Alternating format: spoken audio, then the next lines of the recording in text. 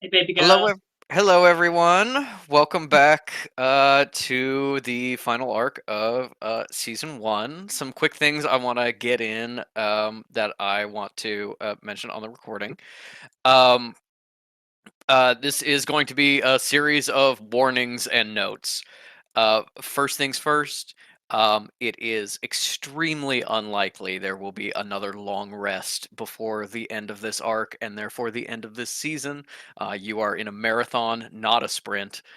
So be cautious and aware of that. There may be opportunities to rest in short rests. There may be sort of extra magical ways to heal and possibly recover spell points, but generally speaking, you are not getting a long rest before the end of this season. As part of that, you are entering a very dangerous time and place. There are a lot of enemies, which means that we could be dropping into combat at any moment. So make sure you've got your sheets ready, your dice ready, and combat could happen anytime. Most likely, it will be theater of the mind combat outside of major battles. Some quick skirmishes, things like that. But as part of that, you may be a lot more likely to run away or try and hide or try to get out of combat in some way or avoid combat in other ways, because any pot shot somebody gets off on you is more health that you don't have for big important battles. Um, the next thing to cover is some sort of mechanical differences. You are now a high enough level and fighting dangerous enough enemies that you are going to start encountering so-called legendary enemies, which have some different mechanics just a little bit. Um, for legendary enemies, there's a couple things you should be aware of. Number one is called lair actions. These special mechanics are to balance a little bit the kind of inherent power difference between having like one person who is really strong versus a bunch of people who are not as strong, but because of the mechanics, they get 10 attacks to every like powerful character's one or two attacks. Um, a lair action is something that happens when a legendary character is very tied into a specific location, and they are things that happen having to do with the world around you rather than a character. So there have been some very minor lair actions that we've already had in the season so far, but they're now going to become a little more common. Things like, oh, at the top of the initiative order, like this machine might go off, or things like that. And now they may be increasingly tied to sort of the actions and abilities of the enemies you are facing. The next thing is legendary actions. In order to combat how much more kind of abilities and things that a big group can do on each turn, legendary enemies can have the ability to take actions when it is not their turn. Um, which means that, for example, if you're fighting an enemy on their turn, they can do a bunch of big spells and a bunch of big things like that. But you will then have your own turn, and after your turn, before the next person goes, the legendary enemy may have the option of like run up and hit you in the face or do like a more minor spell attack or things like that. They get the ability to act a lot more often, which can obviously be very lethal. And the last thing for legendary enemies is legendary resistances. Um, This can be anywhere between 1 or 5 times. Standard is 3, but legendary enemies, to represent their kind of somewhat overwhelming power, have the ability to choose to succeed on a saving throw that they would otherwise fail. It is a resource that they use, but in order to keep enemies from being like, well, here's my, I'll use my spell that they have to do a wisdom saving throw, and if they lose, they just like throw themselves off a cliff or something.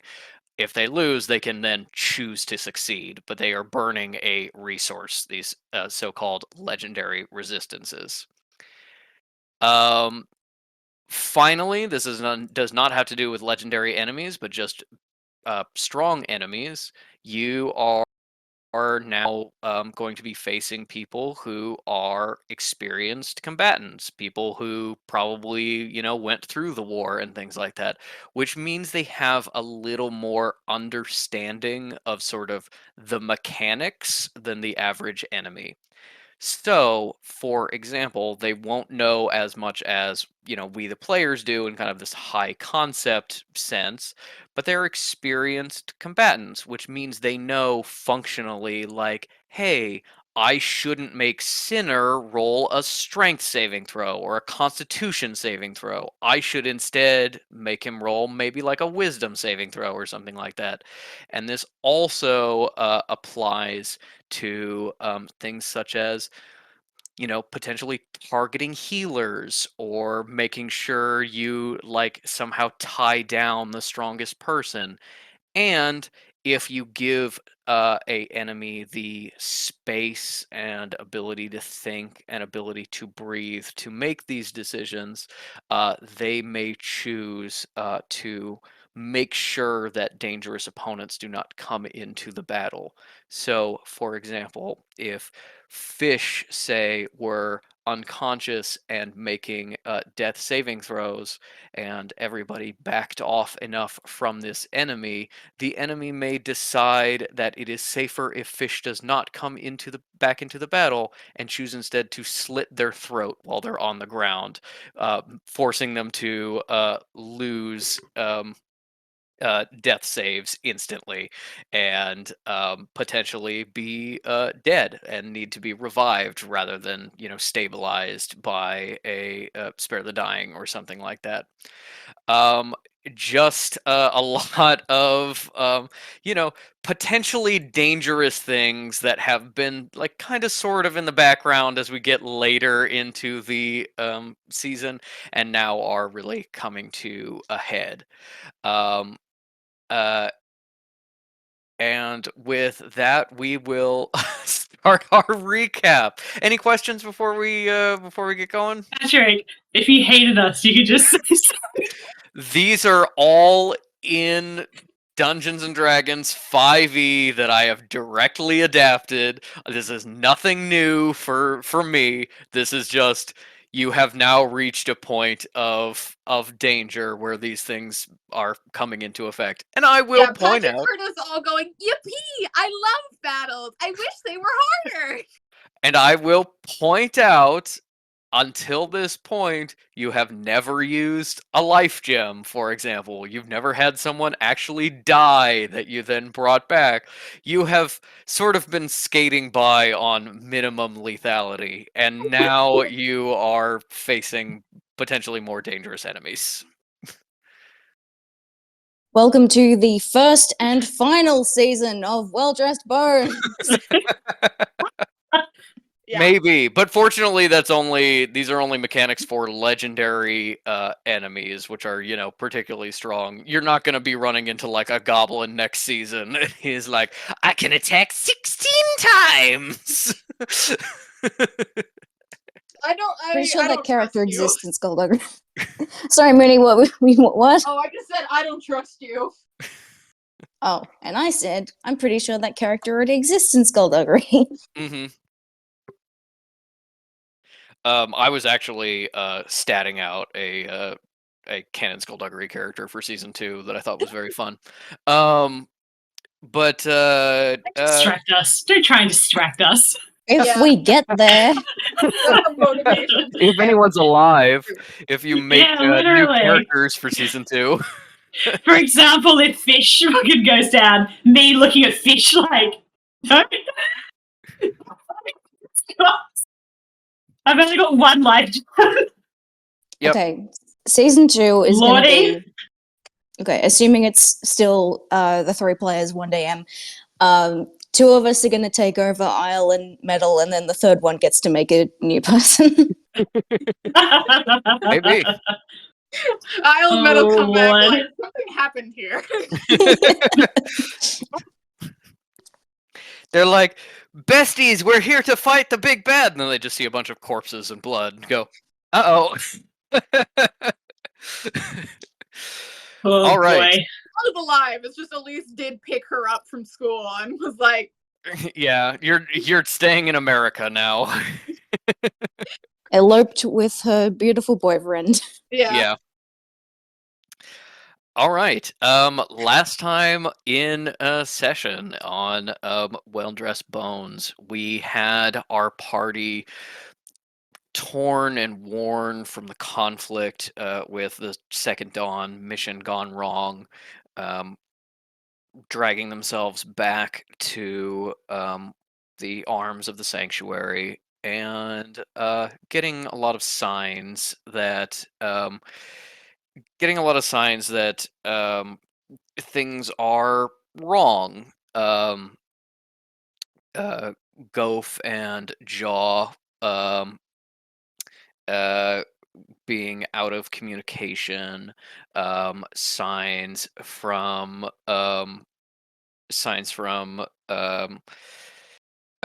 Freya, the sub-administrator, that things were kicking off in her area, and she had to leave and pull her forces to deal with other things. And once they reached back into Canada, into the sanctuary substation, finding out that the sanctuary itself was entirely cut off, that no contact had been in and out recently, and that a lot of the sanctuary higher ups were sort of operating without orders, not able to get in contact with the sanctuary itself. May met up with Sinner, who, despite his probable denials, was running down the freeway to meet up and go save her.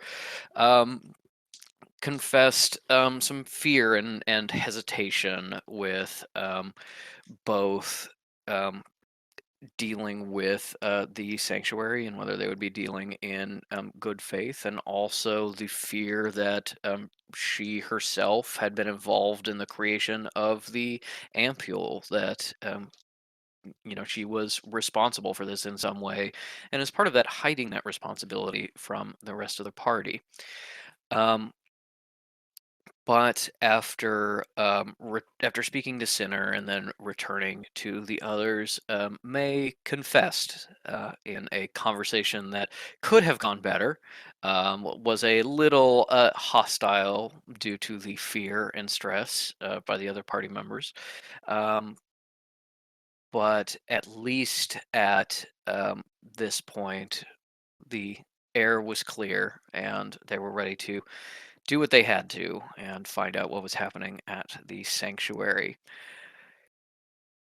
As they tried to figure out how to get there, though, they realized that the teleportation circle that had transported them here was not functioning correctly, and that it may be a gamble to step into the teleportation circle, and not willing to take that risk. Colliginous realized that Elise may have some pull with some teleporters, and Elise called in that favor to get a teleporter to transport everyone to the sanctuary.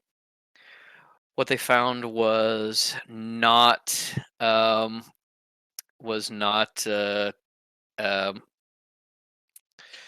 uh, it was not hopeful. There were not a lot of good signs at the sanctuary. The forest entirely clear of the standard security. No one manning the hotel. And as they um, entered into the sanctuary problem, running into tops, but not the tops they expected. A reflection of the original, with the original captured, shoved in an office, and trying to be taken over by one of the slugs that the party had previously dealt with Canton Fleck. As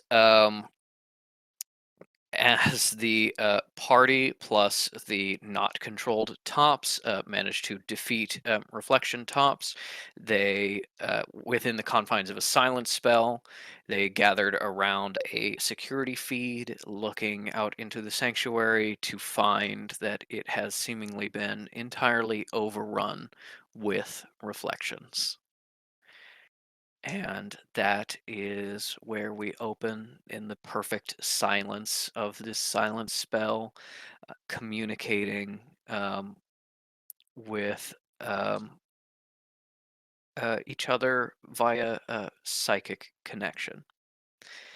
Now, to remind you all the layout of the sanctuary, it is a ring shape. So a big circle, you can get anywhere from either direction on 2 floors. You are on the top floor, which includes a lot of the kind of important administrative areas. There is the main administration center and Tone's office. There is the office of sensitives. There is the detective's office. There is the vault and the cafeteria and some other things like that. And then on the lower floor, also in this ring shape, are more personal places. This is where the Scythe training ground is, and their specific kind of personal area, as well as the jail cells. This is where the dormitories are. This is where Goph and Jaws Arcanist workshop, as well as the ampule detecting machine was being built, and a lot of more eh, more private spaces, places that don't need to be kind of in the public eye as much. Um, but the area that is for the Council of Elders, the main central meeting room, their private rooms, is in a uh, isolated area cut off from the rest of the sanctuary in the middle of that ring, with only one public entrance and exit on the first floor, very close to where you are. And to remind you from last time, you have cameras in all the major hallways that you've seen, but the Scythe area does not have any cameras. The administration office does not have any cameras, and there are no cameras in the um, Arcanist office and workspace where the machine is, and there are no cameras in the sort of Council of Elders space. Although you did see that a figure disappeared into the Council of Elder space that may have been the edge of a former Grand Mage crown as he disappeared in that area. There's also some smaller areas that don't have cameras, like the doctor's office and stuff like that. But for the most part, you can see all the big public areas, and they are overrun with reflections that you don't recognize. As you look at the cameras, you've seen people going in and out of the cafeteria, gathering food, gathering supplies, and disappearing behind the mirrors into the tunnels that were Crown's original domain before the founding of the sanctuary. And you haven't seen any of the people you know and recognize, but at least assume that maybe they have been brought to those tunnels as well. But you also see some other interesting sort of clusters of people on the cameras, especially in front of the main administrator's office. There is a large crowd of reflections around the door to enter those offices. And you can see perhaps a bit of fighting. It's possible that perhaps not everyone was taken or taken by surprise. Perhaps there are still those that um, resist or are uncaptured. And so I will let you know as we open here that um, this is the final location of this arc and the final season. You can go anywhere and do anything. You can try and recruit allies inside or outside the sanctuary, wait for backup, beg, borrow, and steal what you can to succeed. But everything comes with a price. You know, if you spend a long time searching through the Arcanist office to get new like materials and weapons, maybe the reflections finish in the cafeteria, and now there's way more of them sort of out in the hallways for you to fight or avoid. Maybe another opportunity goes away because you chose to explore a certain area or rescue a certain person or something of that nature. And so we open here in the silence, looking down this very daunting, taken over sanctuary. Patrick, last session, Top said that something bad happened 2 hours ago. Mhm. May asks him what he means by that. Well, there were some interruptions with our communication, and as well as flickering lights. Some people acting a bit strangely, and then all of a sudden, the lights powered out and came back on, and we all felt, or at least those of us, I assume, who are sensitive to the magical ways, felt a surge of magic flow through this area as something being released. I had just spoken with the administrator at that time and had left to return to the front offices. And as I passed a mirror, I saw my reflection not copying me.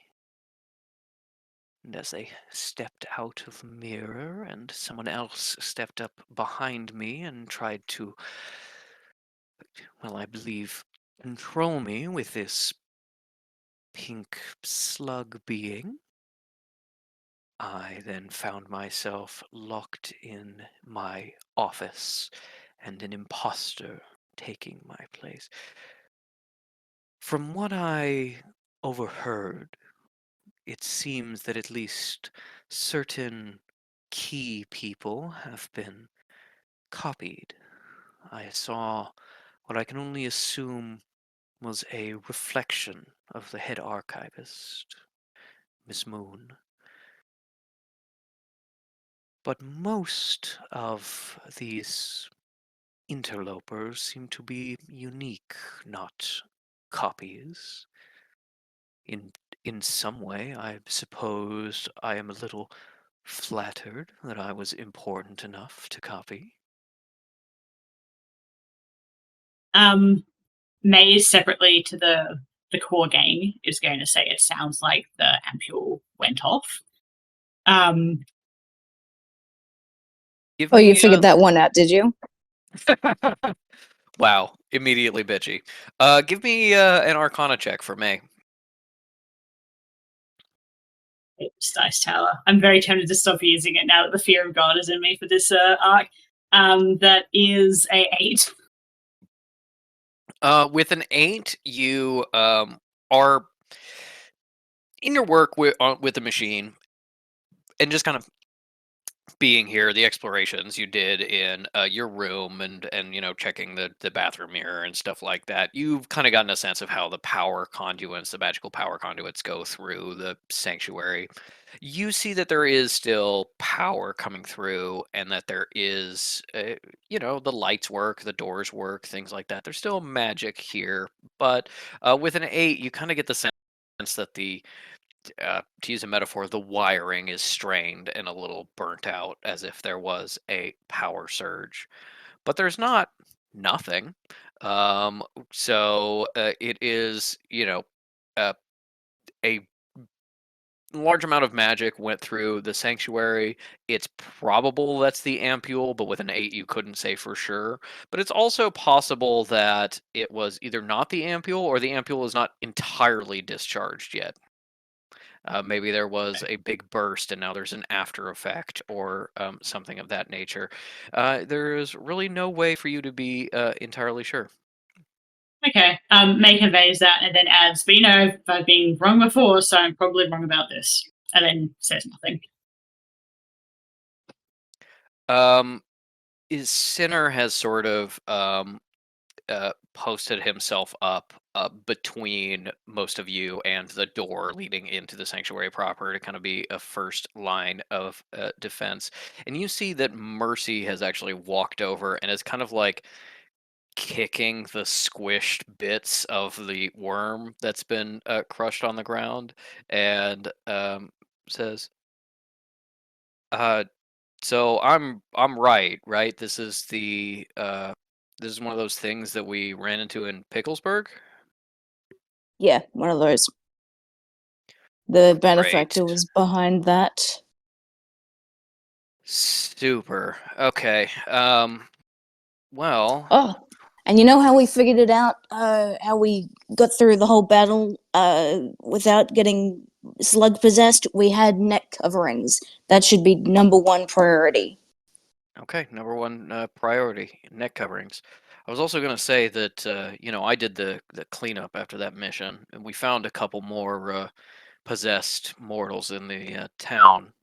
The way we figured them out was, I don't know if it was different. It felt different when Canton was there and they were doing all that farm stuff, but at least afterwards, the slugged people, they felt different psychically.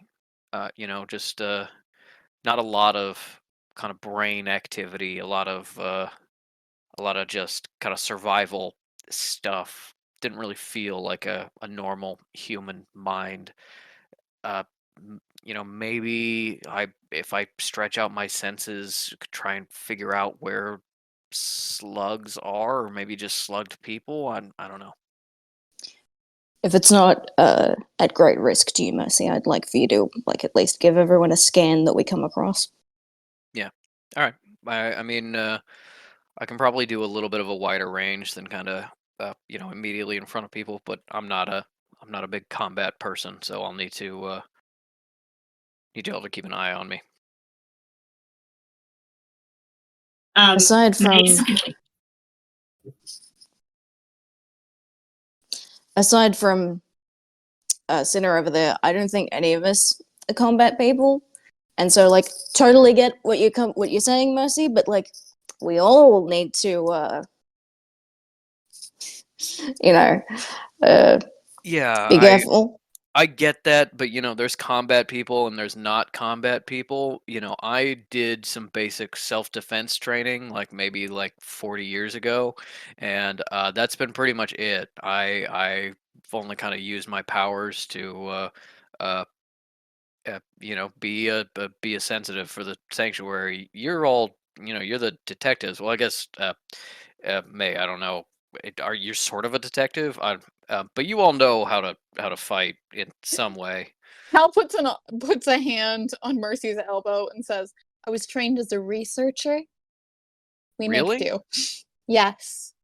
Oh well, I guess you adapt with the times. I would Precisely. also like to point out that I am not a fighting person. I believe it is best if I hold down the foyer. Toph That is was going to like, be my suggestion. it's not that I am not trained. I'm just a pacifist. It's a moral thing. I think that the reflections are people, actually. While this has all been going on, pre to Tops speaking up, Maze asked Tops if he has like a spare jacket or shirt. He doesn't. He's happy to donate to the cause, and she's gonna like rip up things to cover people's necks with. Give me a persuasion check. Tops loves his clothes so much. Fucking dice tower. That is a 6. I'm going back to hand rolling. I can't deal with this. Also, I don't think that fabric alone We use worked anyway. Yeah, we used what, sorry? leather and Leather and metal. Yeah, Okay. they skinned a couch and then fucked up what was it, like all the silverware in Oh, the okay. house to make neck guards. Never mind. Withdraw that entirely. Then I guess, like, if it's feasible, May's been told that. Then I she mean, would I probably think off. probably you suggest it to Tops, and it's like, well, I'm not sure if I have any clothing that is appropriate to use as neck coverings, and the others are probably like, no, we probably need to use something a little more intense than that. And, Is there a couch in the area? there is Maybe- in fact couches in the foyer. They are fabric, not leather, but they are tougher fabric. So they're upholstery fabric. When you were planning out this dungeon, you were like, and the couches are all fabric. There's no leather anywhere. Fuck these guys. The actual answer is I decided what the decor of the foyer looked like when I was designing the sanctuary like a year and a half ago. So rude, so unforgivable. Maybe going to start looking for like heavy duty materials, I guess, in general from here out as they go. Okay. Anybody want to help with that search, or are we doing other things?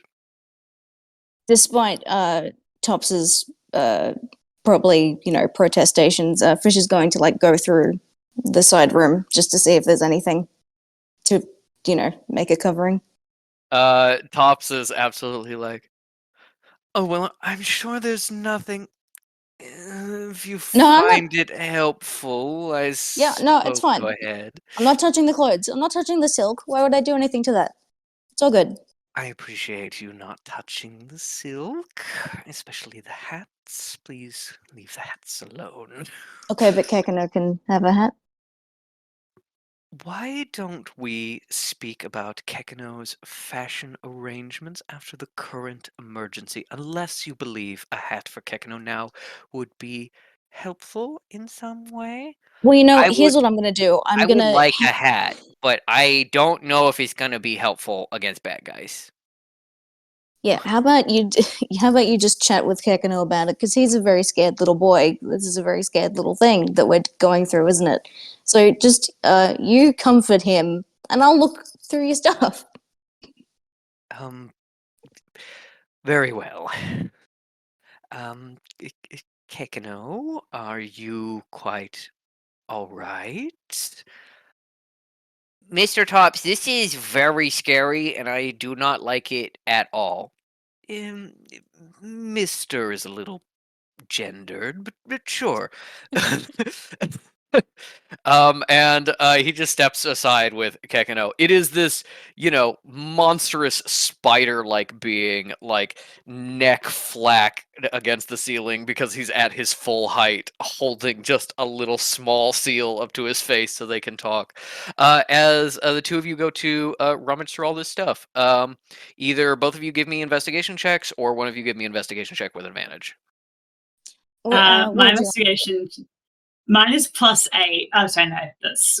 Can I do a perception check? Actually, no, investigation's good. My investigation is +6. Oh yeah, +6 is much better than my +3. So Fish will give my advantage on that. Okay. Hand roll it, please. Yeah, 13. Hand roll, much better. 13 and the nat 1. So that is a 19. A 19. Okay. Yeah. With a 19, you are searching through, and you go through Tops's clothes. First things first, Tops has like a decent part of his office, at least half, is custom shelving that has all of its top hats, and then a clothes rack that has all of the outfits organized chromatically. Um, you look through really fast. There's some stuff that maybe you can salvage. There's like a tiny little like leather details on one of them that's like, if I was gonna sit here and like unpick stitches for like an hour, I might be able to make one neck covering out of this. But you quickly kind of move past those and start going into the room itself. You find that there is a with a 19, which is very good. There are logbooks about who comes in day to day that are part of Tops's job. You realize that you could essentially skin the books and use the covers as well as neck guards that you may be able to do. Tops would probably protest, but they're less important to him than its clothes, so that would be fine. You also find some miscellaneous canvas. There's like a canvas apron that is kind of like shoved in a bottom drawer. Doesn't seem to be a part of Tops's aesthetic at all, but that it has for some reason. And that's pretty much what you find in terms of like neck guard materials. I'll say with a 19, you also find um like a it's reminds you most of kind of Sinner's gauntlets, but it is essentially a hand gauntlet with blades coming out of the knuckles, like a that character from Street Fighter. um, I was gonna say Vega. Wolverine. You're gonna say who? Wolverine. Oh yeah, it's absolutely Wolverine, but as a gauntlet. And you realize pretty quickly, like, this is fit to Kranga hand, not to yours. But with a 19, you're kind of like, I think with some very minor alterations, I could make it fit Sinner, maybe, just because he's got big meaty paws. Not going to be a custom fit, but maybe this is something he would be interested in. You continue to search through the back and just find some other miscellaneous things that are not particularly important. You look in the other closet through the other door behind the desk and see what is essentially a elevator shaft going up, and there is some signage on the inside that essentially says uh, sanctuary emergency entrance. And it seems like this is a secondary entrance from the hotel. None of you, I don't think Metal would have ever told you this, but she knew that the normal elevator in the hotel, the one for the mortals, had a hidden panel that you could hit in an emergency and it would drop down into the sanctuary, which is a way to get around if like the someone has taken over the normal elevator. an alternate way in. And finally, you find a panel that is clearly sort of um, magic electronical under the desk with a number of buttons, and um, and it's wired to the same thing as the security cameras TV. It's that in that same area, possibly with a 19, some sort of security apparatus, which would make sense that the door creature has access to some security features. Okay. I see you thinking. Go for it. I don't know. Okay. May's going to. Okay. May turns to Fish, books in one hand, the canvas apron in the other, and says, I think if we tear up the apron, we can use it as the actual fabric, and then inside the fabric, strips of the leather. Layer it up. Yeah, good thinking. If Denya has, I don't think she just carries around sewing tools. You wouldn't do that, would you? I don't think Cal is in the room because I want her to do something else during this time, but she absolutely does. Oh, yeah, no, she's not here. But no, look. Well, yeah, that's just them thinking aloud. They'll still ask her once they come out. Cal probably comes back from whatever she's doing to find Fish and May like trying to use like a stapler to like make some Dare kind you? Please, May would suggest using one of Fish's daggers to at least cut it. Come on, give us some No, credit. just Oh, like, no, like attach it For the together. sewing. No, Instead of Fish sewing. brought it straight out. They went shing. May has mending. Could she not just like mend two torn edges together? I would say, based on how Patrick and I have developed that spell, you could do it shitty while Cal could do it well with the same spell. Yes. Yeah, that's Yes. You could absolutely make something. It would be certainly lower quality and slower than having Cal at least help and be part of it. As you come out though with this stuff and start talking about cutting up the apron and such, Tops is in the middle of talking to Kekano, going like, "Yes, well, it is, not unusual for us to lose a limb, but it's not ideal either. Ah, I see you found my, well, I suppose the way to say it is baby clothes, as humans would say. This is the only garment I have from when I first left the creche." Okay, so then we won't touch it. I will say that it is for a good cause to protect you. Just whatever pieces you don't use, if you would not mind leaving behind. The memory is more important than the object. May puts her hand on whatever forearm is closest to her of Tops's. And like Vency says, thank you so much. We'll do our best to conserve as much of it as possible.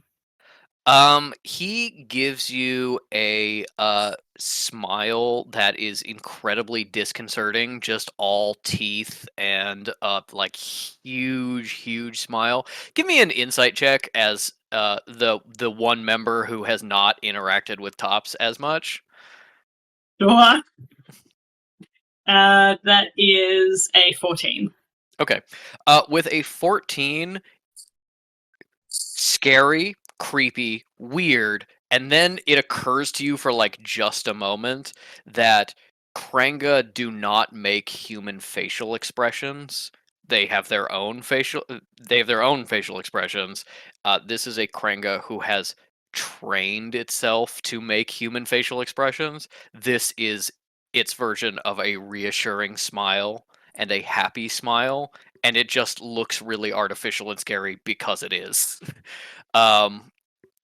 And Tops said, "It was not long with my creche before they were destroyed by Mevlin's forces, and the sanctuary took me in. It is fitting, I think, relic of my first family being used to help my second."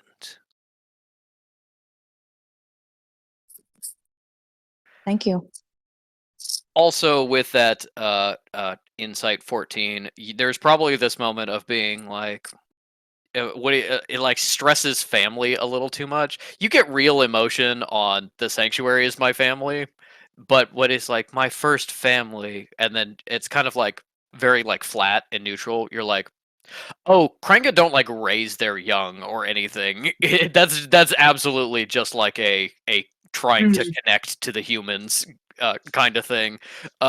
He probably has some like, it probably has like memories of being young and vulnerable, tied up in this apron, but doesn't like actually miss family because it's kind of like, abandoned in the cold at like 3 days old type of system. Krenga are very different from other sapient creatures.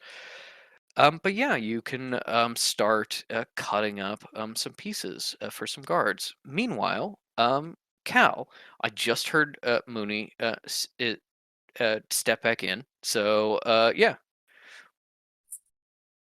what So is Cal doing? I think when they go walk in, Cal asks Mercy to keep like a mental ear out and for Finner to keep lookout. So and she'll be like, Mhm. I'm going to make some calls.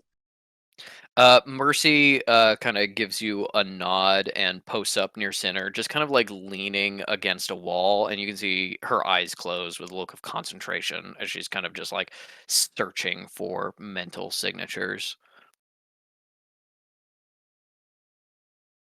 Right.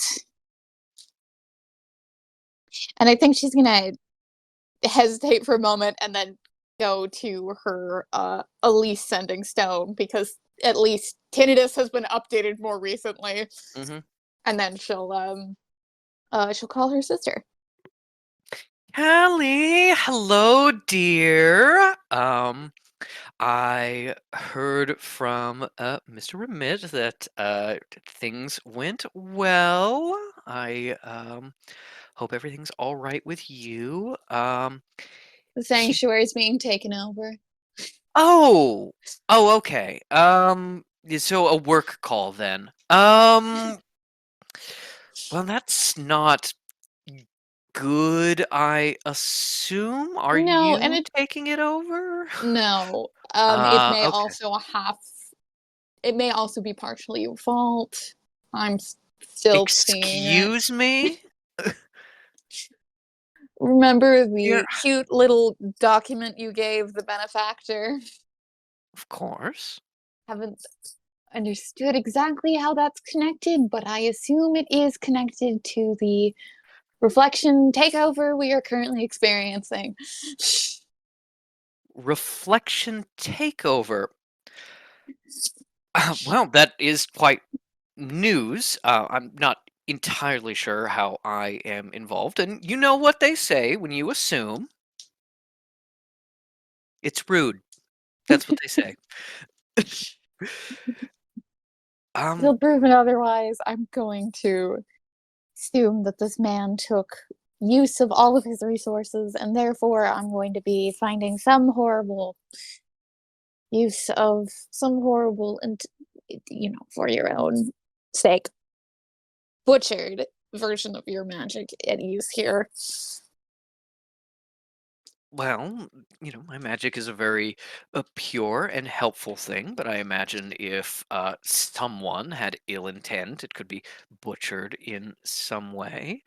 Is there anything I can do for you, dear? Is this a sort of you leave and I come pick you up situation, Big man or was scared.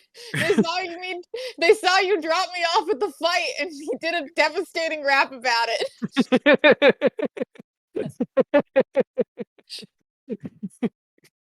Um. Well, are you currently occupied?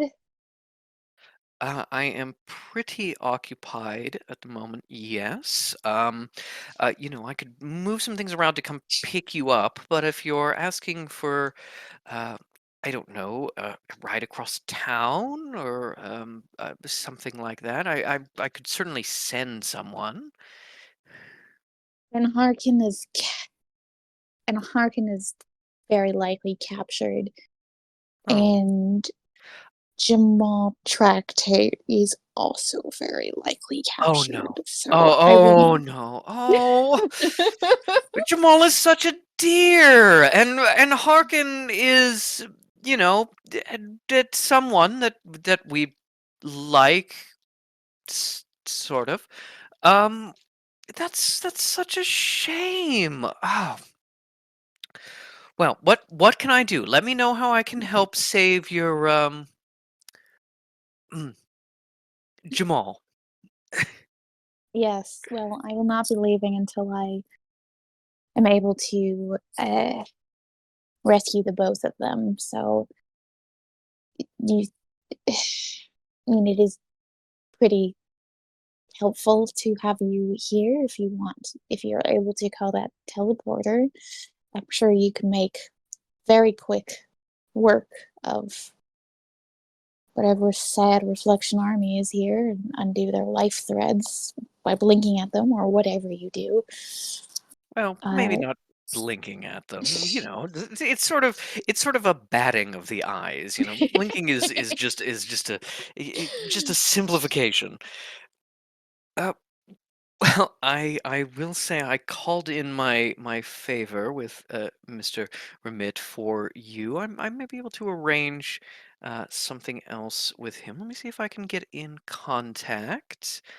Um, And I suppose in the meantime, I will try and get things to a place where I can pop in and see what I can do to help. I do have to warn you, probably nothing immediate, but we can ugh, absolutely arrange things. yes, right. Do you have anything? Do you have any immediate resources? Every your flock, I assume, has stayed. Is no one has stayed in Canada? Most of my flock is nearby, dear, but I do have some sources of information. I may be able to burn one of my, little messengers in order to contact Tinnitus or Pagan or someone like that in order to get them to help you more immediately. Tinnitus, I am not too. Tinnitus and I have been in contact. I told him when Harkin is likely missing, I'll be calling him once I finish with you. But I think, all right, I'm going to. We obviously don't have the time for this, but I am going to ask: have you ever heard him mention Administrator Tone before? Oh. Oh, I mean, not directly to me, but I did hear the rumors.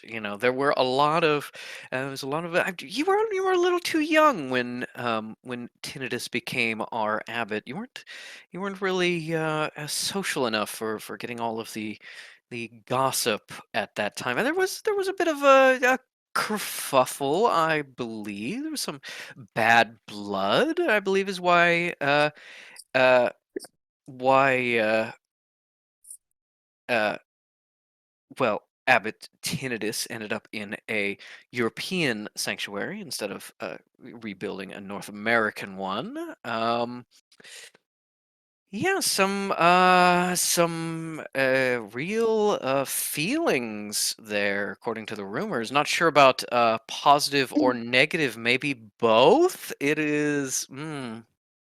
It was the talk of the temple for a little while. The Yeah, I abbot, of am course, didn't getting. like that. Yeah, I am getting the impression that there is a chance that Tinnitus may deliberately withhold help, knowing that it is putting Tone's life in danger. Well, I would say that's possible, but on the other hand, well, your dating history is a little thin. I will say that there are few things that feel as good as as uh uh being the bigger person to someone that you were previously very close to and be like, "Oh, I saved you. Look at how wonderful I am and what you missed out on." Is that a normal thing for dating? Yes, all the time. Dating is entirely power games, dear. All right. Well, this has been incredibly insightful, Elise. I'm going to go back to my rescue mission. Send whatever help you have, I suppose. Of course. And if you happen to see Abbot Tinnitus and Administrator Tone interacting in some way, please listen in and let me know, because there are a lot of people that we used to talk about all the time, and then there was this crackdown, and then we couldn't talk about it. The gossip has been stale, is my point. There Right. has not So been an update in quite a I long time. do need to leave. I will say the reason I prompted this is I don't want to assume, but then he was like, I have my personal sending stone from the war days. And, Oh my god, yes, there were rumors, but there was nothing for sure. he is in North Oh, America, which means he packed it with him from France. oh, the implications. Yeah, you chew on that. Well, I'll hopefully see you soon. Hopefully, I do not die before then. And if I do, I don't know. Great help. Kelly, I will be there as soon as I can, and I will send as much help as I am able. Um, it's just, I warn you, it's probably not going to be immediate. I'm very sorry, but I will do what I can. Yes. Goodbye. Hopefully not forever. Click. I love you. I love you is how you end greetings. Oh, she's gone.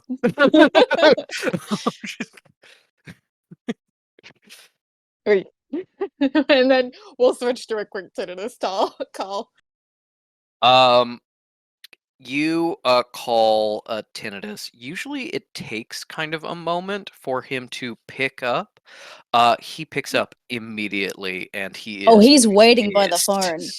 He How's is my boyfriend? pissed.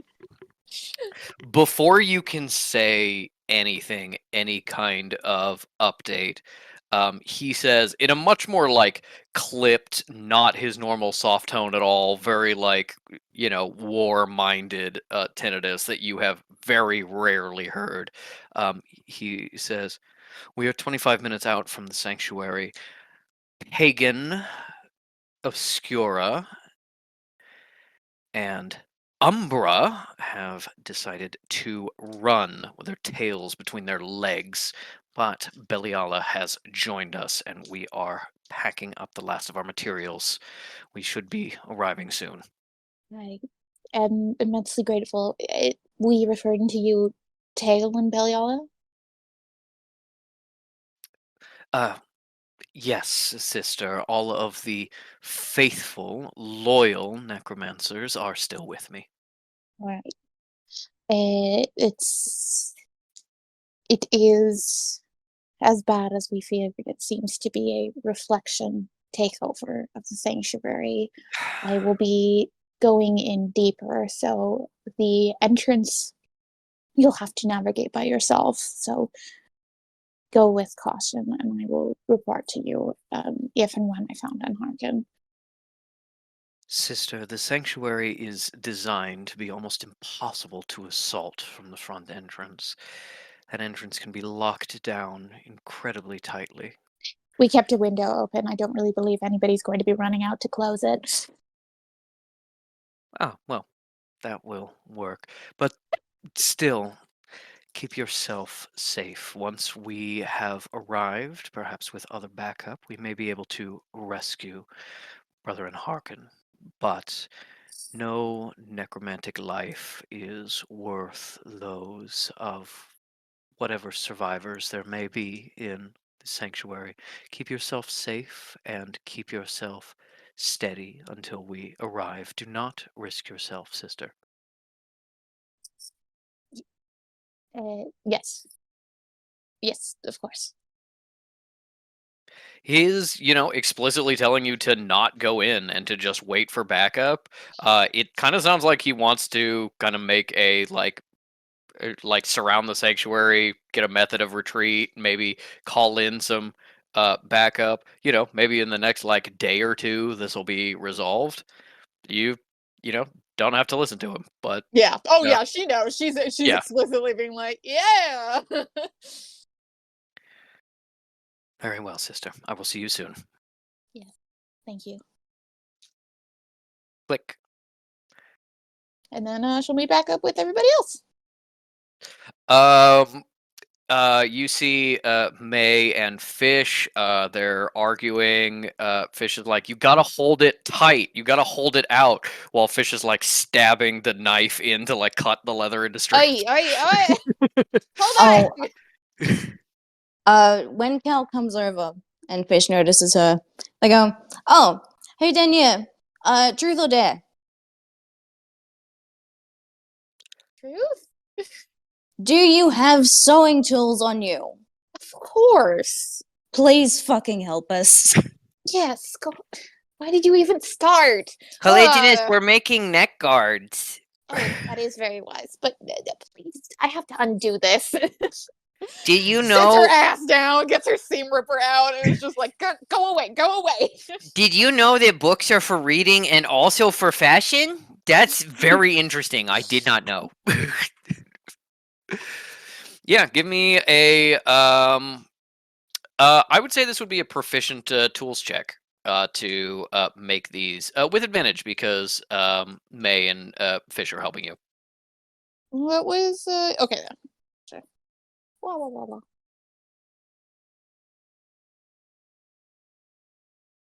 That is gonna be a dirty 20. Okay. With a dirty 20, you make enough neck guards for everyone with very little wasted material. You didn't need to skin every book, and you still left a decent chunk of the apron for tops. And you can distribute them to the others. Uh, uh, do you make one for tops?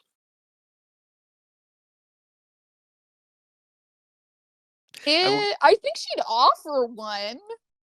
Um, as you offer one to tops, he takes it and it says, "Well, I suppose I will wear this out of some solidarity, but I believe uh, these creatures have trouble with Kranga biology. It may be wise to save this for someone else you run into to protect them.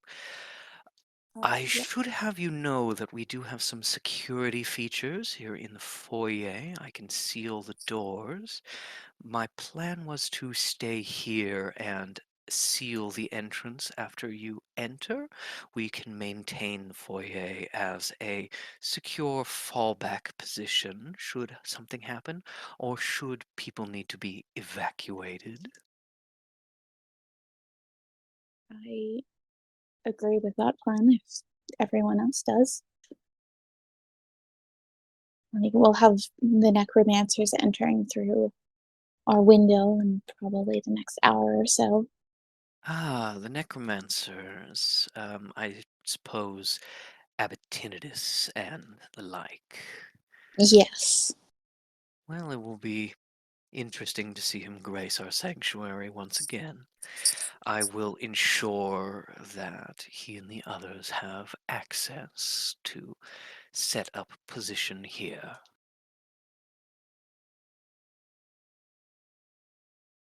Well, if you all are ready, I think I should cast some cloaking magic and we should begin our descent. Very well. Good luck, detectives. You walk over to Sinner and Mercy.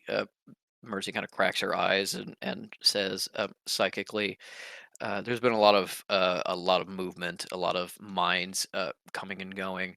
I can't tell the difference between the reflections and the non-reflections mentally. Never really been able to. That was apparently a specialty of these kind of new reflections. Obviously we were searching once we found out there might be reflections in the sanctuary, but we could never tell the difference. That's one of the reasons why we were reaching out to Brash to see if shit, we left Brash on the train. That would have been more of a hazard than a help, I think. I agree, but if we just shove him through the door first, it takes some bullets or something. That's what No, I don't think she'd say it. She thinks that's what Sinner is for. Fish is on the floor with lots of papers from their dimensional pocket laid out, and also, calligrapher's tools. Sketching up a bunch of Armor of Agathis's. Okay. And they look up from their work and go, "Oh, I thought we did that on purpose." Left, Brash. I mean, I didn't, but glad it worked out, I guess. Yeah, he just sort of passed out on a bench a little bit away from you guys, and I kept an eye on him. I checked on him once or twice, and he was like, "Oh, leave me alone." And he had a weird accent. I don't know. He was yeah.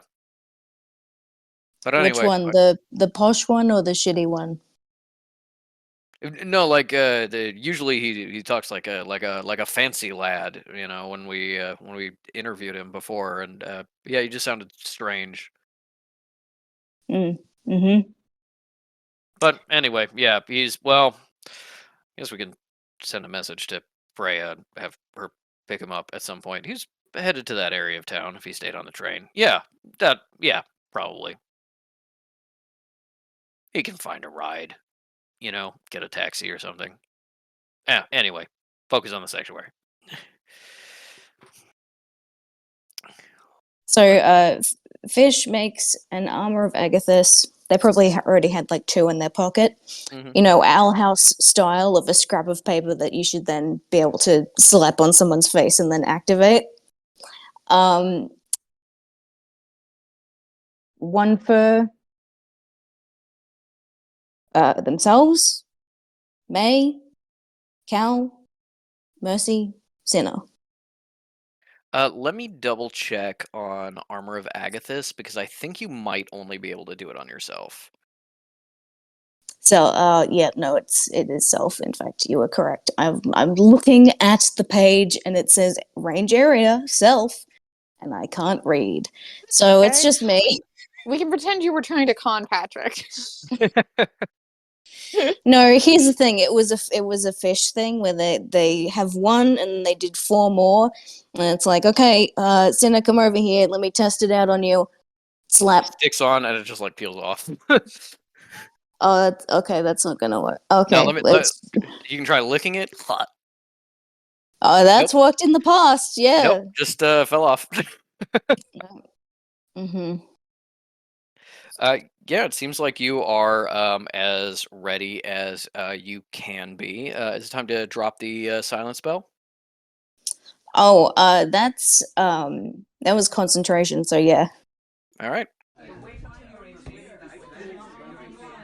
Instantly, you can hear a lot more noise through the doors into the sanctuary. It seems like the amount of people around near this entrance has increased while you've been talking. And that is borne out by looking at the security footage. You see, once you head through these doors into the sanctuary proper. If you head straight ahead, you are going to be right in the middle of this big crowd of reflections crowding outside the administrator office. Or if you go to the left, there is a little bit of a crowd of reflections coming in and out of the cafeteria, but then it's much more empty. So it's a little bit of kind of like a stealth versus bluff situation of you could probably stealth to the left to get somewhere with less people, or you could try and convince the reflections that you're one of them and try and figure out what the hubbub is around the administrator's office. It's just that Fish is aware that they and May can't really get away with doing, like, May probably more so, just because May does have at her least- jacket like zipped up. You Yes. can't see the tattoos on her. Yeah. And as for like her facial features, she hasn't been there that long. As for Sinner, No. they don't know what he looks like anyway. No, they Yeah. do, but like, it's really just Fish that this is a problem for. Well, you could split up, or you could try and find some way to disguise Fish's tattoos. Fish could be captured too. You could handcuff them. Yeah. The way that this is what they're laying out. It's like, okay, well, we could do the bluff. You, and can get away with it. Maybe I'll do the stealth mission and just you can say I died out on the field. They'll believe you. And then we meet up. I don't. I don't love the split idea. I prefer us to go the stealth way, and I can be ahead for people, as I will be the most convincing as a reflection. Besides, I don't really want to be in the thick of it anyways. I think we should just be working on rescuing as many people as possible. Yeah, fuck them. We won't even face them. We don't have to. All right, that's the plan. We're going cafeteria way. May, Yes, Claire. is that all right with you? You are. Yes, you're in charge. I'm in charge. They're in charge. Wait, they're in charge. She's gesturing at Fish. Yeah, like Oh, okay. more broadly, like you guys are the detectives here, not me. Yeah, I And did you know the sanctuary deputize better. you. just uncharacteristically quiet for you. May says nothing. May, I said I deputized you. May, acknowledge that. May, Yes, you Hey, deputized you're me. a deputy. You're just under me Yes. in the hierarchy. Because I'm a Yes, full and as- detective now. And as Detective Fish so kindly reminded me, they're in charge and not me. So it's up to you two. I have asked for suggestions in recent times. Sinner is open. like shooting a glance at May out of the corner of his eyes, but choosing not to say anything. And then when Fish is like, I'm asking for suggestions, Sinner is kind of like, my instinct is to save people. Any allies that are available, but that's pretty risky. No, that's what I believe. I think I can. I mean, we can pretty safely assume that Jamal is wherever the captured people are. Does Yeah, does wait. Sinner, what is Sinner's expression when Neil says Jamal? Inquiring minds want to know if Sinner has a reaction to Cal's boyfriend.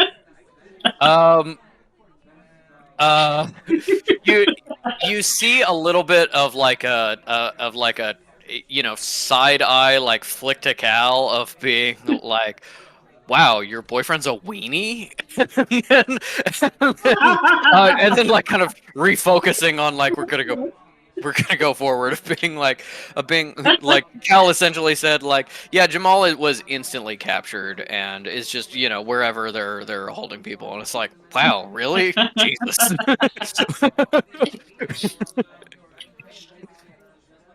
I.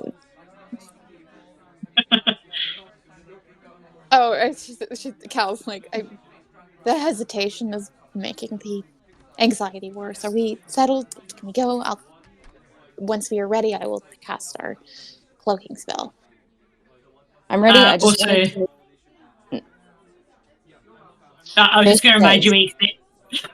Ethan. Sorry. Yes. Yes. No. Go. Just go. reminding you that Fish has infiltrator armor still. Yes. That's still up. Thank you. Yeah, cool. Fish says, "No, I'm ready to go. I just wanted to cover one last thing in the hierarchy, which is big man. You are a sheriff. This is an unusual situation where the sheriff is less than the deputy, but I just wanted to keep in the theming since you two are together. Doesn't say just Eagle just one. just go straight by that, and let's get on going, okay, people? Shall we?" Sinner kind of like narrows his eyes at you, and then like with fully like a little creakily like turns to face the door about being just like, "Don't punch Fish. Fish is an ally right now. Don't hit For now. Fish." And yeah, they're ready to go. Hal's just gonna shake her head a little bit and then throw up pass without trace. All right. Pass without trace. You head out into the hall.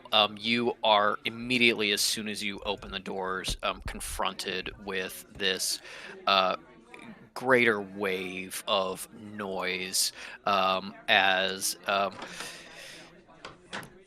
the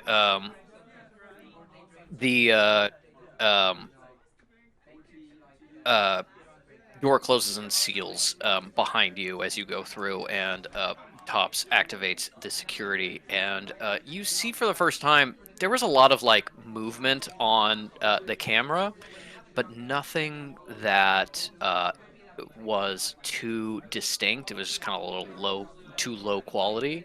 As you get out here and you see the people more fully, you see there is a what seems to be a reflection standing just near the other side of the door, leaning against the wall, not focused on you at all, staring at his hands as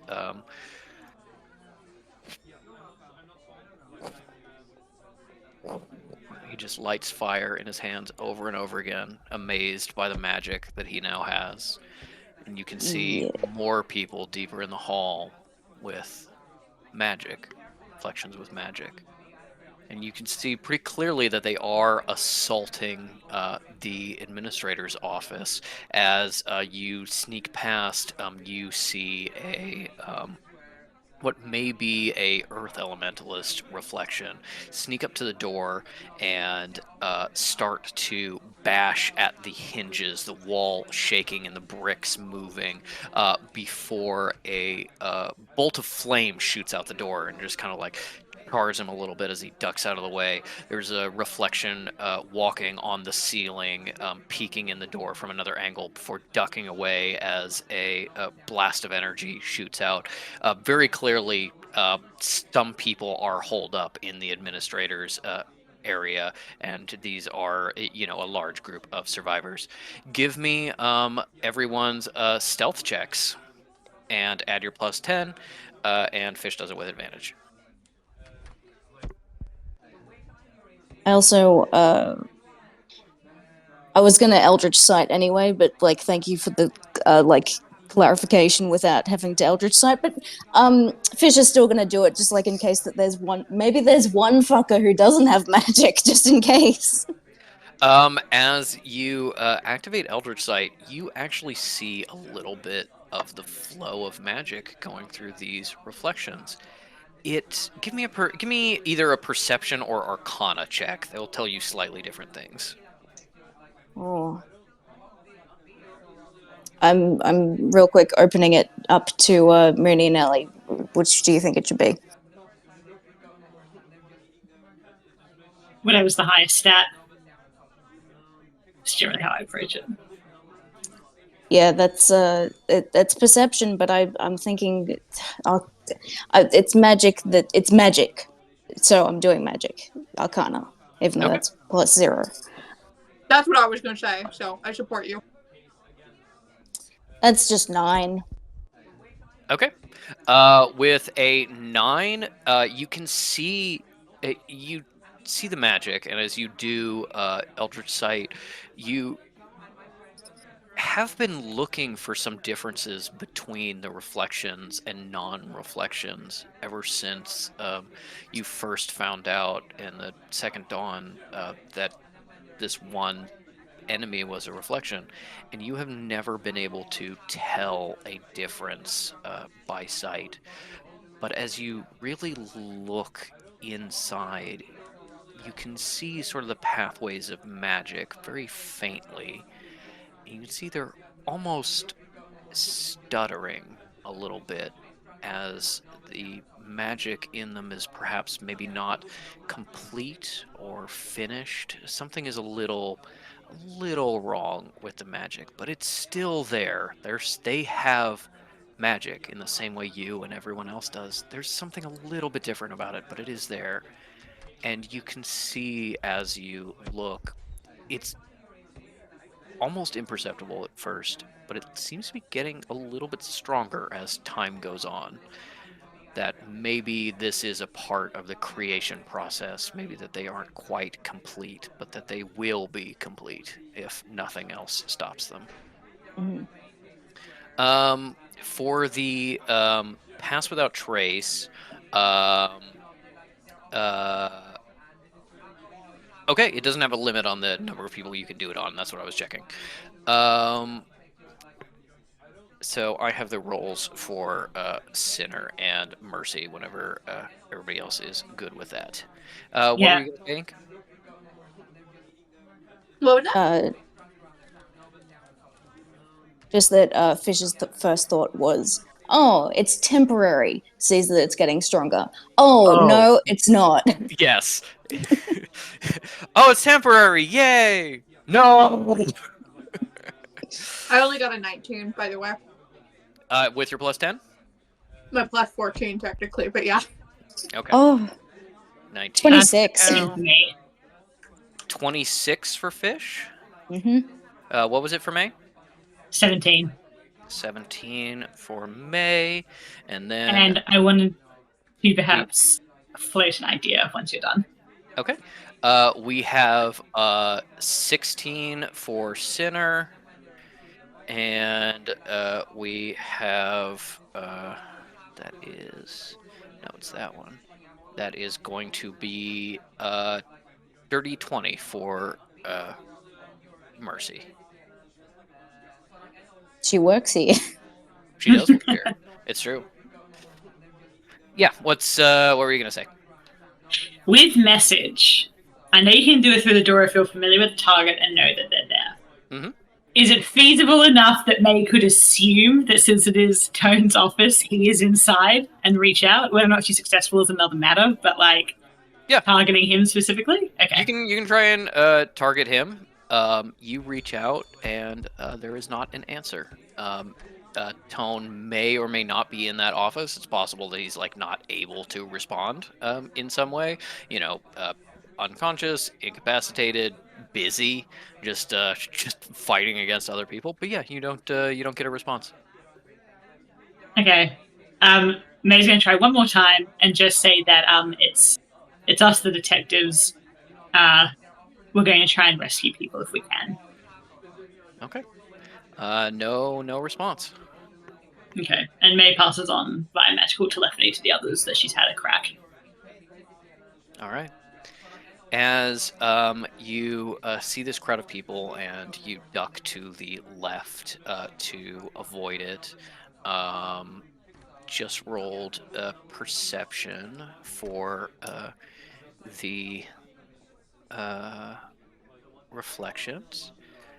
And it looks like everyone is good. There is this sort of aspect of, not really skulking in the shadows with Pass Without Trace as you usually do, sort of walking much more openly in sort of these open hallways, where it's not that people can't see you, they just sort of ignore you like you belong there. You fade into the background, and you make your way around, sort of leaving the crowd behind as you make it past the cafeteria, as you make your way deeper into the sanctuary itself.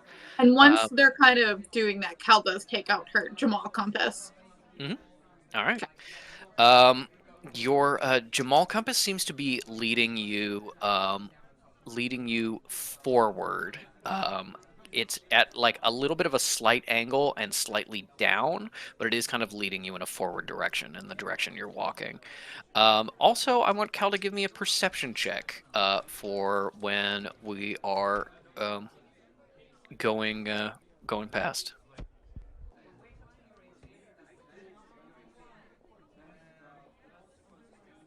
22. 22. Okay. As you have made your way through the this crowd coming through, there is just a moment where you are walking out in the hall and a door next to you opens, and one of the little offices of the sensitives, and you see someone step out when you don't recognize, probably a reflection.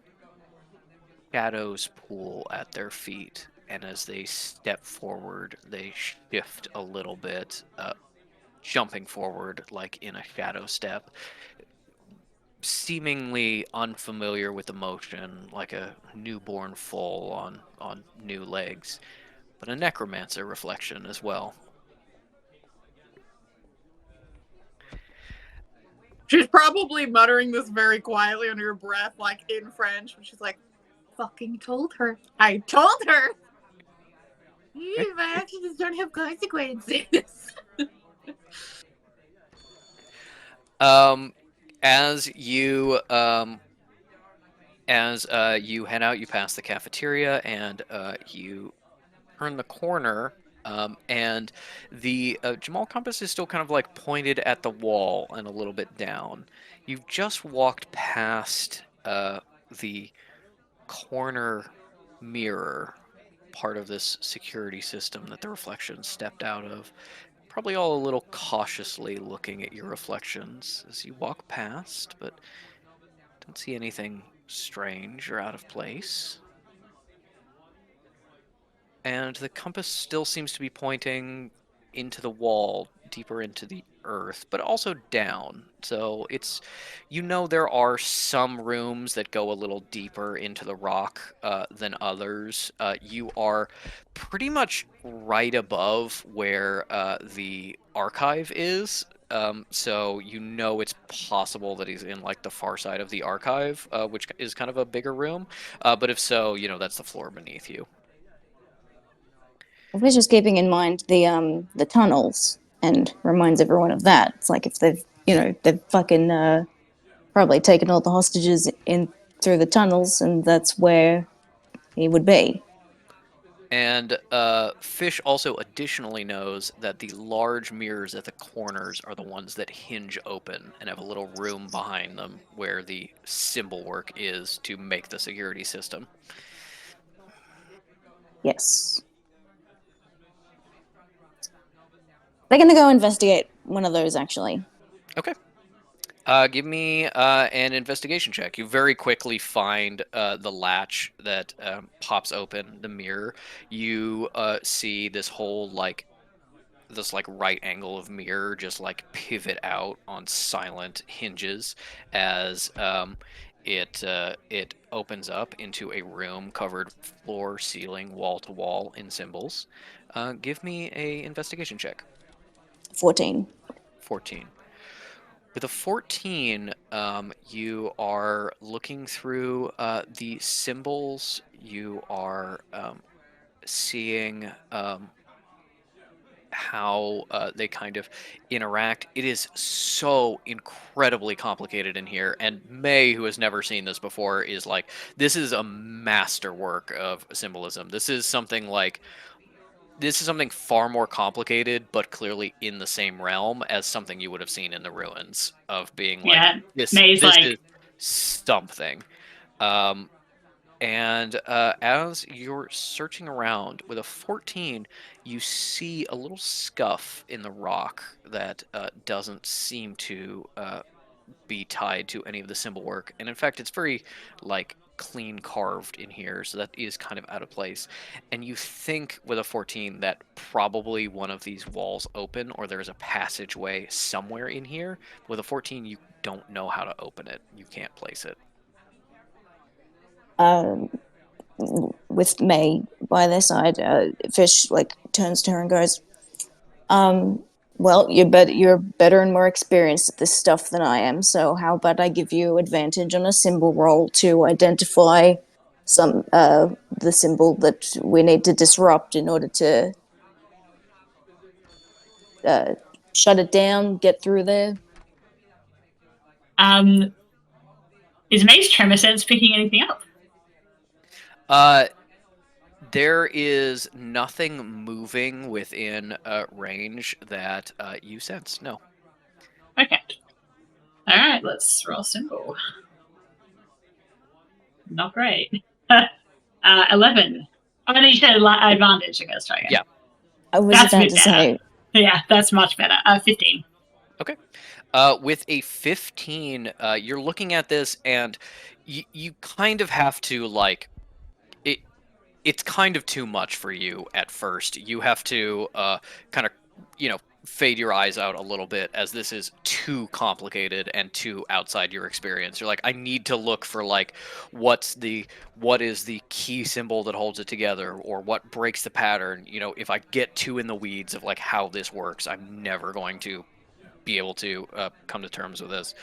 But with a 15 symbol check, you realize that, at least in the broad strokes, this is the security system for the reflections, but it is just that.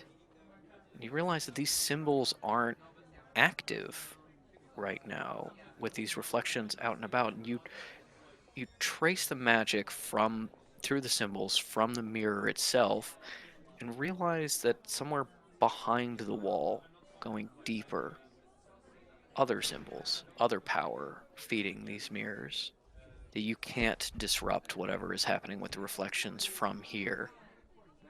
But you do know that there is something behind this.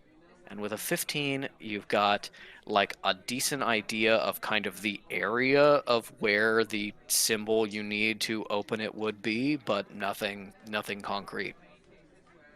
Okay. May conveys that to Fish. and Fish snaps Adam. their fingers and goes, Sheriff, break the wall down. Mr. Drum, tear down that wall.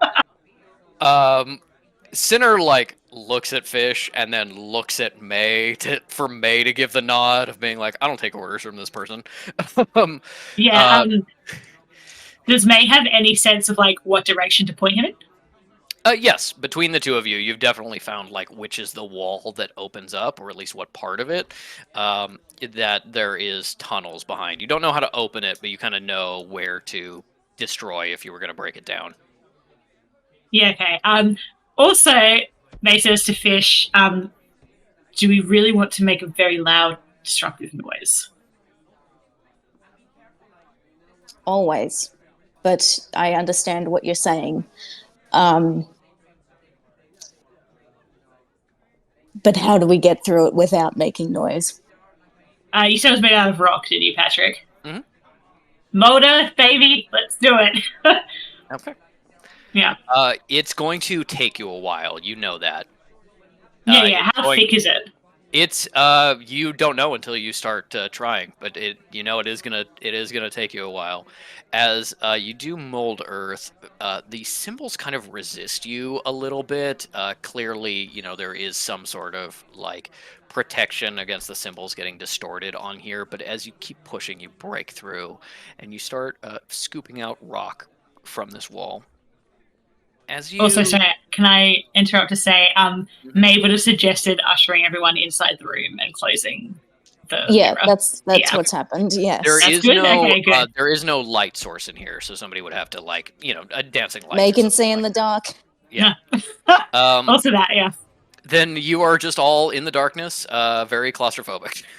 This is not a big room. You are very much pressed like shoulder to shoulder as you're doing this. May's old hat at this. But yes, May starts scooping out the rock, getting deeper in.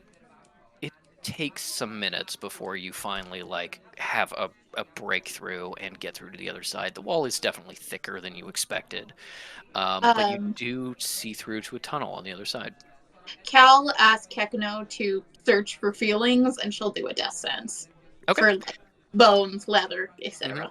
I did have Kekino try to sniff out where the hole was as well, and he rolled abysmally. He does it with advantage, and he got like a 7 and a 2. Yeah, Big Fish also has been patting Kekino, and once they're through, the instruction is going to be, please sniff out familiar scents, such as Tractate, or just anyone else that you know. They can point us in the right direction. All right. Let me do for Kekino. Baby boy, you are so scared. It is making you roll so poorly. With a death sense, you actually sense something on the edge of your death sense. No bodies, no bones within 100 feet. Little bits of leather that are moving around, maybe being worn by a person, or a wallet in somebody's pocket, something like that. But give me an Arcana check as something kind of bugs you that you can't quite place your finger on when you do a death sense. Kekino is closing his eyes and concentrating and going. Does that mean Kekino's giving me advantage? No, Kekino is trying to sense minds like you told him to. Okay. 14 for me. With a 14, let me roll against that with this person's thing. I hate knowing that we're picking the plan that would make the most sense to be safest, to being like, well, just go rescue people. And I know Patrick's like, so my big mega boss man is just hanging out waiting for you. My Necro Godzilla is activated. Yes, there is a kaiju at the bottom of the tunnel. Yeah. The legendary Pokemon. Regice is here. Damn I it. think it comes in with the nails ready to go. I don't know if you guys remember that meme when it was going around. No? I remember. Yeah, But damn it, we don't have any fire types. Metal's not here. Metal would also be super helpful at finding tunnels because she's a generalist. She's not just fire; she's got earth too. With the 15 and what was rolled against you, you sense it's almost like seeing something out of the corner of your eye. When you focus on it, it disappears. But you sense a little bit of necromantic energy hanging around the reflections. It Does is it feel like Angelus? it is hidden and it is disguised, but it feels like Angelus. Legendary enemy number 5, I'm sure. God. Yeah, Cal will send a message being like, it seems that Cleric Angelus may be guarding whatever we find down here, so proceed with caution. You're not necessarily getting that from the tunnel ahead of you, but you are getting it from all of the reflections that are walking past and in the next room and stuff like that. So Got it. Angelus is clearly involved in the reflections. Then I will amend that to Angelus has, I would assume, taken Reverend Mother Shepherd's magic, and well, you could say that these are her children in a magical sense. As Gross. Say that. Mop it up. Yeah, mop it up. As you say that and think about it, you do feel a little touch of what you would think of as Elise's magic, but also a touch of what is clearly Angelus's magic. And so there is perhaps a bit of Elise's technique, at least, in the creation of the reflections, but also something else that Angelus is perhaps involved in. And as you sense this, and Kekino says, I don't recognize anybody's minds or emotions, but there's a lot of minds and emotions around. They're coming from all of those other people. You feeling overwhelmed, pal? I can do it, Dad. I'm strong. Because I'm a detective now, and detectives need to be strong. You are strong. And it's, regrettably, Fish would not say that it's a strength to, recognize that you'd need to not do stuff sometimes because that's not in their brain. Yeah, that's a lesson they themselves have not learned. um, as, Yeah, buddy, you are strong. Do it. as May continues to widen the hole, Sinner is able to step in and push away some of the rubble, making a little bit of noise, but being very, very quiet as possible. You are able to open the hole to something big enough for you to crawl through. You could continue working, taking some time to make it big enough to get through more easily, but that is up to you. I think if it's feasible that everyone can just climb through it, Yeah. it's just like don't want to waste time. It's if fine. it's absolutely a thing of like it would take more time to make it wider, but also it would be faster to go through a bigger hole. Like if you need to run back this way or something, it's just a choice. If Sinner can fit through the hole, everyone else is having no troubles. Sinner can fit through the hole. He does have to squeeze, and he does kind of like scrape his shoulders up a little bit, but he does get through. I think sorry, everyone else bud, is that'll still have to do. fine. Sinner Yeah, is absolutely like Winnie the Pooh stuck in Rabbit's hole about being like he gets through and like his shoulders stick and then he wiggles through and his hips stick and he like needs May to like grab an arm and help pull him through. His Yeah. ass is too fat. Yeah, I mean, like, I was gonna say also like May's gonna try and conceal it a little bit. Like it'll be clear if you know what it is, but like don't alert people that someone's broken in. I mean, there is the kind of thing of like you could fix this into like a solid wall again. It would take more time. And you are, kind of behind the mirror, but you also saw the reflections opening up the mirrors to enter these passageways. It's entirely possible that someone True. will come in and discover it, but it will also take a decent amount of time to disguise that. May turns to Fish. Like, do you want me to disguise it or not? Conveying that it will take time. Yeah, look. No. We're gonna get found out eventually, sooner or later. I'm not saying that we should just let it happen, even though I kind of feel the urge to just run out, like, when you play hide and seek and it's just like, come find me. Just we'll leave it how it is. May does. After giving them like a raised brow with the like, no, I can't relate at all to being like, come find me, but doesn't say anything. I play hide and seek properly. Yeah, I'm a professional.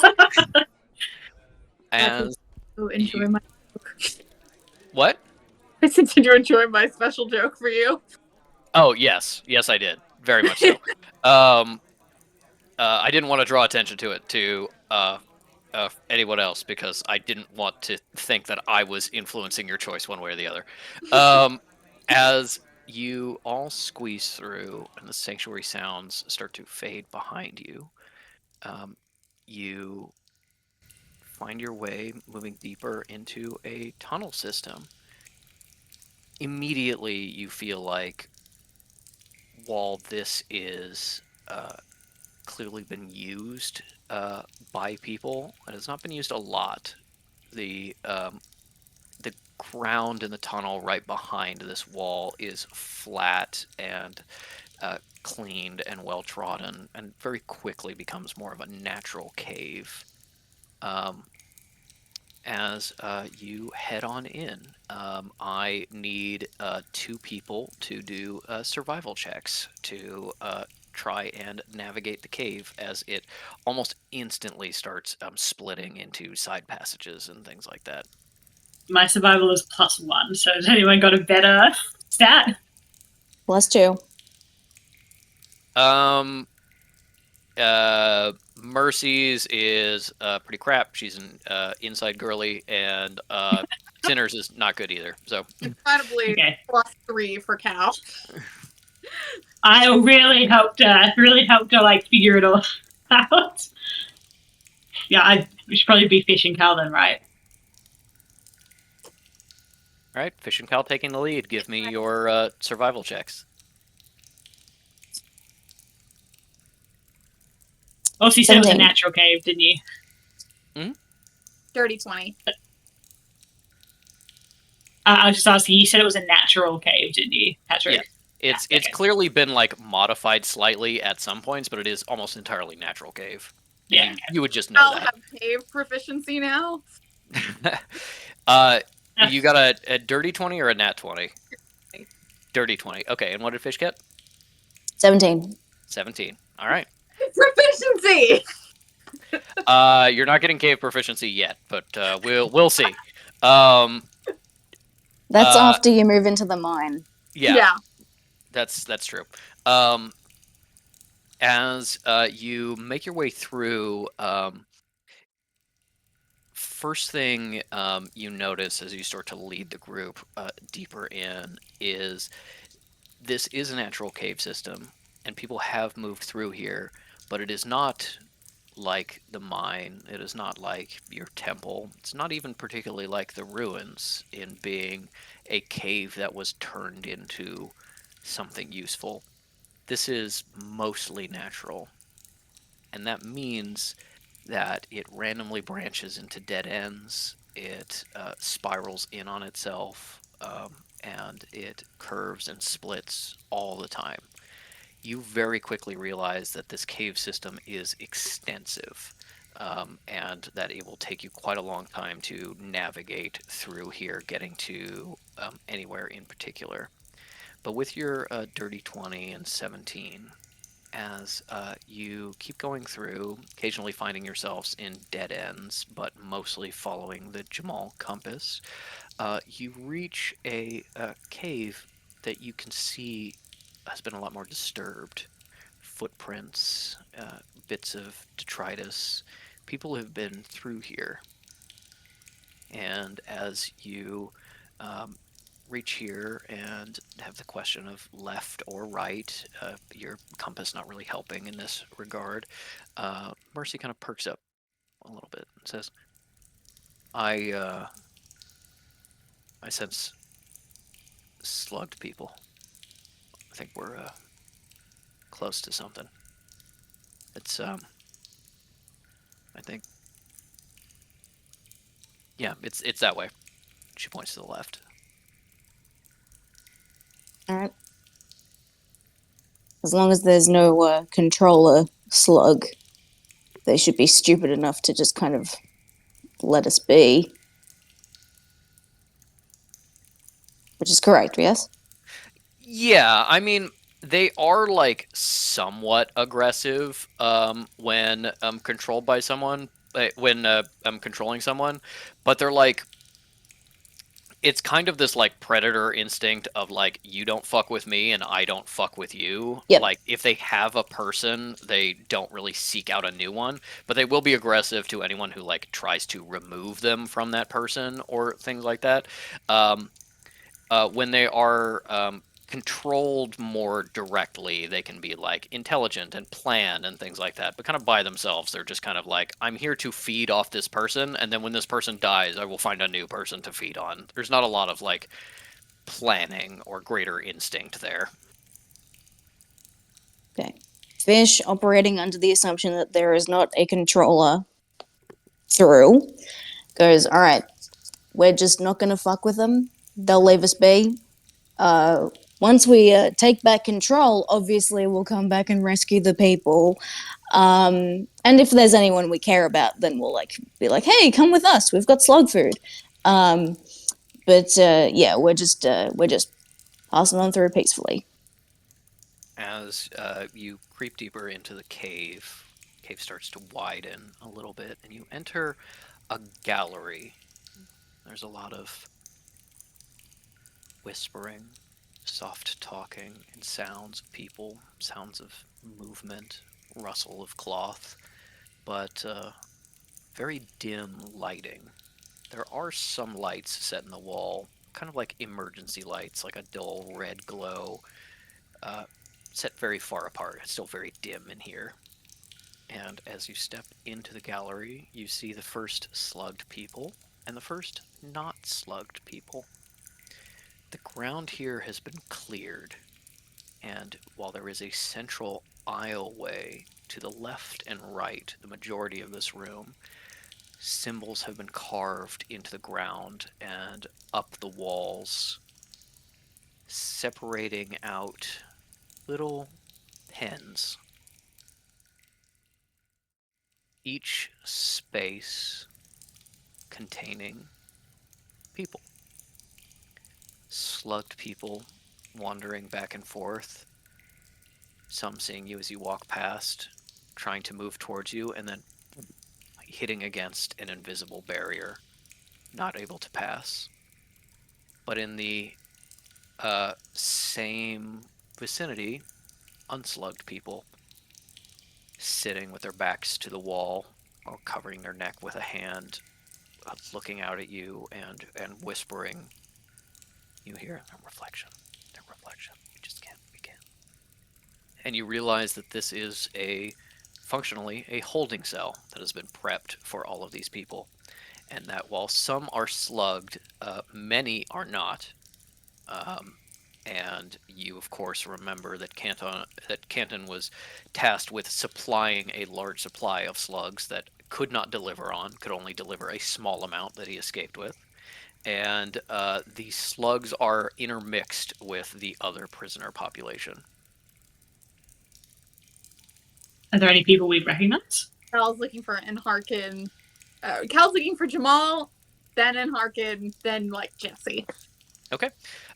Give me, anybody who wants to look, a perception check. I'd say with disadvantage, unless Cal is going to do a light source or something.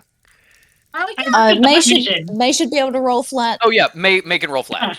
May doesn't. Cool. That's a 21. It doesn't necessarily make me not a reflection.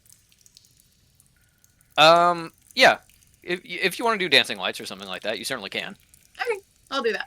Okay, then nobody has to roll with disadvantage. It's just flat for everybody. Okay. That's a 21 for me. Okay. Sorry.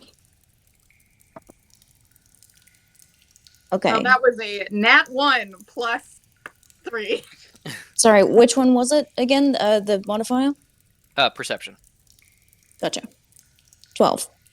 I was like, I don't know any of these bitches. You sort of split up in the room, taking different sides, looking at different peoples. Even with Cal's light, there's still a lot of people in deep shadows. Cal is really focused on looking for Jamal and Enharkin, but I'm trying to follow the compass to where Jamal is in this room, and eventually realize Jamal isn't in this room. There must be other galleries where prisoners are being held. But as Cal is focused on that, May is sort of looking down the other end of the room, going past. And as you go past, you hear a familiar voice, and then you look and see in one of the cells, just kind of everyone else is kind of like tucked up into corners, hiding themselves, depressed. These two are just kind of like sitting in the middle, and every time slugged people come up to them, they just kind of like shove them away and keep talking. You see Goaf and Jaw Yeah. as you go up to them and kind of get a good view from the edge of their pen. You see that Goaf has his shirt torn open and some sort of bloody mark bleeding down his chest. And Jaw has blood on his cheek, a little bigger, a little more complicated. And with your dirty 20, right?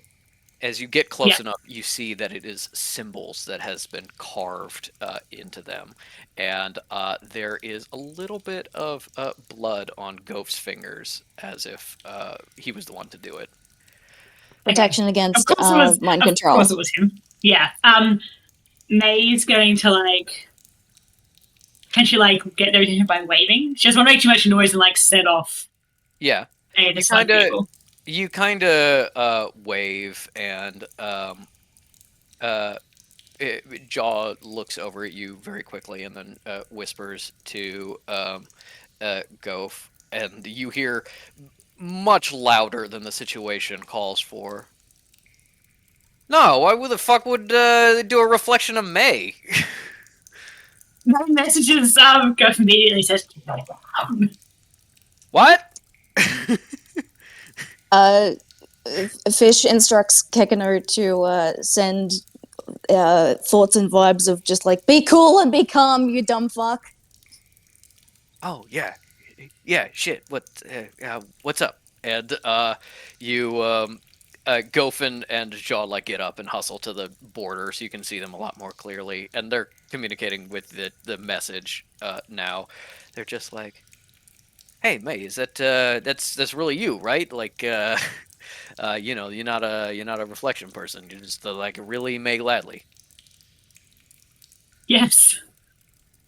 That is stupendous that you didn't get captured. What the hell happened? You just like hide somewhere, you know, in an office or something? I was kidnapped, if you remember. Oh right, yeah, you were at the whole Second Dawn thing, and then wow, that was far. You were in like Oregon or something. That was, you know, you got here pretty fast. That's you know, public transit. Just gotta, you know, thank I guess the president maybe. Anyway, glad to see you. Real glad. I did kind of fuck up. We were talking about fixing the machine, right? And I went and saw Crown. It turns out Crown is like a fucking bad guy, right? So like we got a private conversation, and he just kind of like stunned me, and his room, like the wall behind his bed opened up, and he like dragged me in there, and I was like, okay, freak, you know, I didn't consent to this. What that's dungeon stuff is a-okay. I don't Go, what? Slow down. The machine went off. What did it do? Oh, shit, yeah. So, we were already captured at that point. The machine went off. I felt like a big surge of energy go through. I was in here, but there were some like reflections that came by later that were like kind of important people, and from what I could tell, you know, what I could gather, like the machine went off, and then like all the mirrors, like bunch of reflections came out, and there was like reflections of like important people that like, you know, pretend to be the person to like keep things running or something like that. But then a bunch of other reflections that were just like new people like I've never seen before. You know, I personally, you know, accidentally fucked up and destroyed my reflection like 3 decades ago at this point. But they tried to attack me with like this slug thing. So carved a quick symbol. No slugging in for Gof. And then Jolly, he's a little more responsible, so he's still got a reflection. So I got to put a little more symbol in there so he doesn't get copied. That's a whole thing. We don't want we only want one of this handsome mug going around. So yeah, we're good. I guess. But the thing went off, and I guess it's kind of still going off. Like if you just kind of like, it's like. It's like kind of in the background, like tuning the magic. It's kind of like you feel that in the air. There's still like something coming out from somewhere to do magic to like the reflections. So Well, the reflections can do magic, so I'm guessing it has to do with that. yeah, maybe like charging them up or something, or like the process is not complete or something. I can just kind of sense that whatever went off, and I assume it's the ampule. Whatever went off kind of sort of has a connection, like it's like when you flip a switch and like a fluorescent light comes on, like it bursts on real bright, and then it just kind of like fades a little bit to like normal. I'm thinking like the ampule's not done. We got like the big burst, and we've got kind of this after effect that's still kind of happening, like the ampule's still active or something. Is it still in the workshop? Do you know if it's still in the workshop? Oh, the detector thing? Yeah, no, it was still there when I left, but we got captured. They found I was chatting with Crown, and they got Jolly. Yes, I was in the workshop, still working when they grabbed me. So as far as I know, it's still there. We took a couple pieces apart to try to fix it, but it was still there last time we checked. But of course, it could have moved in the meantime. Yeah, and it's just whatever. If you So want to I was use thinking about. if you want to use the Sorry. detector thing, it's probably right there. Maybe. Who knows? I've been in a hole. Sorry, what were you gonna say? Garth, this is Fish speaking. Teach me the symbols that you've carved into yourself and your. Oh, okay. You got something to write with, or Calligrapher set, baby. Okay, cool. How are you gonna get it to me? To you. Yeah, because just like, and he like knocks on the air in front of him, and it gives like a big hollow sound. It's like, oh, I'll totally, fucking do it. totally sealed in. Okay, yeah, just okay. All right, so you want to do a circle thing, kind of a spiral. You want it to be like perfectly going from like maybe like 2 millimeters thick, perfectly going down to 1 millimeter thick over the course of the spiral. And then Garth, you've never taught me anything about any fucking millimeters. okay, well, this is a science thing, Can they not just see the carving mark on Ghost's face?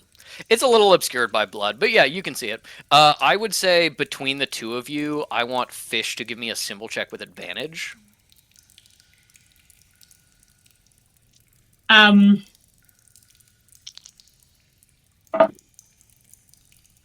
wait, how is this? Dirty 20. All right. With a dirty 20, first of all, May can see and like probably explains to Fish that like this is not a classic symbol. This is not even like made of classic symbols. This is very clearly something Gof invented in the moment, in the time between being captured and being like trying to take over, that he created. And once again, it's like, God, this guy is such an idiot and such a genius. It's really unfair. But with a dirty 20, there is this like translation process where Gof describes something, May then describes it correctly, and then Fish can copy it down, where you are able to recreate this symbol, and it is the symbol against being slugged. It is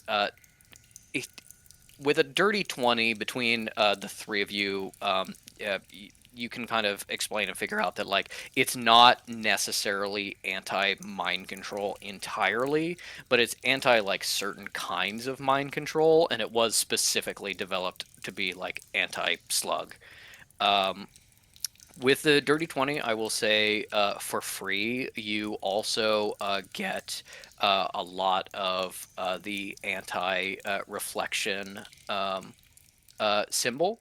And that one seems to be like slightly more based in current theory, not something that was just made up whole cloth for a bespoke purpose. But you can get that symbol as well.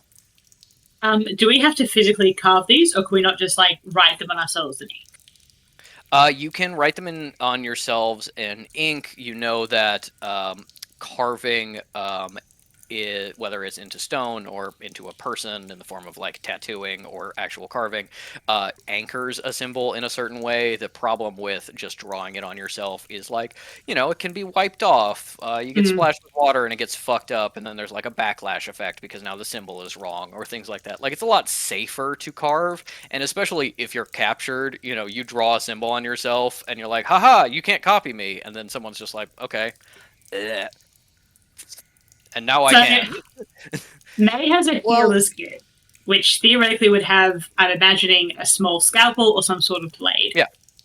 Here's the thing. I'm not counting it out. I'm saying if you want to use the calligraphy kit or anything like that to draw it on yourself, you can do it. That's fairly fast, but it's a little like sensitive. If you want to do like the scalpel or like Fish's tattooing needles or something like that, that's going to take a longer time. You might lose like a point of health or something doing that to yourself, but it's also like more permanent and like anchored in you. When you say a long time, what are we talking about per person? Let's see. Do you want to do the scalpel or the tattooing kit? I just wanted real quick, sorry, Ellie, lay out my thought, which was that Fish will draw the symbol on each person using the calligrapher's supplies, and then using that base can then either tattoo or carve from there. No, I like that. That's good. Yeah. Well, Ink, please give me a tattoo needles check. I don't think you ever gave me a number for that. You have proficiency with your tattoo kit, so do a D20 plus your proficiency bonus, which is probably 3 at this point. Oh, yeah, I'll find that. Yes, 3. Yep.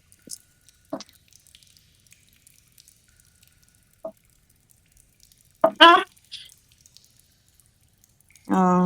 not good. Wait. Yes. Sorry. Using all my brain power. 12. 12. Okay. I was doing that thing with like the is it 6 or is it 9?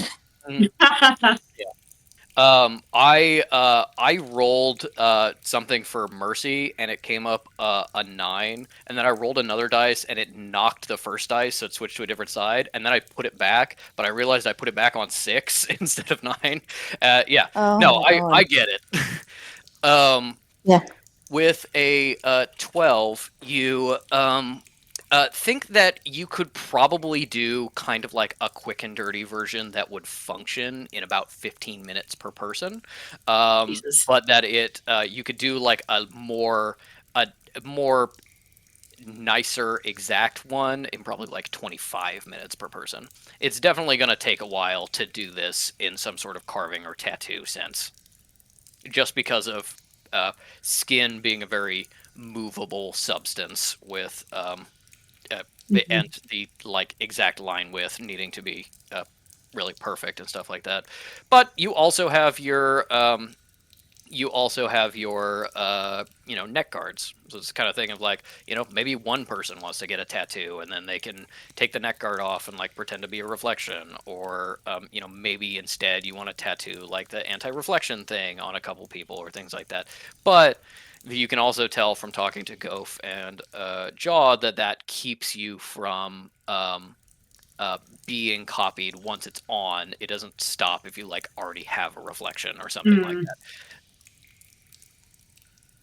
Maybe we just draw them on for now, because we can always reapply them in a quiet spot. Like if they start getting faded. Yeah, and Fish is also going to be like, suggest, maybe like we're pulling up our sleeves just to, just to have a bit more Yeah, I protection. was gonna say, where's Cal having to? Is she wearing gloves? Yeah. Okay, well then it would be like, all right, take the glove off, pull the sleeve up. I'll just Yeah. draw it on your. Oh, I was thinking wrist, Mhm. wherever.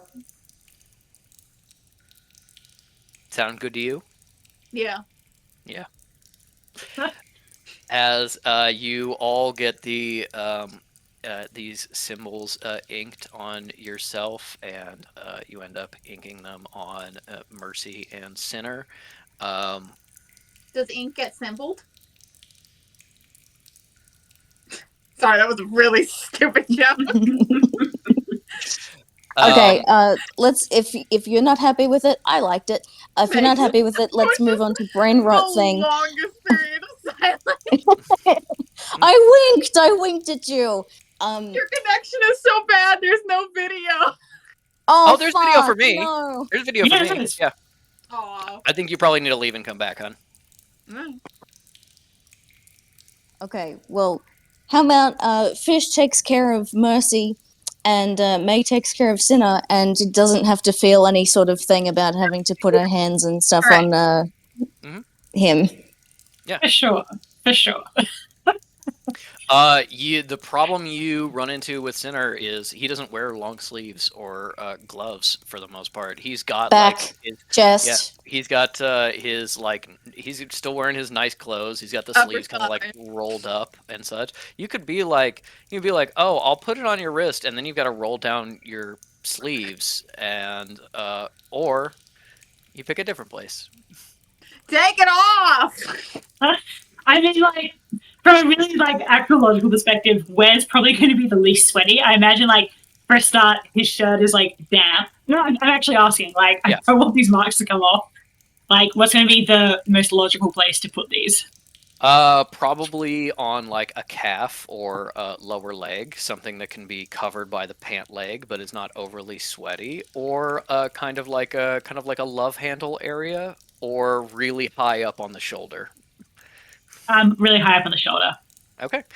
Sinner fully needs to like kneel down to give you the space to work on does. that. He sure does. You all ink each other, and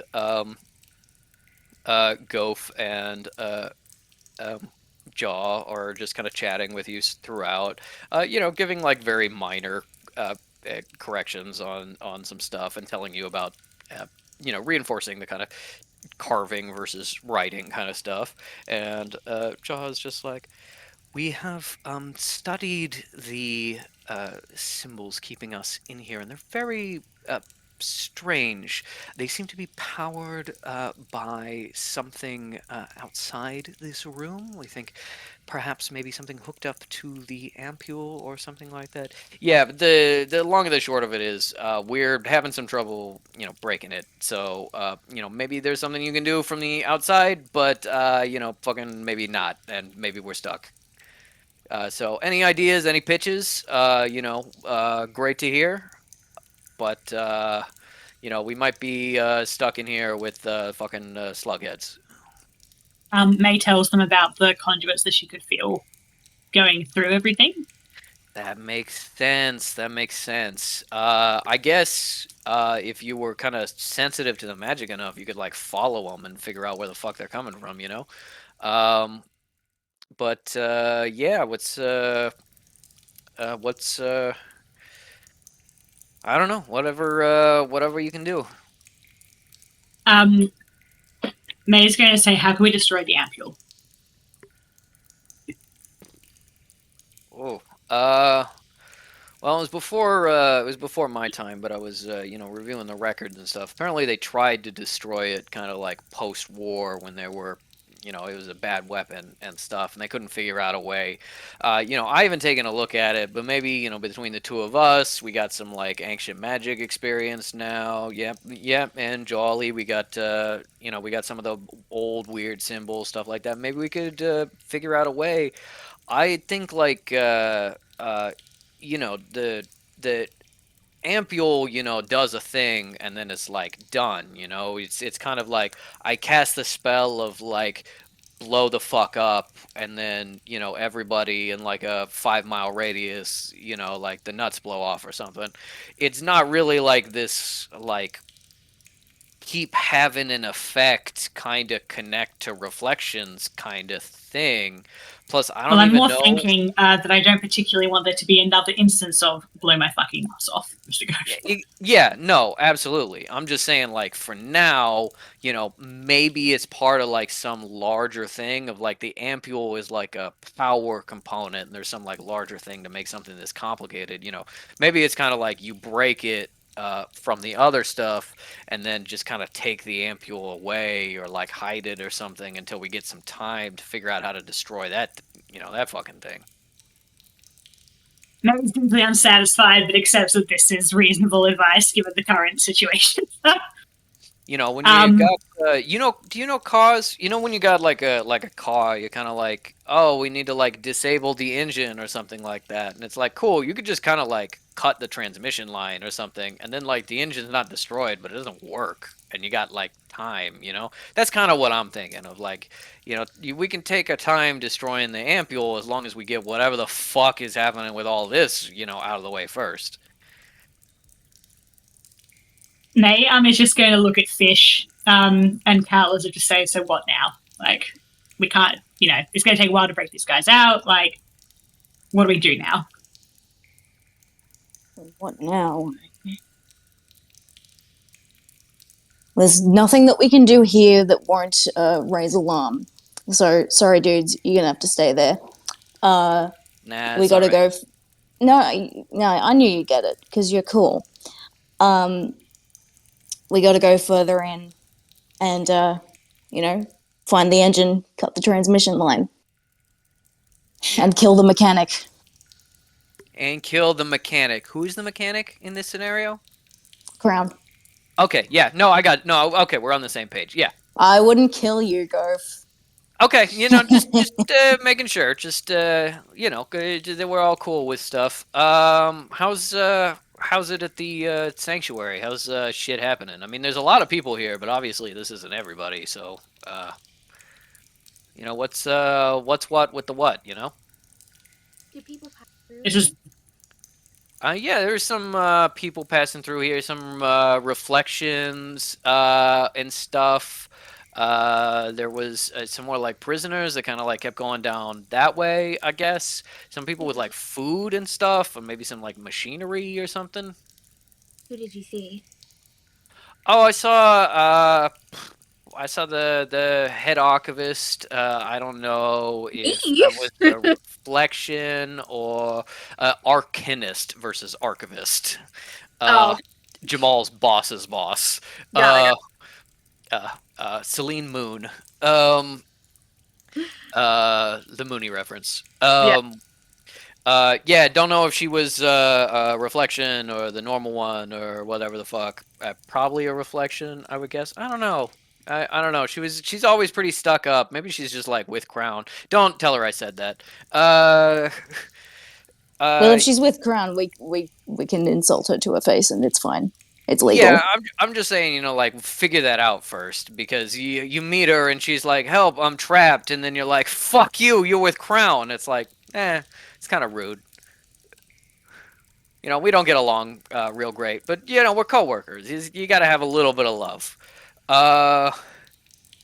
Yeah, nobody else I really recognize. A lot of strangers. I kind of assume strangers are like reflections type of stuff. How do you mean? Man in robes, a necromancer? There was, yeah, cleric. There was, I don't fucking know his name, but yeah, there was a guy in the dark robes and stuff.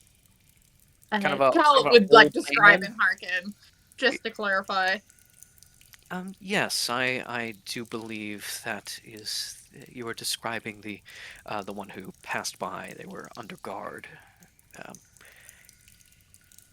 I'm not really sure what came of them. Just that they went deeper into the cave system. Yeah, just you know, don't really know what's going on beyond our little room or whatever. And you haven't seen the administrator or Ridgeback? No, I mean Ridgeback's supposed to be, off with the troops. It's kind of why there's nobody really left in the sanctuary that are like fighters or anything. Just kind of like all the big strong people are out with Ridgeback dealing with like the Second Dawn attack thing. So I haven't seen him, but that also means I haven't seen like a Ridgeback reflection. So maybe that's something. Um, but tone, no, is I mean, we like were chatting in the hallway when I walked past on the way to Crown's office, but I didn't see him after that, and I haven't seen him like in the cave or whatever the fuck. So hope he's all right. But Tone's a tough one, so hopefully he's good.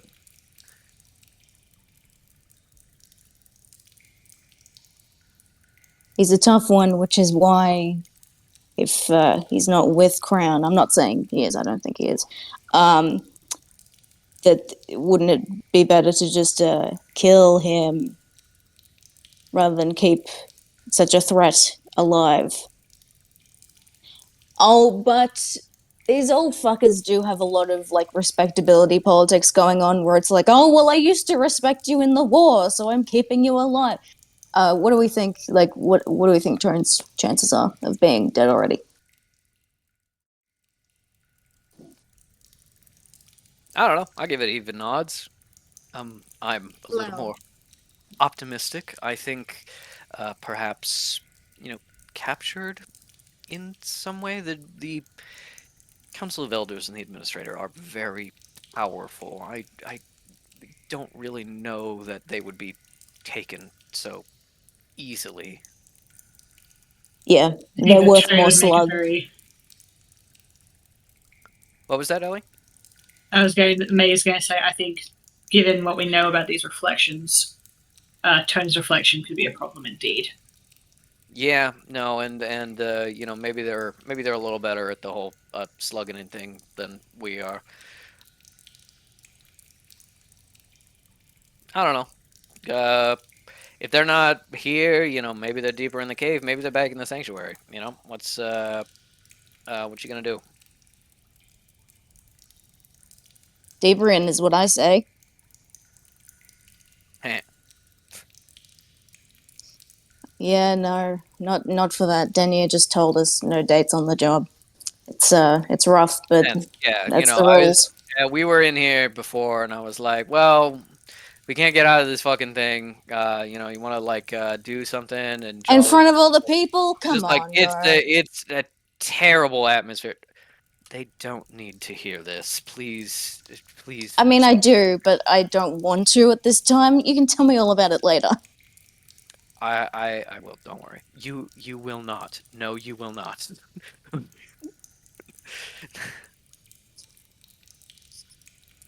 Cal's gonna probably ignoring all this nonsense and being like, oh, it's like, is there anyone useful here we should attempt to remove the slug and bring with us, or should we just continue moving on? Anyone you would recommend?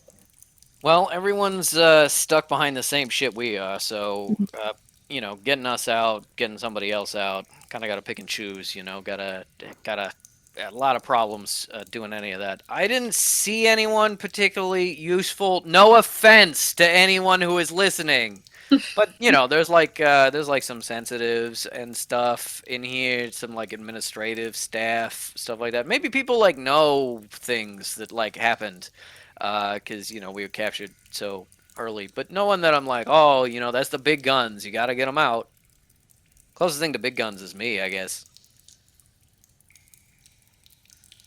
Well, then I'm coming. What kind of gun do you think you would be? No, we're going. I thought about this extensively. And then Cal just like starts walking I away. knew you would.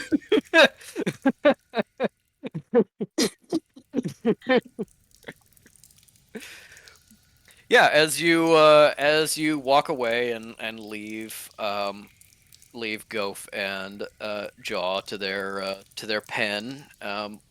The conversation, which has occasionally been verbal of just being like, "Hey, anybody here useful?" Anything like that, has like gotten you some attention, and like people are looking at you a little bit. But everybody here is captured, and so it's this kind of like, maybe they'd be willing to or able to kind of like talk to you or something as you go past, but it's up to you if you want to stop and chat and get more info or just immediately go deeper in.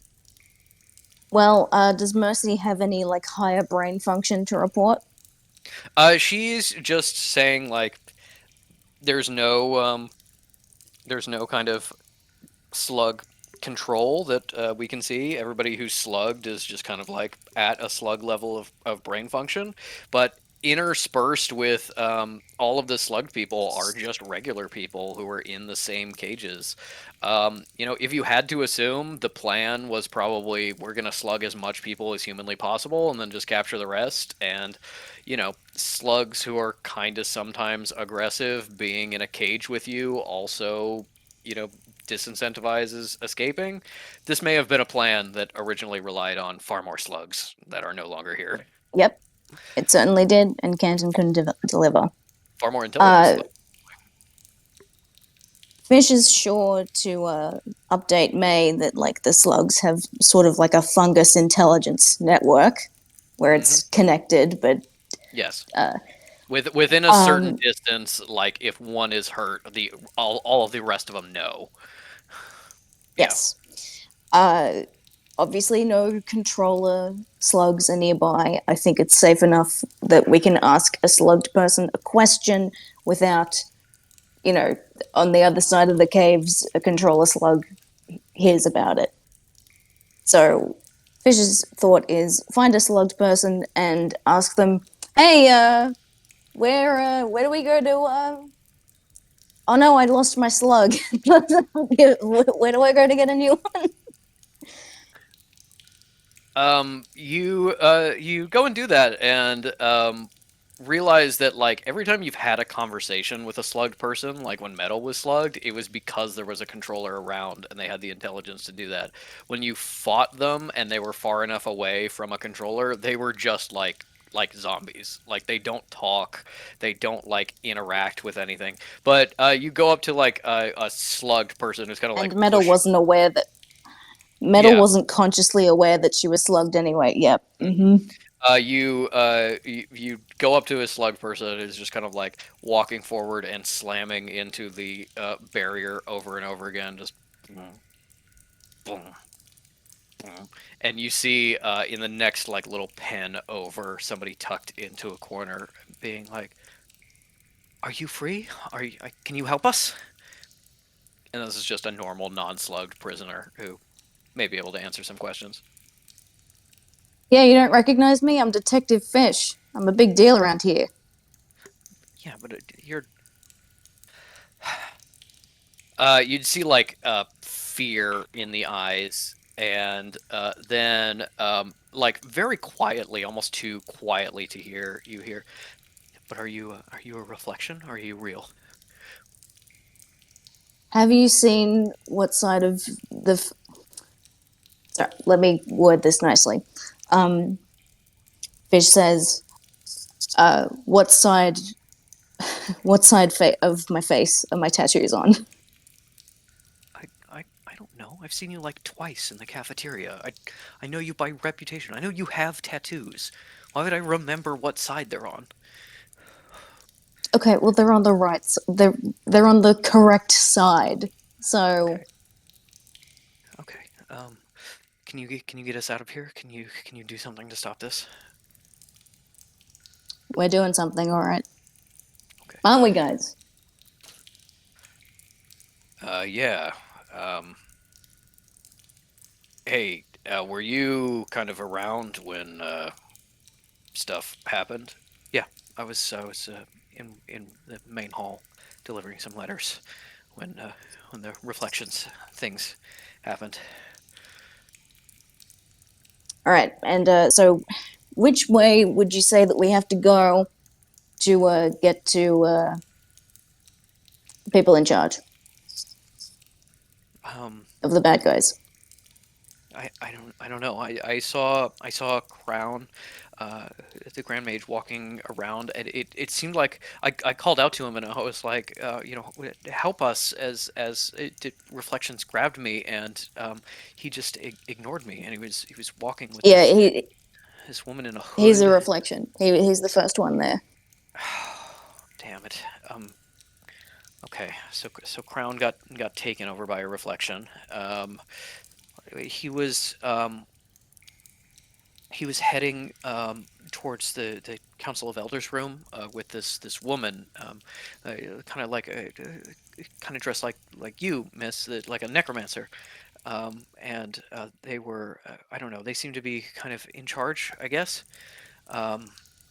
They mentioned something about Administrator Tone. I don't really remember something about trouble with the administrator. I don't know. Fuck me, we're gonna have to go back where we came, aren't we, guys? Get to the elders' chambers. Eventually, yes, but shouldn't we at least continue on in the direction we're going? Is that important to you, is he? How breathes.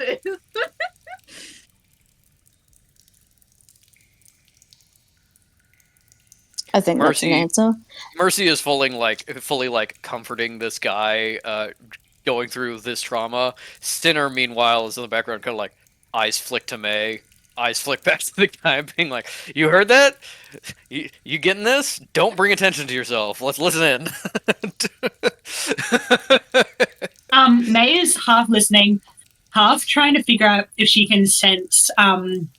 When Goff was talking about being able to like sense the magic, Mhm. she's thinking whether she can try and do that with the conduits. Sure. through the rock. Uh, Just symbol or arcana? Arcana. You kind of sort of did this before in the room, but now it's a little more obvious. There's less background. Yeah. Yeah, baby. And Do you want me to give you the roll? yes, It's a 22. 22. Okay. Yeah. You can sense the conduits coming through, powering this area, and you feel them running deeper into the caves. But you can also feel them running back towards the direction you came from, back towards the mirrors and sort of the reflections. So you know you can follow them deeper, and if you're right in kind of like choosing the right directions when it splits and things like that, this can lead you to whatever is powering it. But if you choose the wrong way, you might end up back at the sanctuary. You can't just follow it because you don't know whether it's like ascending or descending.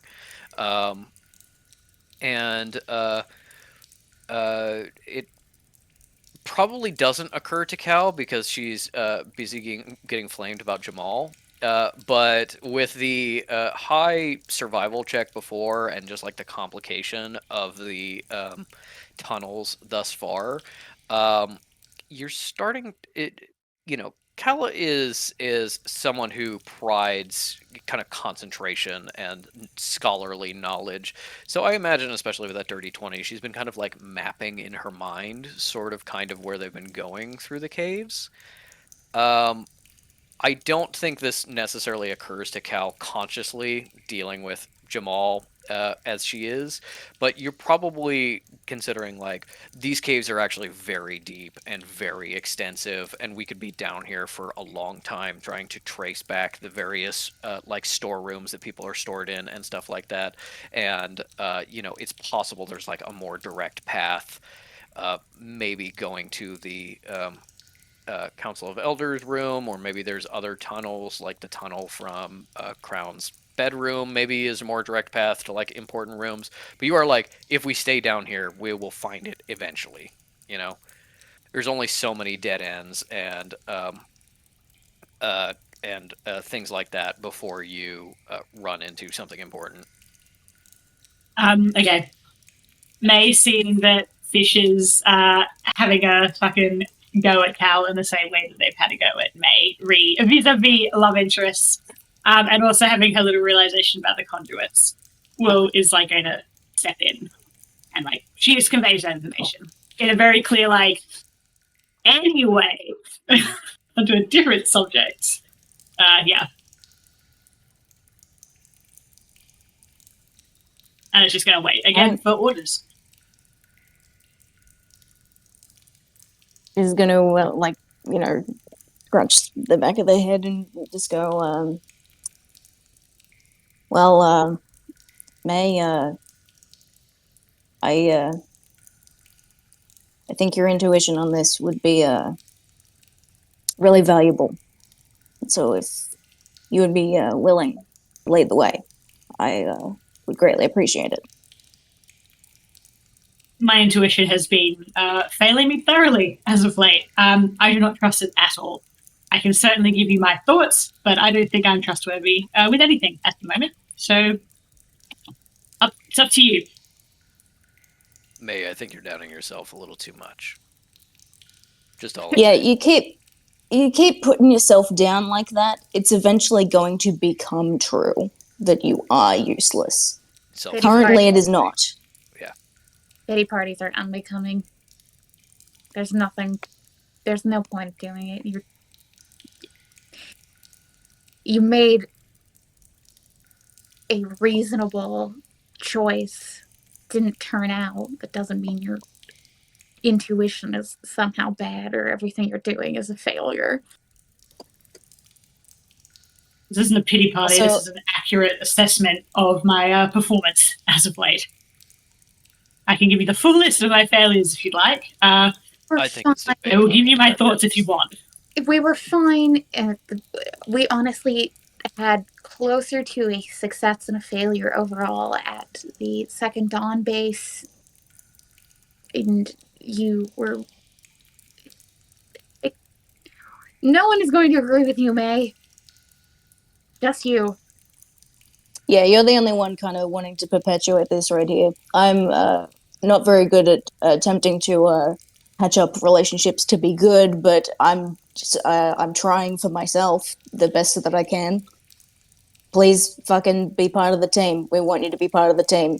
Please help. We like you. We like you, May. Fucking hell.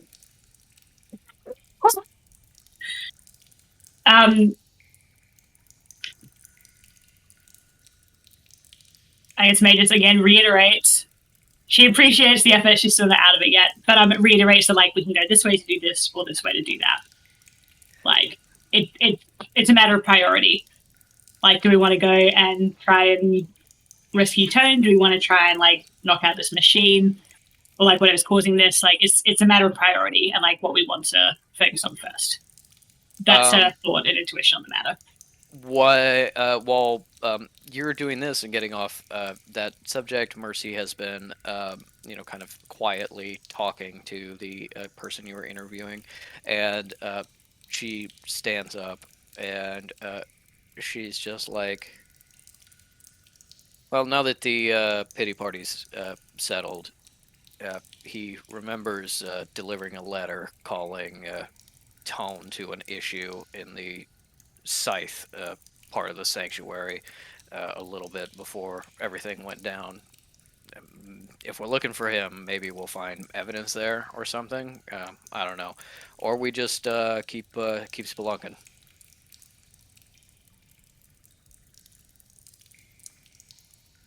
The magic in the reflections is getting stronger all the time. I feel like the machine and taking it out is a priority to put a stop to that.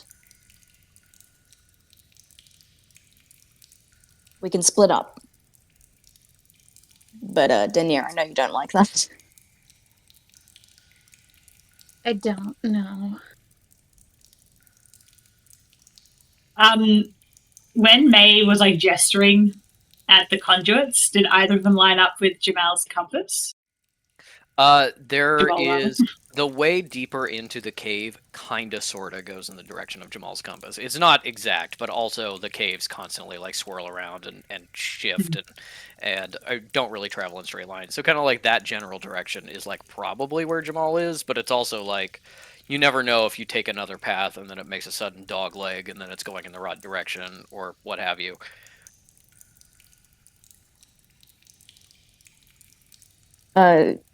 Okay. Fish's I say if we split up, we mild very careful. Fish's mild insistence about proceeding forward into the caves can easily be interpreted as well as a sort of like, well, you want to find Jamal and it's pointing this way, isn't it? But they don't explicitly say that, right? No, they don't. But Kekino probably knows this, and might be like, I'm just outlining. Yeah. Cal is just very like quiet and uncomfortable, and I think she's like at this point maybe like if like May takes a glance at the compass to kind of see which one it's directing at. After May does that, I think she covers the compass with her hand of being like, I don't want to influence anybody. Collisionist, I think it's important to, save people that we care about. And that can mean Jamal and other people, or it could mean still other people, like back at the sanctuary or in the tunnels. I think we gotta choose, because if we're just not deciding, then that's almost as bad as doing bad things, because we're not deciding. Did I say that right? Yeah, buddy. No, you said it great. That was excellent. Which is why, once again, I raised my potential decision, and I'm waiting for you to all agree with me about it. Is that what we proceed? All right. Agree with me. All right. May rolls her eyes, and she's going to have a very brief aside for Cinna as we keep walking, which isn't urgent. Oh. As you gather up any stuff, you sit down and start heading deeper into the tunnel. May following the conduits, Cal following the Jamal compass. Sinner ends up walking next to you and is just like, so Jamal, huh? I mean, if he got captured first and that was like a guarantee, is he going to be particularly useful, or?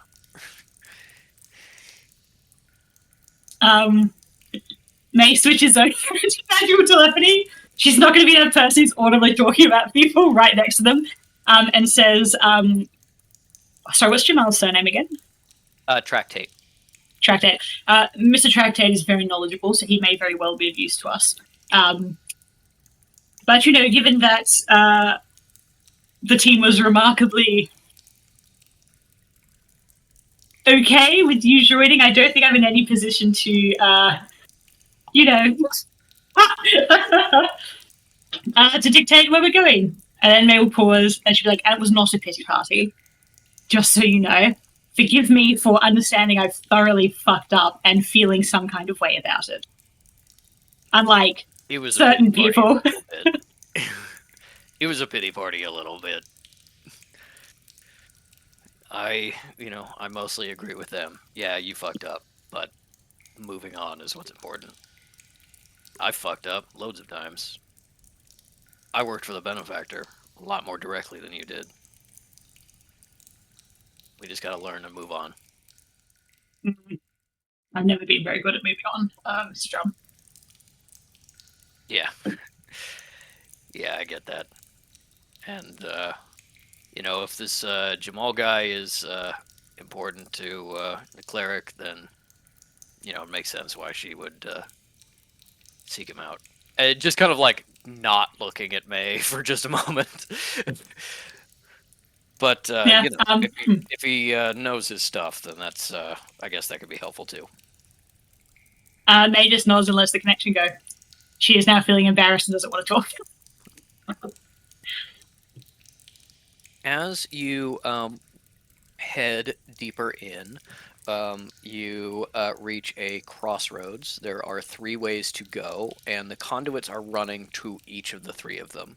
But one seems to be more in the direction that the Jamal compass is pointing.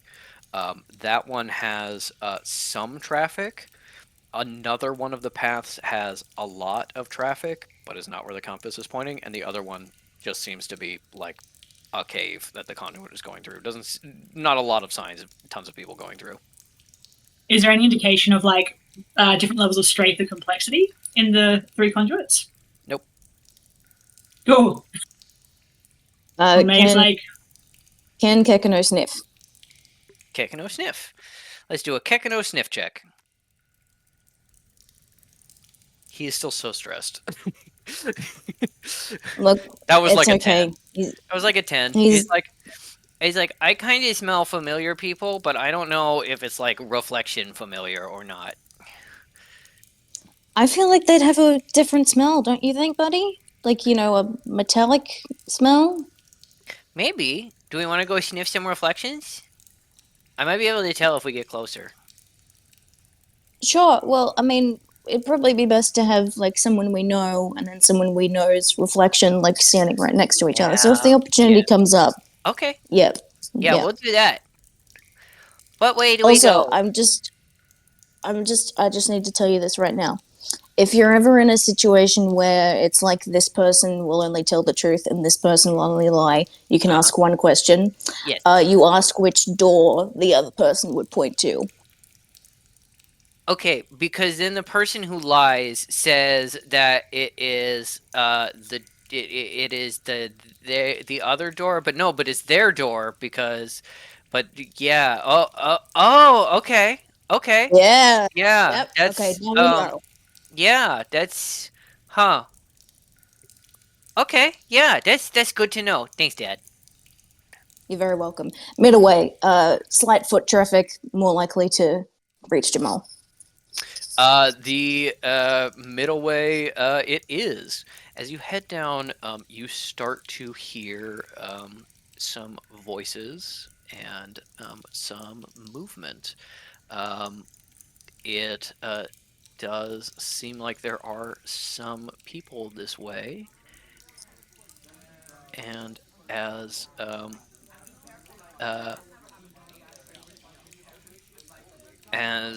you get closer and hear people, walking around and moving, you start to enter a series of larger rooms, other galleries, and you hear people. You're still stealthed. You've still got your stealth from before. You can kind of sneak up and take a peek.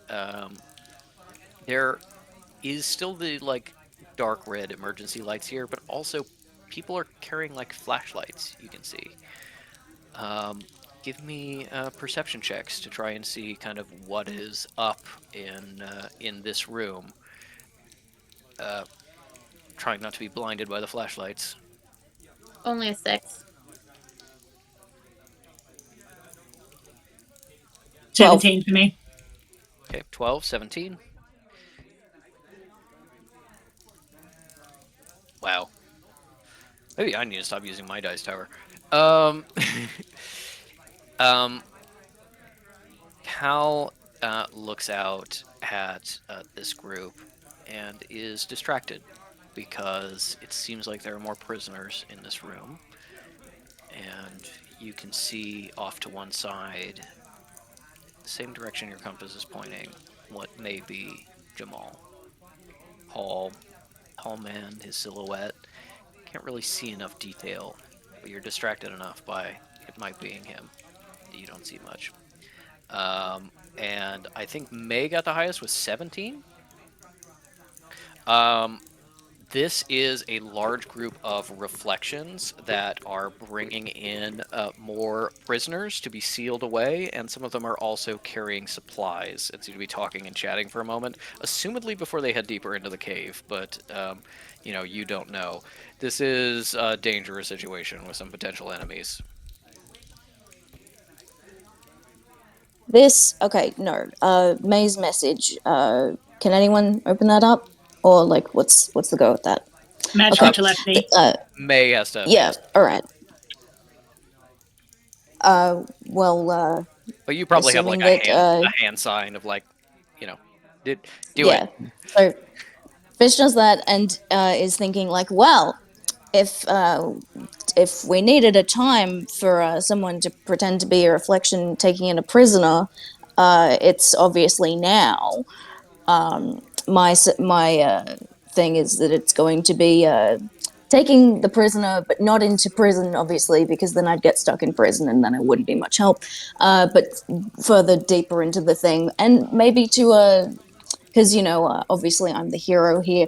To face the villain and have the evil plan outlined, because the reflections of the minions. You get what I'm saying.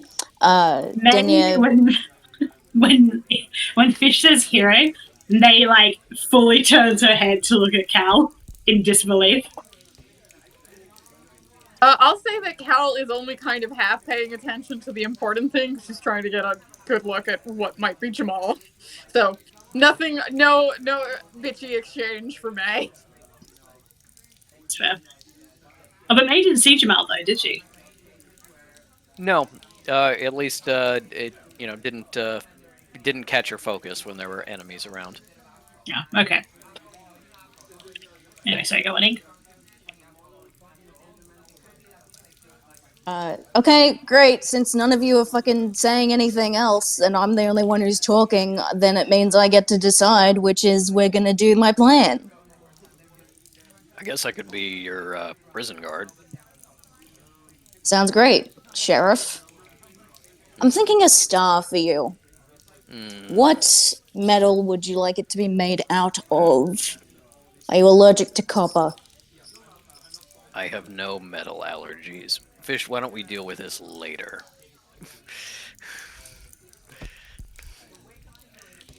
It's a date. All right, Fish and Sinner are gonna go forward with fake prisoner if no one else says anything. they're Fish is kind of running away with it. No one's I stopping think- them. I think May will be like, this is a very risky idea. It's a very risky situation. Typically, you don't counter risk with more risk. What? Since when? Shocking, I know. Ooh, that's what we were Like, doing look down at- in the ruins. May is looking at Cal. When Fish does that, she turns back and is like, yes, and that worked out really well, didn't it? It Cleric, sure weigh in did. here. What? Sorry, This buffoon is considering doing a fake out. Surrounded by enemies. You wanted my opinion, I'm giving you my fucking opinion, Fish. This is ridiculous. wait, and who is doing it? Who is it? Who are you doing it with? Mr. Drum. Can Well, I Mr. mean, Drum act? anyone who can blend in, whether they're reflected or not. So Yeah, fuck, so Danny is up very on the table too. Random, giant, massive man to be here as one of their reflection models with a very specific look, I should say, when everyone else looked, I don't know, rather generic? No, that's stupid. I think you did see some like kind of more athletic built, like not quite Sinner level, but there were definitely like Some physical hotties and- walking around? Were there some hotties walking around? But I would think that would apply to Cal, unless somebody was really going, it's like, Sinner had like scars and Oh, yeah. broken noses and fucked up ears and stuff like that, and it's like nobody was like in the fucking Sims creator doing all of this. Maybe they were. You didn't see, you didn't really get a super close detail on anyone else. It's possible, but also it's kind of like I think one thing that you could keep in mind is that you are in the tunnels in like the depths of the reflection's power of being like, why would a normie be here? You know, gotta give them the benefit of the doubt in a certain way. I don't know. I don't have a better plan, but I don't think you should jump to act with that. I think we should do that if we get cornered and be prepared to do it, but I don't think we should be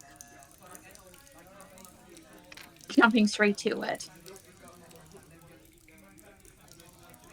Okay, then what do you want to do? Quietly investigate and continue using our stealth advantage. You want to maybe go and walk over to that corner over there? It seems to be more interesting than us right now.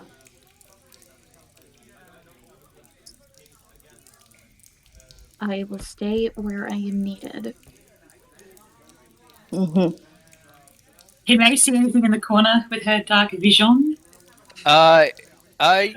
Yes, I would say Yeah? drawing attention to that is enough for you to see. There is May has met Jamal, but has not like spent tons of time with him the way the others have. But so you recognize a figure that is about Jamal's build and height in one of the pens, about halfway around the room. It's very close to where their reflections are chatting and putting new prisoners away. So you know, it is possible that doing some sort of prisoner thing would be a good distraction for Cal and May to like get closer or something, but you know, it's up to you guys. He's facing away. Is facing away. May messages him, no introduction, nothing, just says turn around. Turn around! Every now and then, baby. All right. He whips around to see who is messaging him. You know, with your dark vision and not knowing him super well, you're kind of like, that looks like Jamal. I'm not 100% sure, but that kind of looks like him. But he does not respond to your message. See, you have to do the TikTok meme, and you go, "Goth hottie," and he goes, "Where?"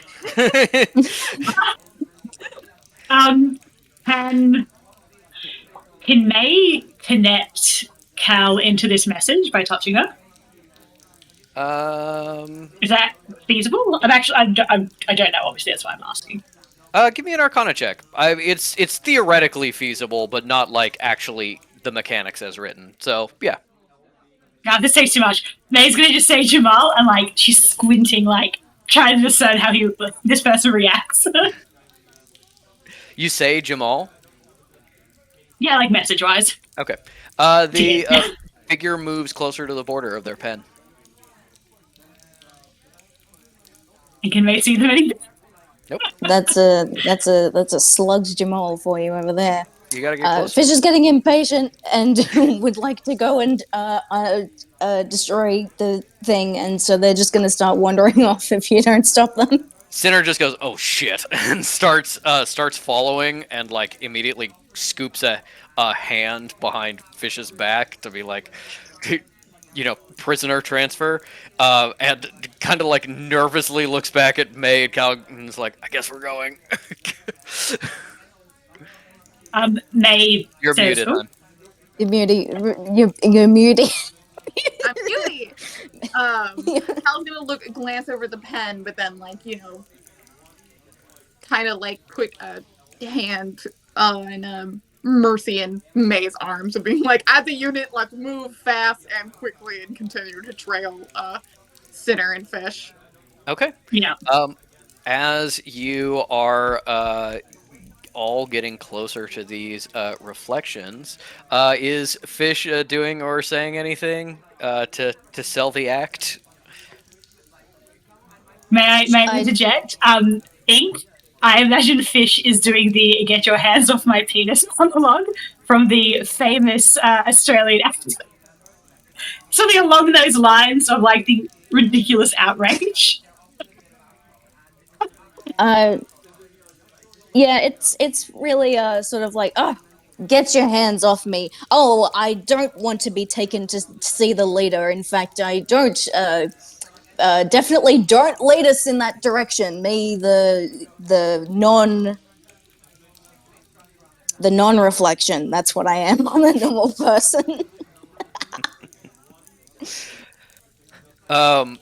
Okay, as you are heading up, I need a stealth check from Mercy, Cal, and May. I need a performance check from Fish, and I'm going to do a deception check for Sinner, and a good performance check from Fish will help cancel out a potentially bad deception check from Sinner. 24 for my stealth. Okay. Kekino wriggling around in feigned distress. What does that add? Anything? No, but Sinner actually rolled very well on his deception, so that will help you a little bit. 21. 21. All right. Sinner got a dirty 20 with the deception, and Cal got what for stealth? 22. 24. 24. Okay. May and Mercy for that stealth.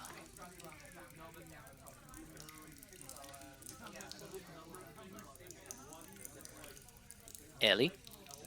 Yeah, sorry, I was literally just stepping out to get some more chips. That was a 27 for me. Okay, 27. What chips? Wow. They're like a Melbourne brand called Chappie. If you've heard of them, they're very nice. I know Chappie. Bougie. Yeah. Robot, bougie. right? Yeah, that's it. I'm munching down on some screws. As the three of you are ghosting across the room, there seems to be that you find that you can get yourself pretty close to where the reflections are, just keeping to shadows because their attention is taken so much by Fish and Sinner.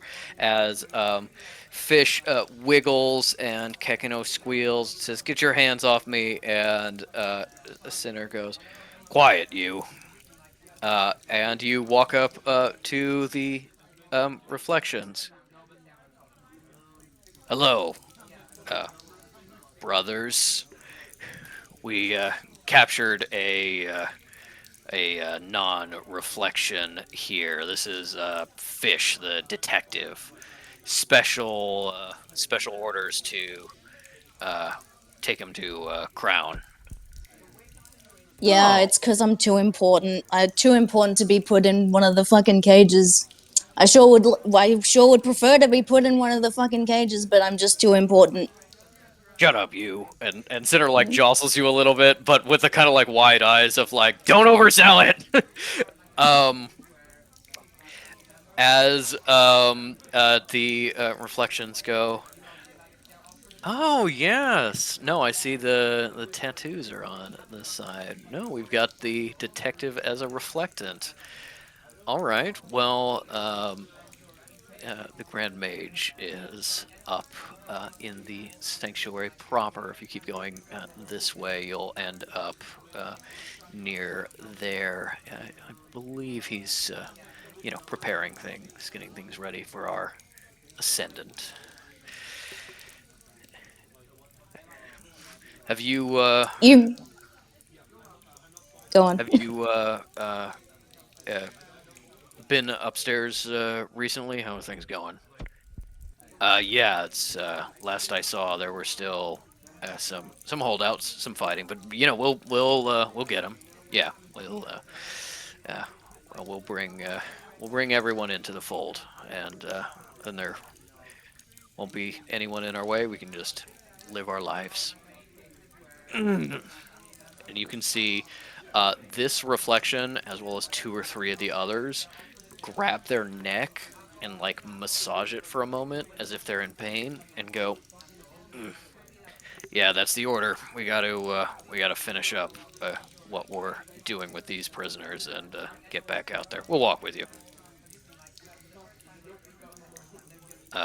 Yeah, sounds good. Lead the way. And starts. Damn. I certainly thought I could take this one guy and the others that are over there. But now that there's more of you, I guess I just have to walk peacefully and calmly. Yeah, well, we're not giving you the opportunity, and Cinder kind of like shakes you a little bit. As the reflections, and they're not quite leaving yet, but they're starting to like pack up. They throw some prisoners who you don't recognize, but are rather like beaten up. They're like injured, of clearly went down with a fight. Into one of the cages. They're sort of packing up their stuff and start moving towards the other side of the room, which gives you space to get close to where it seems Jamal is.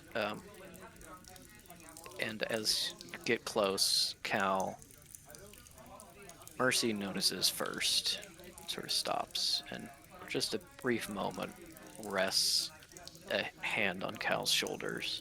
See it close enough to see the blank eyes, open mouth of a slugged Jamal Tractate wandering around his pen. Few non-slugged individuals cowering from him. And he looks at you. You don't see any recognition.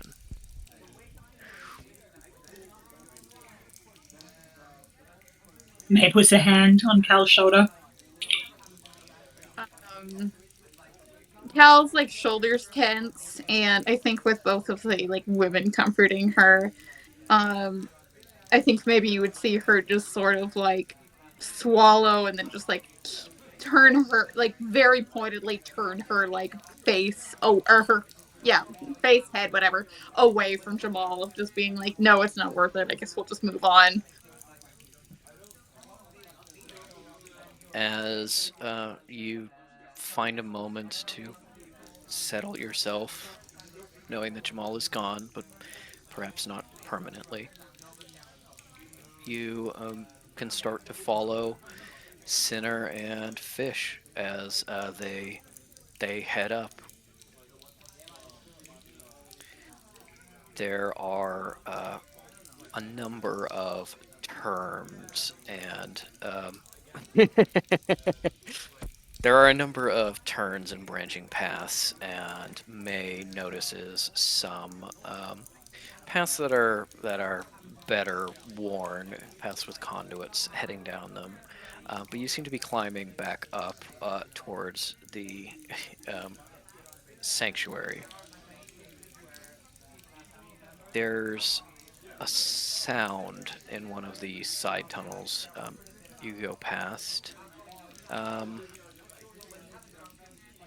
With the way the cave echoes, hard to place it, know what it is, but it's the sound of movement of something, maybe some animal in the caves here. You can try and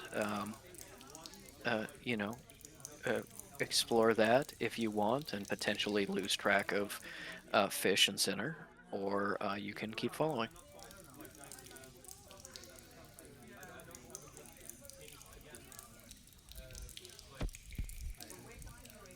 Cal will keep following. Okay. And Mercy will notice, but keep following. May is going to connect to Cal and say, what are we going to do when we get up there? Well, my magic will hold, so we just keep as close of a pace as we can and try not to get noticed. If we do get noticed, you're more likely to pass for reflection than me. So just say the word. So we'll do the stupid plan part 2. Understood. I would love if we had a better plan. I am actively trying to think of one. Mercy is just kind of like, I think the best plan is don't get caught. As you are heading up and up more towards the sanctuary, the reflections are chatting with Sinner. They seem to be genuinely like kind of nice, just obviously like focused on like, yeah, you know, and then we're gonna take over the sanctuary and everything's gonna be okay for us reflections and stuff like that. But Yeah. the I would uh, like I would like for Fish to be listening in on like what the specific conversation is like. Mhm. Oh, are you guys just like normal apart from the whole coup thing, or like what? They're not saying this, but like that's what they're Mhm. looking for. To see if they have any Elise-isms. Eliseisms. Mm-hmm. Give There are me. every eligible man in the area. Yeah, they are down to clown at a moment's notice. I would say both Fish and Cal give me insight checks, and Cal's will be a little higher because you're a little farther away, a little higher DC.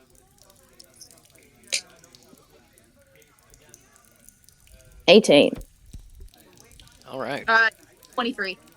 23. Okay, well that definitely compensates for being farther away.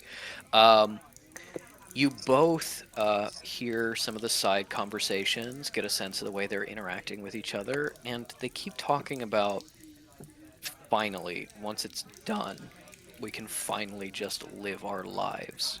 And it seems like whatever process they are in, they are becoming more real, more like people. And because Cal is specifically looking for Eliseisms, one of the groups that have uh, one of the groups that have kind of faded back a little bit behind Sinner and Fish, this a man and woman who are talking to each other, you over here, and from body language, kind of like focus in on their conversation, you hear, do you think we'll really be able to have children? Uh, that's what the boss promised. So you know, once we get through this, we'll you know, I guess we'll see. Sorry, inappropriate joke. We'll start fucking hard. Yeah. Hard and raw. I I hope so. Yeah, me too. Settle down, find a nice little place, just the two of us. Just live, you know? Yeah. Between the information that you are gleaning, the effect of the ampule was not making reflections, it was making people. And they are in the process of transitioning from reflections to real people, talking about potentially having kids, being able to use magic. There's something about them that is incomplete, that is not yet finished, but they are mages, enemy mages, but mages, and seem not perfectly like you all, but close and getting closer.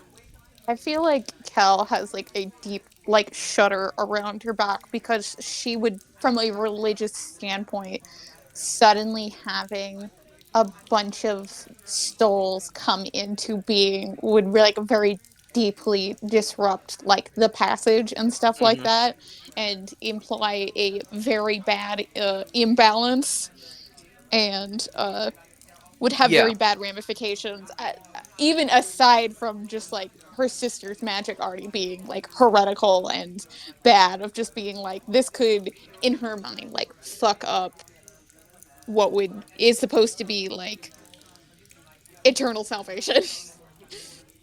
Yeah. Um. Uh. Ink, I just had to look that up because I've never heard of that horror game. Oh, sorry. Yeah, it is a Yeah. horror. No, it's fine. She's a Reading about homunculus. She's not a full person. And she specifically like she goes after the protagonist slash player character because it's like, well, you are young and fertile. wow.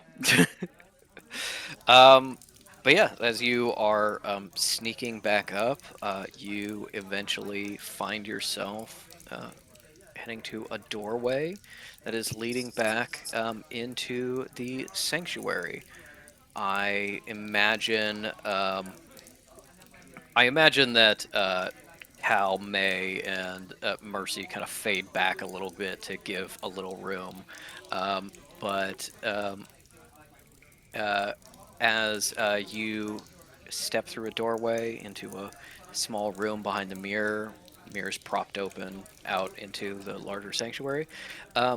Fish, you find yourself on the ground floor, over near where your dormitories are. So that is in one direction, kind of where your rooms are, where your stuff is stored if you left any here, and in the other direction, the sort of scythe area, the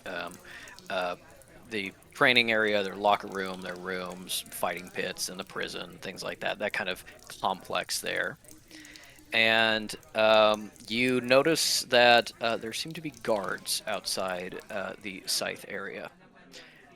As your new buddies separate out from you, being like, "All right, well, get this one to the boss, and one step closer to finally achieving everything we want." Oh yeah, be careful heading over into the scythe area. Just watch out for that. Don't go in unless you're kind of ordered to. And he kind of like subconsciously rubs his neck a little bit. I will take this prisoner right away. And the other reflections start walking off on their own errands, and there is a moment where you can all reconvene.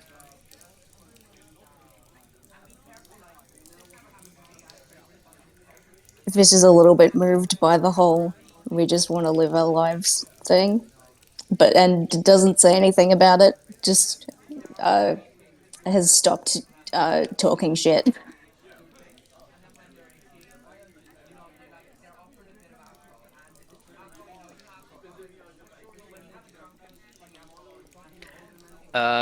It's up to you what you want to do. It seems like Fish is an important enough prisoner that you can kind of buy your way towards where Crown and maybe Angelus is.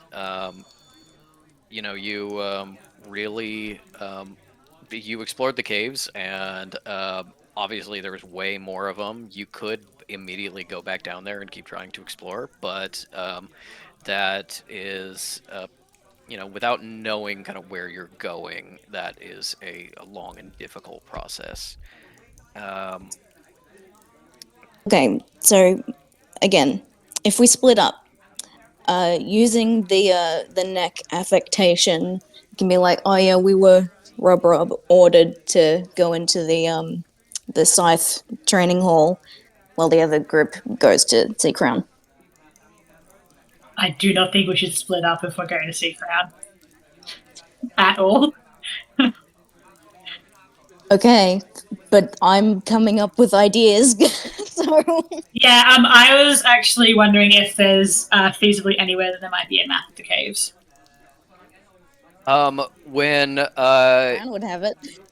Crown may have a map of the caves, but when you were heading up, one of the reflections was like, "God, born with the idea of how to get through the caves and still get lost. It's crazy." Cool. Cal is doing Oh, one of her nervous ticks, which is chewing on the seams of her gloves, and she's just very disturbed. But she was like, "I don't think we should do anything. I think I want to keep gathering information. I don't know. They're getting stronger by the minute. I don't know. Maybe I should be circling back to get the necromancers." Yeah, Denier, if you were able to stay gathering information for as long as you wanted, I think you wouldn't even be out on your fucking pilgrimage. Damn! True. That has Cal shell shocked. Then she goes, Like I said, I'm supposed to be a researcher. You are one. So I don't really have any place here. I thought we were steering clear of the pity parties today, everybody. Clearly said in a joking, like, sort of. Yeah. And in that kind of like someone's joking and someone else leans in a little too hard, and you're like, I don't know you well enough for this joke to work. Sinner is kind of like, yeah, you saying you don't have a place here with Jamal doing research? Oh, Jesus Christ. He grabs in his arm and is like, What? Oh, Hal is just like shock on the veil of just like looks at Sinner, looks at May, veil conveying like suspicious squinting. I think what Mr. Drum is trying to say, and it's like, is that if I have a place here, cleric, that I'm pretty sure you do as well. And you do. Hey. So. Logic is logic. I can't understand what to do except for taking out as many people as we can rescue and burning the rest down. if that's what we're gonna do, then let's start. Okay. Is it worth us also, this is Ellie saying this, walking back past Tone's room and seeing what's happening there? Tone's room is the floor above and kind of like on the other okay, side yeah. where that big crowd was.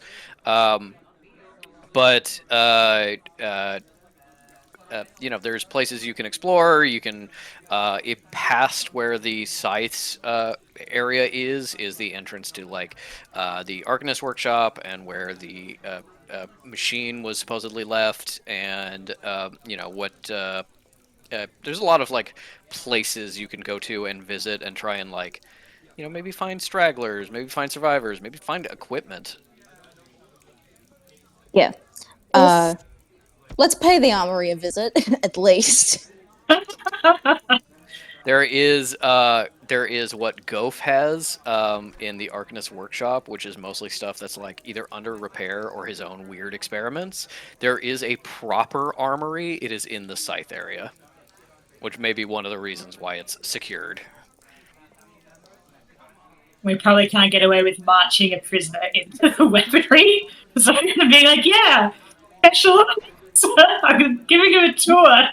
The Scythe compound is also where the like sanctuary prison cells are, but you know from the footage that like those prisoners were left alone, and those cells are like not really being used. So you could probably be like, you know, special order to lock this prisoner up in the prison cells, and they might be like, okay, sure, but you know, that's not Yeah. necessarily an easy sell. Frown's busy right now. We're gonna come back in half an hour to pick fish up and then deliver. But none of us want to deal with them in the meantime, so... Yes, they put keep them in talking. the- They keep talking, so I need to put them in the cell. Okay, so we've got go straight to the big bad and possibly start a boss battle we currently aren't equipped for, but we are at full health and have full spell points, which potentially could be really helpful. 2 is wait for the necromancers, or like go out and meet them, or The necromancers did give, you know, indication that they are not going to be like actively taking care of things, you know. yeah. The impression I got is that the Necros are gonna be a like manpower for tops, and or the idea is if you can get somebody to the lobby, like rescuing people, from that point, they're Yeah. going to be taken care of because Yes. Yeah. it'll be a completely safe place because their necromancers will be there as muscle, which I think Cal does understand and has conveyed. And when she said maybe I should go to the necromancers, of being like, if I'm getting so stressed out and feeling like I can't help, maybe I should just be going to my people. Okay. Part of me does wonder if we should go and find Tone, just because he would be super fucking useful to have against Crown. But I feel like Tone is going to be the hardest to find. Yeah, exactly. Didn't they say that he was in the fucking compound? We can go there for both the armory and for him. He That's was when they last saw him, right? called go- there before the Attack reflection happened. stuff all happened. So he could have been trapped there, or he could have just been captured there and moved somewhere else, which maybe there's an evidence you can follow. Also, we haven't seen any scythes around, have we? No. And You do know that Um, the vast majority of the scythes went with Yeah, Ridgeback yeah. to deal with that. There were still some here, and you have not seen them. yeah, so my other thought is like I vaguely remember, as I'm notoriously bad at remembering lore, but aren't scythes meant to be like resistant to a lot of magic? Yes. So maybe Yeah. there are a bunch of scythes locked up we could use. And they also told Sinner to be careful and not go into the cleaver compound, which implies to me that there maybe are cleavers running around. Yeah. All right, let's go. Let's go hang out with the cleavers. All right. Oh, fucking our friend Dirk is there. Yeah. Yeah. All right. You gonna try and talk your way in, or kill Yep. your way in, I suppose. Either way. All right.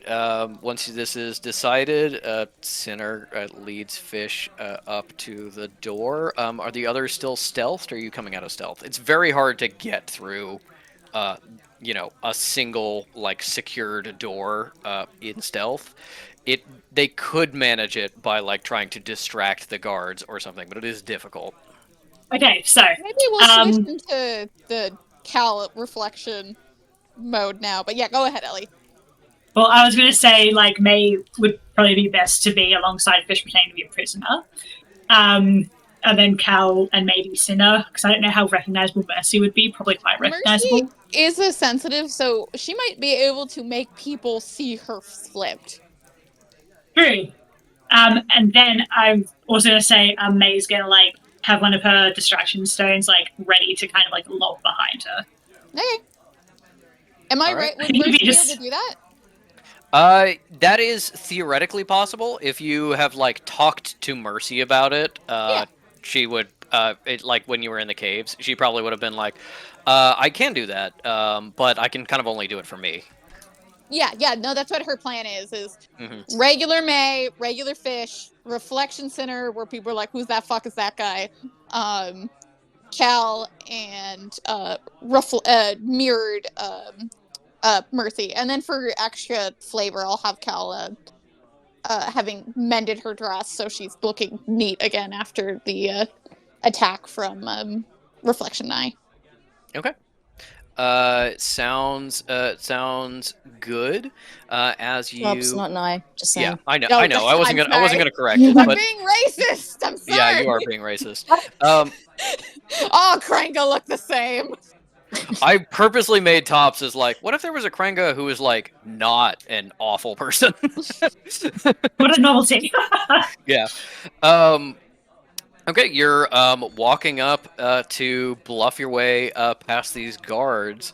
You see two reflections, you assume, because you don't recognize them.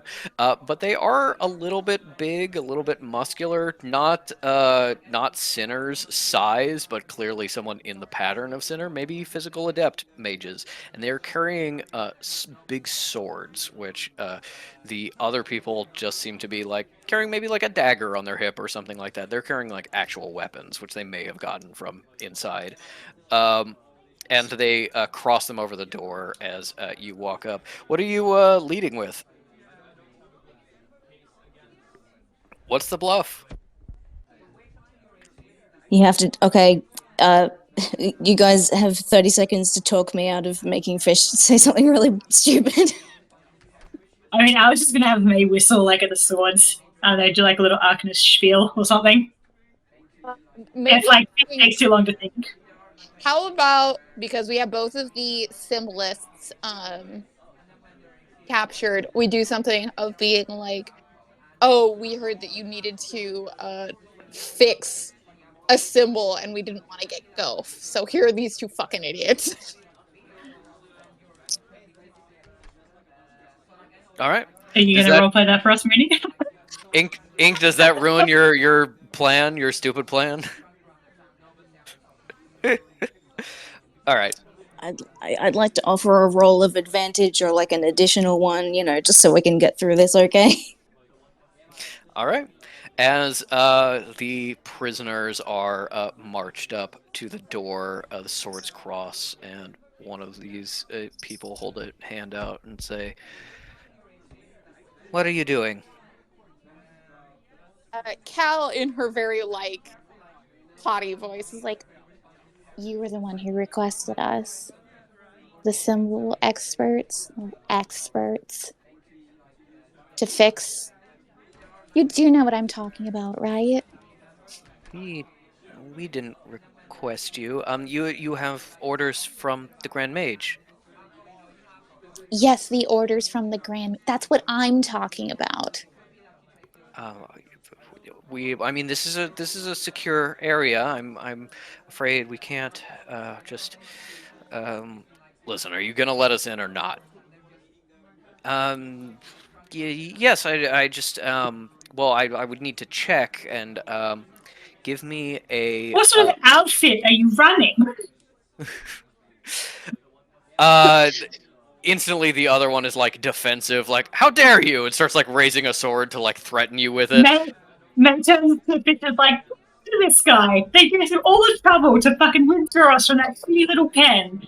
And they're gonna faff about whether or not they're gonna let us in to do the job they want us to do. It's a fucking joke. Viz like rolls their eyes at me and goes like, I'd rather be going for a walk than stuck down there still.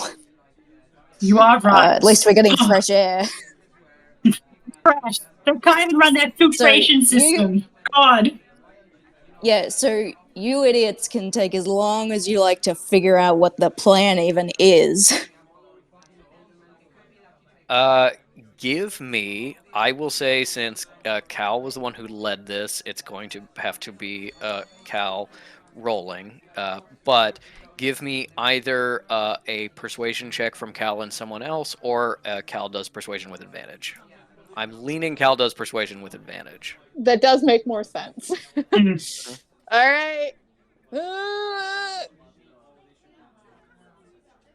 May is like doing stretches. Like, so great to be out. Oh, thank fucking God. That was a nat 1 followed by a 19. God, that's a total of 21. Okay. That would have to be one of those things where we completely retake the scene with to be Shitty, yeah. to do the roll. The guard goes, I'm going to have to check. No, we can't leave. We gotta. Okay. Please come in. We will have someone supervising you to make sure there is extra security on the prisoners. Is that all right with you? Yeah, sure. That'll be fine. Well, get out of the way. Yeah, of course. No. And the door is opened and you head in. All right, Fish throws back over their shoulder. Those are some really big swords. Are you compensating for something? There's one guy who's walking beside you as you come in, the one to supervise you. He actually laughs, like just kind of snickers to himself and tries to stop it. This is a great day for Fish. You can kill me, you can capture me, do whatever you want. I made one guy laugh a little bit. I mean, It's it's probably kind the of like first time he give the laughed. big guys the big swords. It's just kind of like. Anyway, It was get his first to laugh, work. like Tinkerbell. That is Yeah, his first I brought this man his first experience of something that he's never gonna. Yeah. Mhm. Anyway. Fish As is like, I you- gotta fuck all these reflections. Yeah. But As- before they can get pregnant, just to clarify. Before that gets into effect. Oh we've no. got like 2 hours. I gotta make my way through all of them. Jesus. Well, I'll do all the women first, and then I can do all the men. Can the men get pregnant with this magic? We might have to risk it. Hey, at Some least men then she certainly. couldn't pull it off. Yes. So I think we're good. As you enter, the first thing that you see is the fighting pits where these scythes train against each other. That's the big, large room when you first enter. And as you're making this guy laugh, you know, walking through, stepping onto the sand for the first time, you look up and notice what is taking up most of the room in the middle.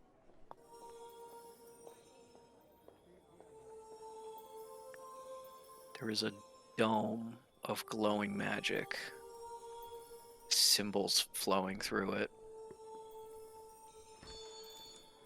And in the middle of the sand pit, you can see where the sand has been scraped away and the symbols gouged into the stone underneath. A trap. And you look down. And I think it's the smell that first catches your notice. A body starting to wither in the way of reflection tops. Administrator Tone, dead on the ground in the sand. And then you look up into this glowing dome and you see Administrator Tone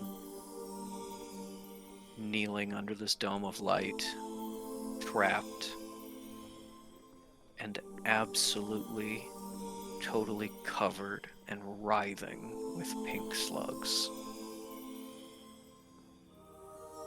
You watch them bite and gnaw at his flesh, but never able to make purchase, never able to quite control him as he kneels there. And the guy, he says, yeah, all right. So, you know, obviously we don't want to let the administrator out until he's actually captured, or we got some stuff to deal with him. So, yeah, if you'll reinforce the symbols, make sure we don't have any weaknesses or anything like that. You know, if we got to keep him under ice for a little while, that's fine. Yes.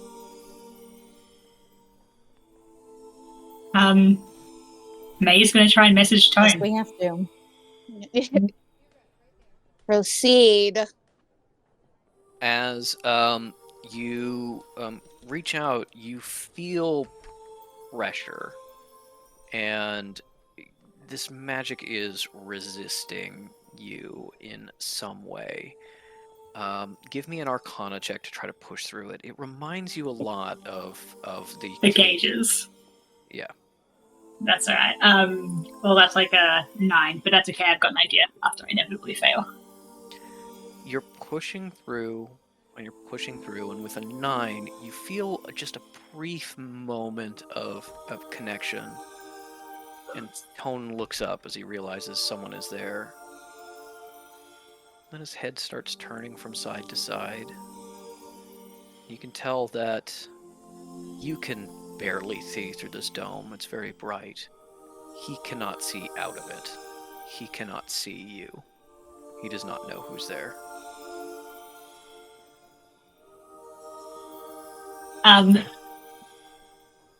Has Cal, like, pushed them towards the dome or anything? Or, like, She hasn't pushed, but she snapped proceed, and then she is like gesturing in the way that somebody is like, I'm being polite, but I will start shoving.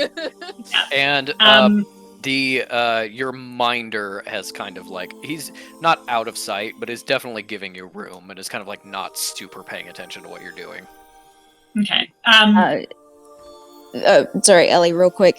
Fish has just taken out the calligrapher's tools and rolling deception just passively, just to be like, not actually doing anything, but like, oh, look, I'm contributing.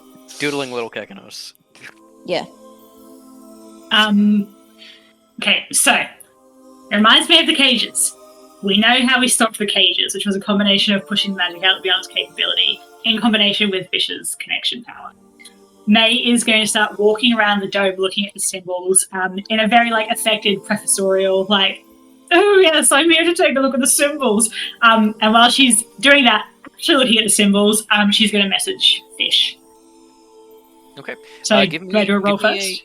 Give me a symbol check, yeah. That is a 23. Okay, 23.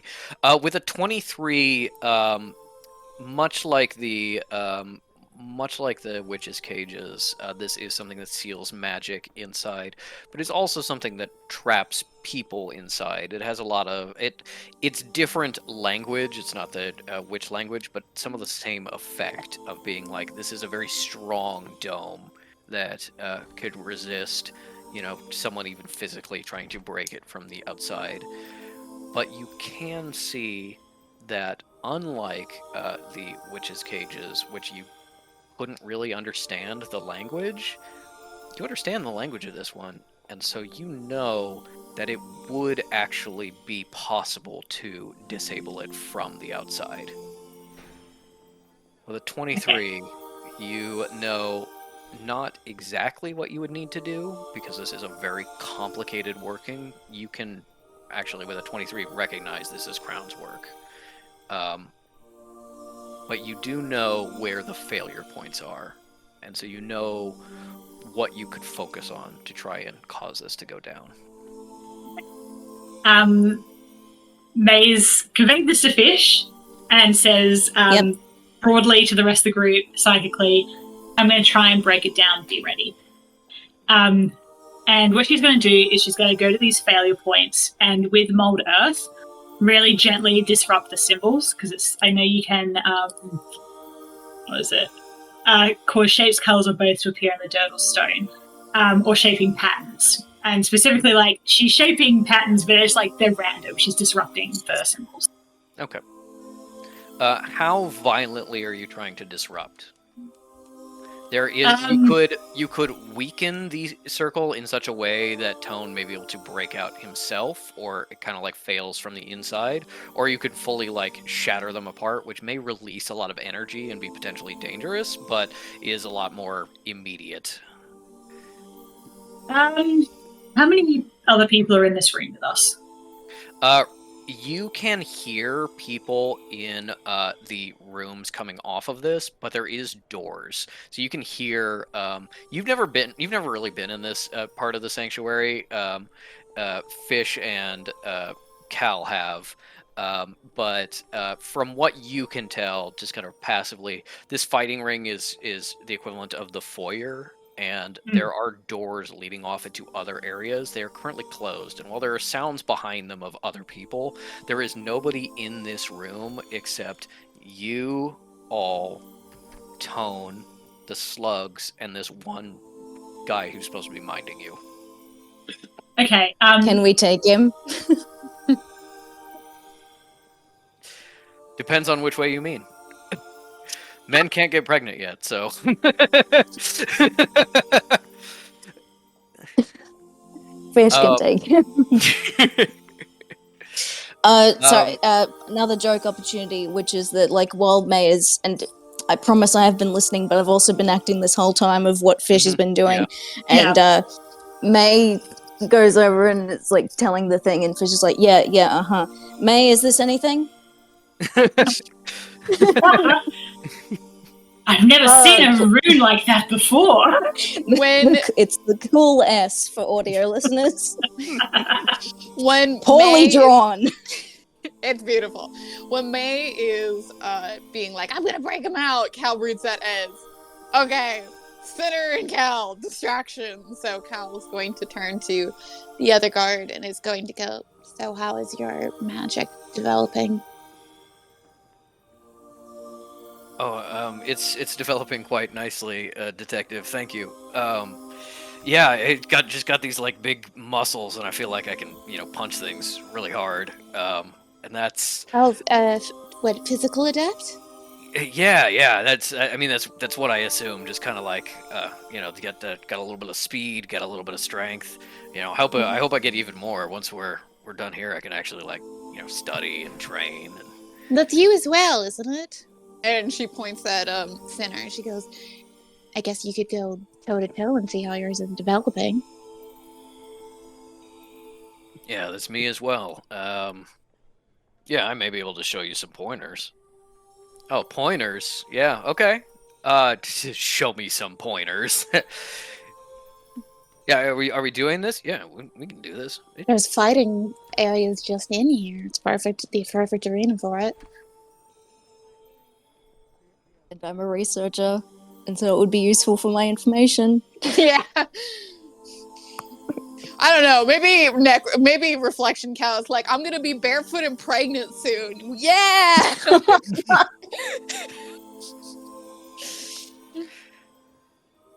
Yeah, okay. Just everybody stay where I can see you because I've got to, keep an eye on you and such. But yeah, if you want to do like kind of a friendly match, or yeah, let's do a friendly match. Then it does the Vulcan note. Can I watch even though I'm supposed to be working? Like, I'm working, but can I just keep an eye on it? No, you need to keep working, otherwise we can't do the match. Fucking okay. Whatever. Have fun. As you got a distraction because I rolled to do an insight and it was pretty low. So this dude does really want to spar with Sinner. Me and Cal are cruising. Things have been going great. Yeah, we'll need to fix that at some point. No. Okay, so my thought Mary process lost is, her boyfriend. yeah, it's gonna make up for that. Like, come on. How many failure points are there? There is, generally speaking, kind of like a failure area that maps out to like 4 or 5 symbols of being like, if you really break 2 of them, this whole thing could fall apart. If you weaken all of them, Tone could probably get out. Although, Tone is really not looking hot. Yeah. Hey, we got healing magic. He never did. Yeah, well, except for Tinny. Tinny thought he was hot. Okay. May is going to while the boys are doing that. May's going to locate the furthermost failure points that are like hidden by the dome, dome between her and the guard. And she's going to completely, I don't know, within 2 5-foot radiuses of mold earth, just crinkle the symbols into random shapes, and then also be messaging Tone are you there? Are you in there? Give me another. Fish is helping. Give me another Arcana check as with advantage because Fish is helping. If Fish is genuinely helping you instead of drawing, then yes. They're helping. That's a 6. Kekano is fully 13. in the sand, being like, wrestle. That's a 16. Okay. With a 16, you push through, and you feel the dome softening slightly with your input. And suddenly, all in a rush, connect to Tone. His head comes up, slugs falling off of him. He is coated. There's 25, 30 of them on every surface. And some are dead, most are not. As he looks up, he kind of makes eye contact where about you are in the dome. He can't see you, obviously, but he can sense about where you are. And he goes, Who is this? It's Symbolist May Gladly, reporting for duty administrator.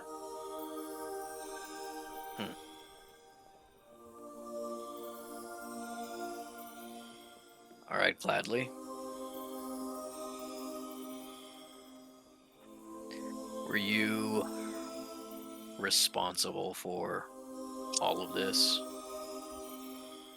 Did that machine set everything off?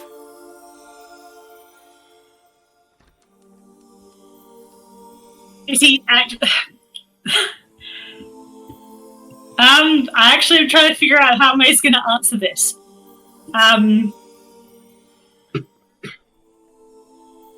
I think she's going to respond with the question, well, I didn't know Crown was a reflection, or that delivering this machine to him would be the end of everything, if that's what you're asking. Broadly, it's my fault as much as it is Goph's or Jaws. You can see he like dips his head a little bit, and he goes, "Yeah, that's what I expected May Gladly to say. So not a reflection then."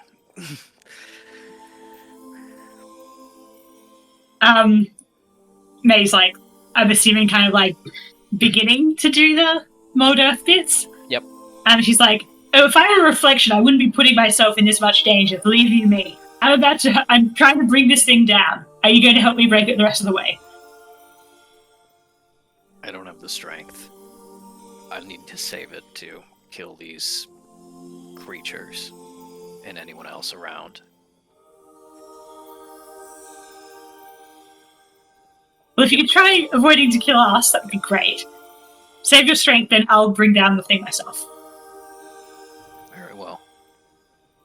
Thank you, Arcanist. I'd say my pleasure, but I think we can both agree this is just all-around shit. Breaks the connection, does Mold Earth.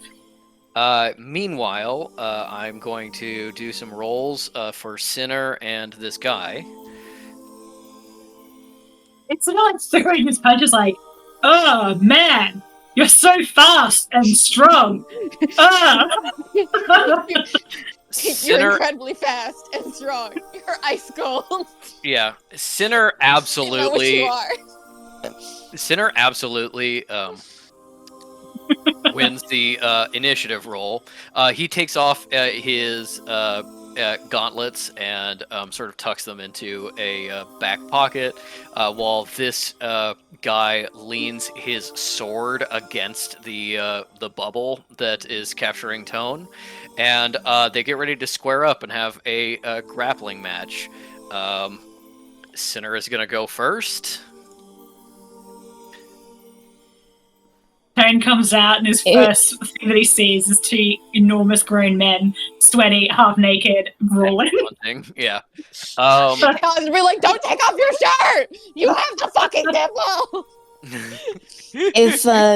If fish subtly inches by inch, how long does it take them to be able to grab the sword?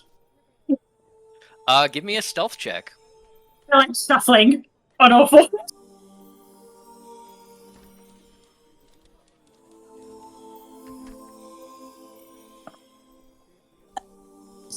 You got advantage. You got advantage on stealth. Do I? Yeah, because of the infiltrator armor. Trace is still on. Yes. And pass without Okay. trace is still on. Thank Christ. Oh, this is so much better. Okay, that's 22. All right.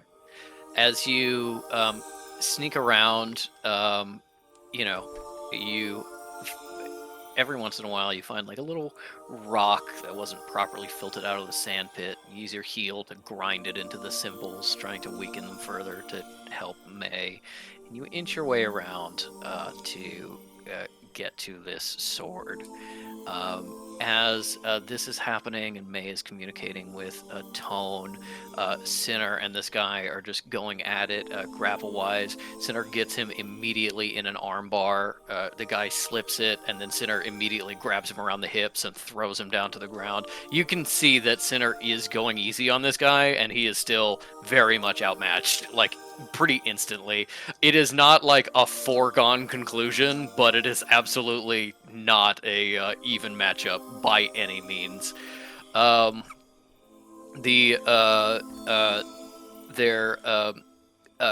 grappling. The guy starts asking for some tips while he's like in a headlock, and Sitter starts going through some kind of movement exercises and joint locks and stuff, and then all of a sudden, as Fish grabs the sword, the shield comes down.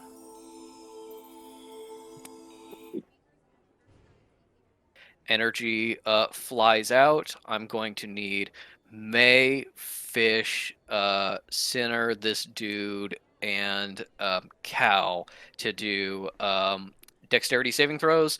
Mercy was standing far enough away. Because she's smart. Because she's smart. 10. 10. 14. 14. What is my dexterity? That is a 13. 13. Yikes. Okay. That means that Fish saves. Sinner saves. Cal and May do not save. You each take... Wow. Really low. 3 points of damage as you are just knocked to the ground by this blast. And then the reflection also has to do his save. Boo, boo, boo, boo, boo. Nope. He also gets knocked down. Also, May and Cal are prone. You are actually knocked to the ground and need to get back up. Fish swipes up the sword. Tone throws himself onto his feet, and in a blast, all of the slugs are like held away from him for a moment before shooting into the walls. A bunch of them smash, not all of them do, and that is where we find ourselves in this moment. I'm going to need you all to roll initiative. I'm okay for now, but how much longer do we plan on going? 'Cause we just hit the 4-hour mark. Probably, I'm thinking like another half hour to 45 minutes, maybe less. Hey, I kinda know. need a Don't donut. go for 3 hours. Don't go for 3 more hours, guys. Anything that. Ellie, I love you, and I love playing D&D with you. Dinner is a thing that Patrick and I need to eat at some point. We can do a dinner break, Roger. but Yes, we can do a dinner Yes, break and come back. intermissions exist. Yeah. Yeah. do we Yes. want to do that? Do we want to roll initiative, take a dinner break, and then come back? That might be a good Ellie's idea. nodding so I'm very eagerly. happy with that. All right. That's a 19 for me. A May is fucking on it. She's back in the game, baby. I will miss her. 9. 18 for Cal. Okay. What is Cal's dexterity modifier? I think it's what, +1? Beep. Okay, then that's a roll off between Cal and Sinner. Wow. But that was with him at advantage? Yes. So I'm imagining that when the other dude gets knocked to the ground, he's like, Sinner's got him in a headlock, the thing explodes outward, and so just lets go and sends the guy flying back to the energy blast. Maybe. 16. Okay, Cal goes first. 'Kay. So it's May, Cal, Sinner. What does Fish get? 9. Fish gets 9. This dude... I actually rolled initiative for him already, so that's his thing. I'll put 'em as Also, while we're card. doing this, I will say I'm cool with doing a long session today because next week is going to have to be short because we're starting late again. The week after that will be normal, but then the week after that one is off because Patrick and I will be at Comic-Con. This is just like the month of us doing shit, hey? That gets around session. it's July. Which is a All bit, right. yeah. We are going on intermission. Gonna have some dinner. When we come back, we are in combat, starting at the top of the round with May, then Cal, Sinner, the Guard, Fish, and other people who may have heard. I can't wait for Tone to beat the shit out of everyone in the vicinity by blinking. Oh, of course. I forgot to roll initiative. I don't forget about Tone. How long? No, he moves. He's a legendary. He moves freely. It's like fucking Naruto sidestepping. I think Tone does genuinely have legendary saves. Let me see. I hope so. How long is intermission going to be, guys? I'd half say hour? half an hour, maybe a little Yeah. longer. Yeah. I need to show Ellie my really cute donuts I got today. And You really keep what? Tone has Donuts. a Donuts. -1 to Donuts. dexterity. Let's see what he gets. -1 to dexterity. Yeah. He's a little. He disappointed Tinnitus in the bedroom, I'm sure.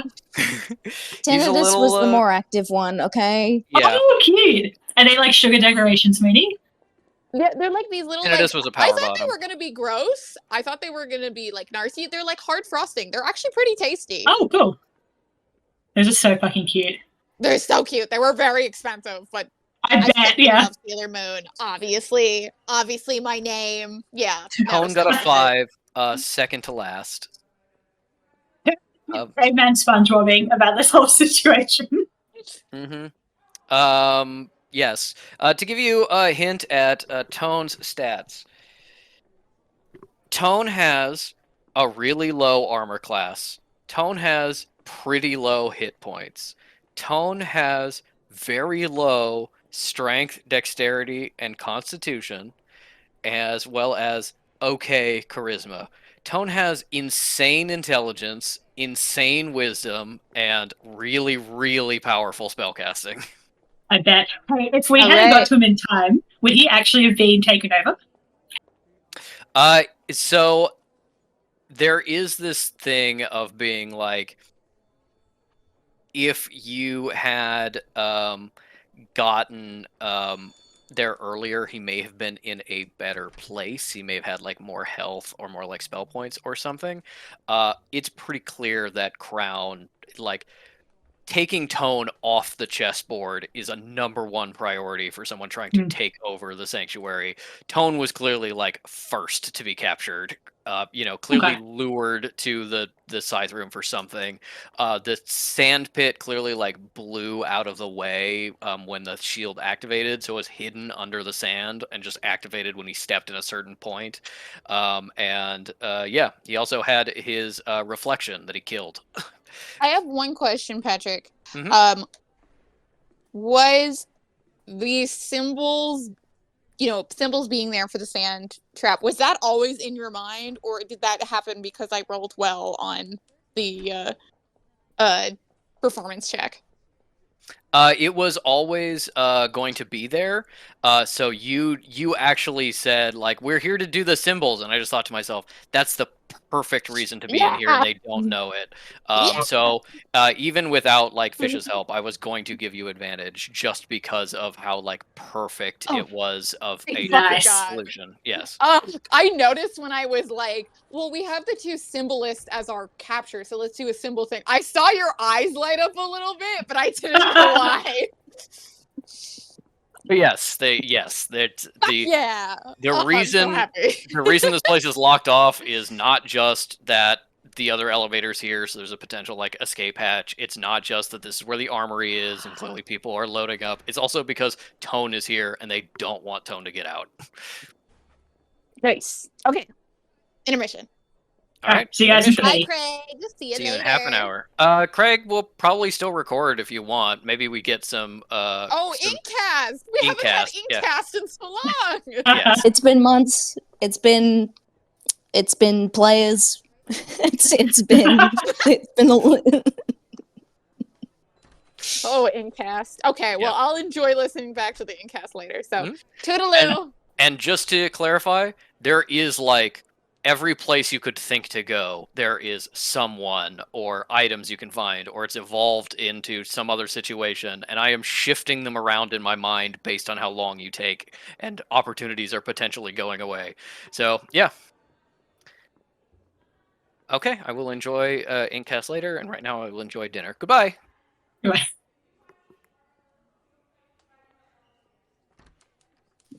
it's just you and me, Craig. Well, how about you you sit here and I'll be right back. No, Craig, don't worry about it. No, it's okay. No, don't worry. I'll be right back.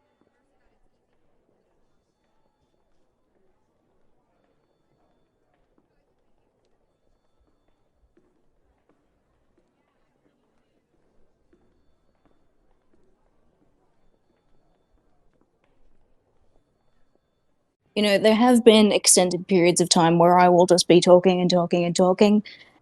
And I realized to my horror that I could indeed do a one-person podcast. Oh, fuck yeah, the sound effects are still on. Oh, wonderful. Yes, to my horror, a one-person podcast. Would it have a structure? No. Would anyone listen to it? Me!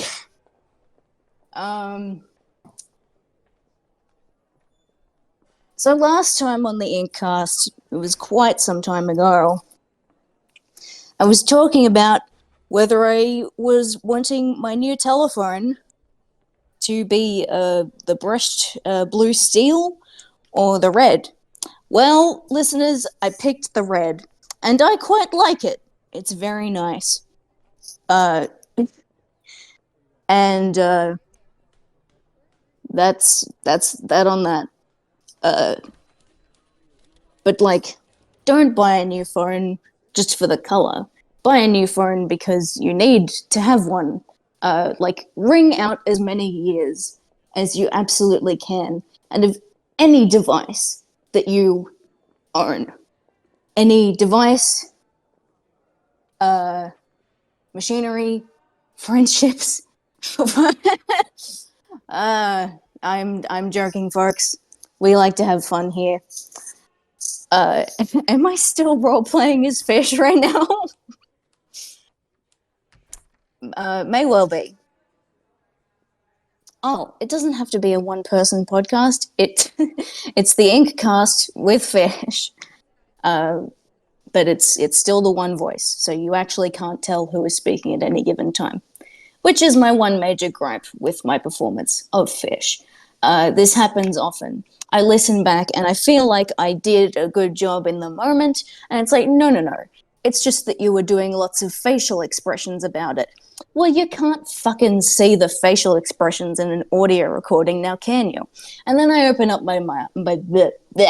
pardon me, I open up my mouth, and it's just my voice. I'm not doing a voice, which I feel is if I could do it again, I would change that. If I could just start from the beginning, I wouldn't change anything about Fish. I would simply be doing a voice. I am deeply impressed and envious of Patrick's New Zealand accent, and I have taken to whispering to myself in the night, trying to practice one of my own.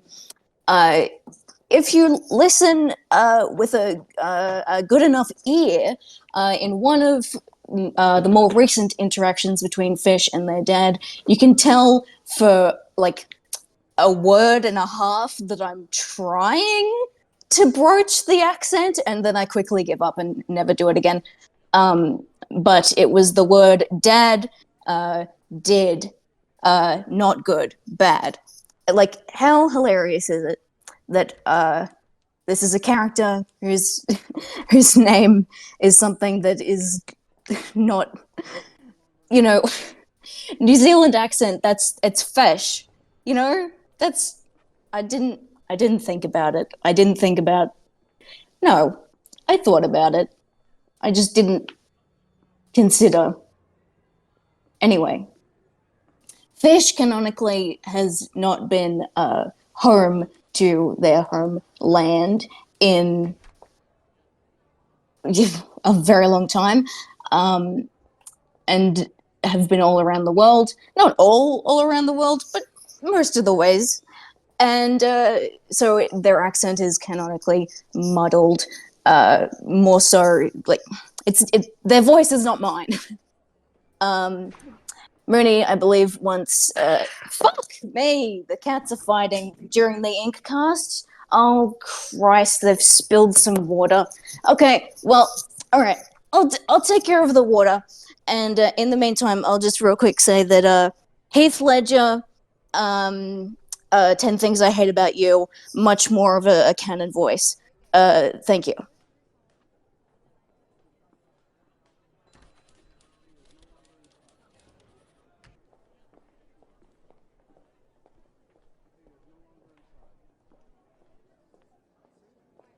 Listeners, frankly, I am astounded that this has not happened before. Now, you see, this may not be wise now that I am realizing, but it wasn't my decision in the first place. But so, we have the water bowl for the animals to drink out of course, which I regularly change because they deserve to have nice fresh water. I also fill it up with the container that you have in the fridge. So functionally the same as tap water, but chilled. They deserve some luxury. Anyway, right by where the bowl stays, there is usually a little jar that is usually filled with water. So if it needs a quick top up, and Teddy is complaining because he doesn't like to drink from the water bowl unless it's full. If it's a centimeter down, it's not good enough. It's very much like empty cat food bowl logic.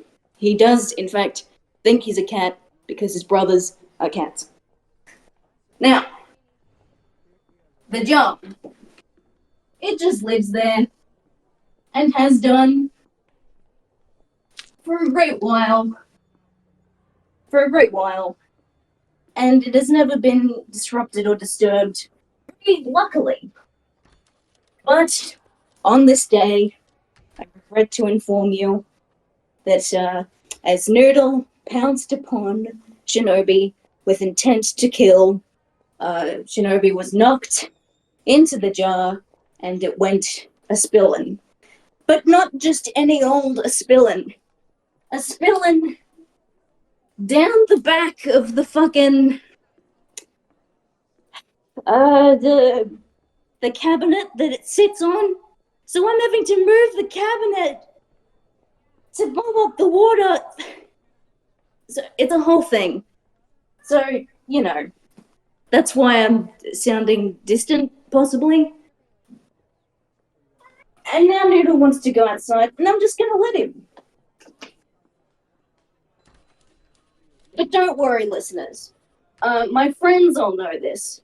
But if you are not so familiar with my life, you may not be aware. And so I'm assuring you now.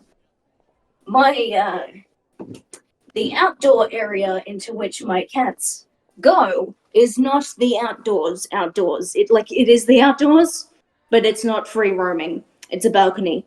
The cats are not free to go and destroy the ecosystem as they see fit. Just home. I'm a responsible cat owner. And when I say that, it's a lie. Because I can't possibly be, because they're fighting so often. Like, it's a recurring it's Ink's cats fighting is another meme on the bingo card of WD memes. When you say, I would. Right next to necromancer periods. Ugh. This sucks that this happened.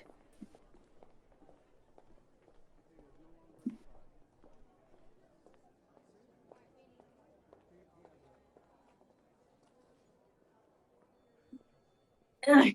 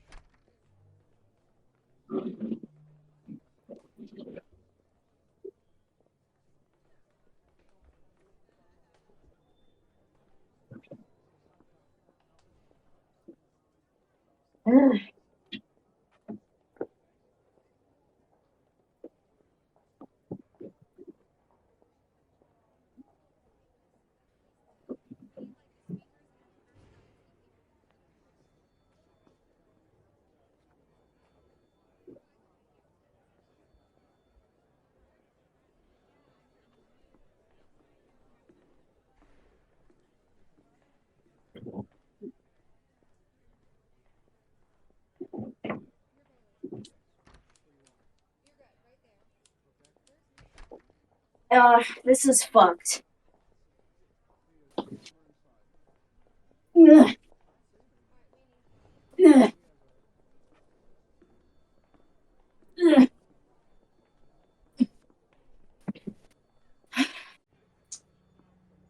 Ugh.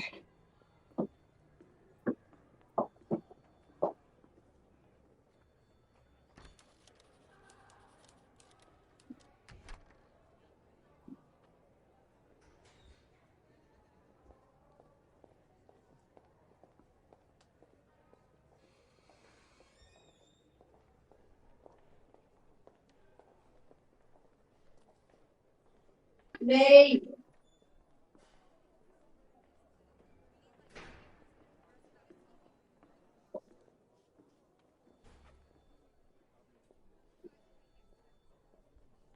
Alright.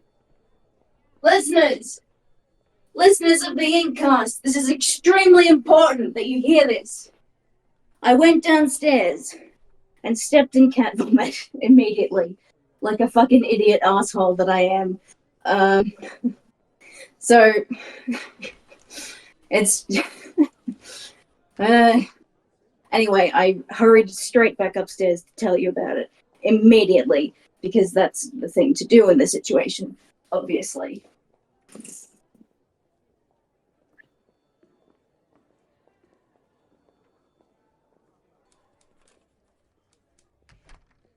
No, actually, right. Earlier on, when we were, scene with the reflections and the two of them were like, do you think we're going to have children? I typed in our game call chat, Daniela from Haunting Ground, because, and then Patrick and I briefly had an aside about it, but I didn't name her or the game. So I'm talking about Daniela from Haunting Ground, the homunculus lady, who would like to be capable of having children and is heavily implied to tear Fiona's own uterus out of her body in, game overs. Yeah, reminded me of that. I don't think the reflections are going to be doing that. By the way, did you all pick it up? The first thing I thought was us, but then I immediately forgot what the tethered called the non-tethered. But reflective, that's what the term is for a quote unquote normal person. I'm personally glad that there's a word. Much like, not everyone is trans, so it's great that there's the word cisgender. It's great that cis exists so that we can tell who the other people are.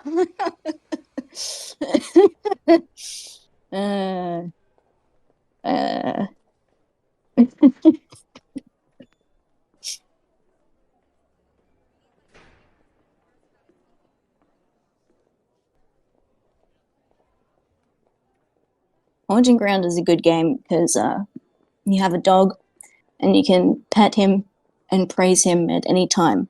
You can also scold him, and depending on how your relationship with the dog, his name is Huey, how strong it is, what I'm trying to get at is you're not going to get the best ending if you have a shit relationship with Huey, you got to he's useful in battle. So you got to be able to be like, Huey, go over there while I get Huey, go over there while I'm doing this. And if you've got a bad relationship with him, he won't listen to you, you see? And so you can also order him to like distract or bite stalkers. That's what the term is for the antagonists of the game, because they like stalk you. Haunting Ground is of like much like the Clock Tower series. In fact, it is featured on the Clock Tower wiki. I guess as a like spiritual part of it. I don't actually know the dev history. Maybe a Clock Tower person or the Clock Tower people made it. Much like how the new Danganronpa game is being made by the same person who did Danganronpa, but because they don't own the IP, they're like, the new game that they're coming out with is not Danganronpa, but it clearly is. To the point that I would be disappointed if it wasn't included in the Danganronpa wiki. But I digress.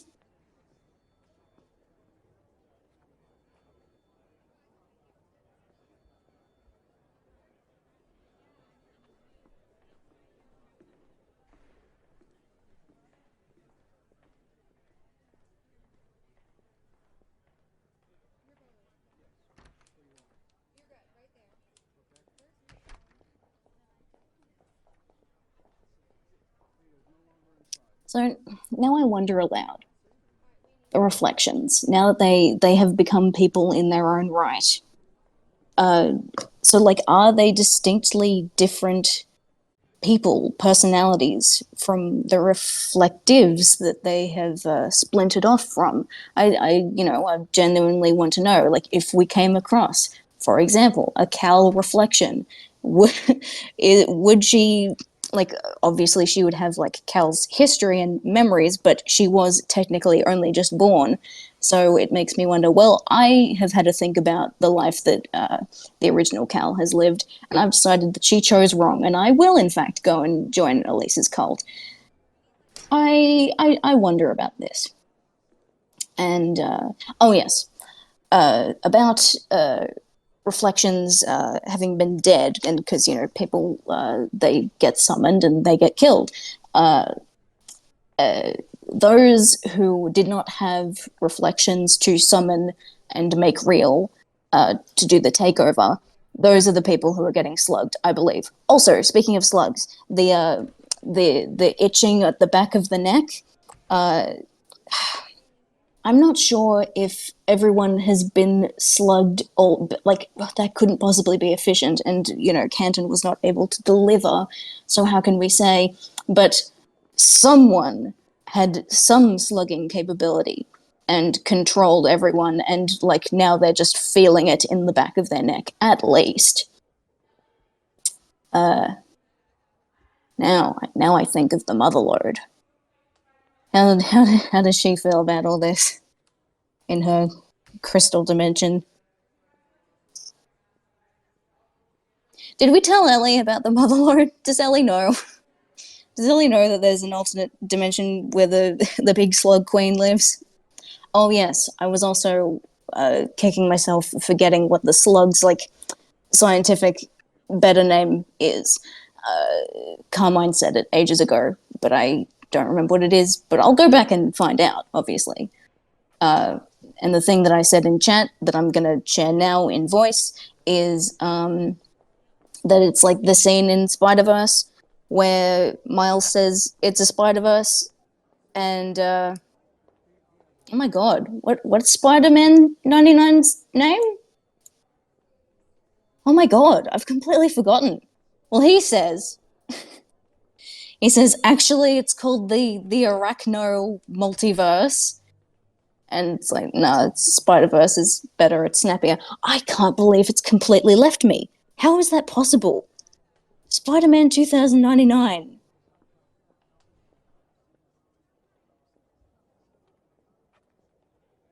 What the... Why are they not even telling me his name? I've looked it up and it's just like, oh, Miguel O'Hara. Fuck me. that was making me panic. Anyway, yeah, love. He's great. That man went totally feral, as is his right.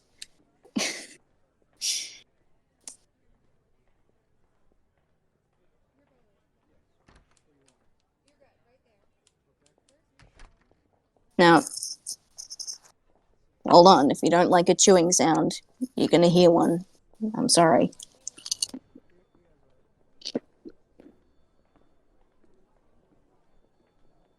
I'm subsisting only on crackers today. Don't tell Mooney. I mean, she'll find out by the time she's listening. But to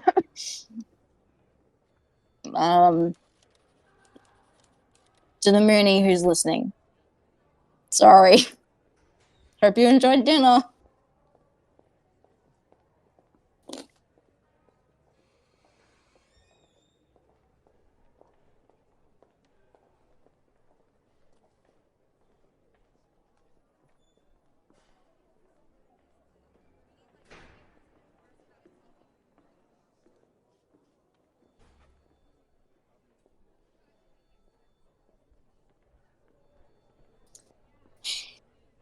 Okay. No, this doesn't need to be on the Inkcast.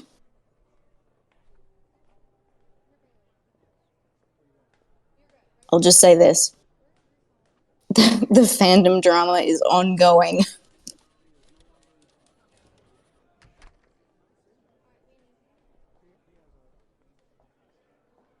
Oh, okay, I saw this great thing. So apparently there's a new Sonic game, and it's called Sonic X Shadow Generations. And, well, when you Google Sonic X Shadow, what do you get?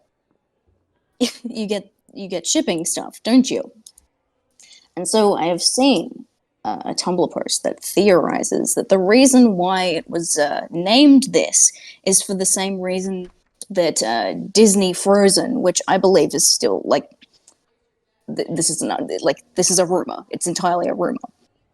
Like we don't know that this is why it was, but you know, Frozen was named Frozen because Disney Frozen was about fucking Walt Disney's body being frozen in a fucking whatever. And so to counteract that, to make that no longer the thing that shows up, it's like, well, we will use this title. I wonder if they are attempting the same thing as Sega. I can't say for sure.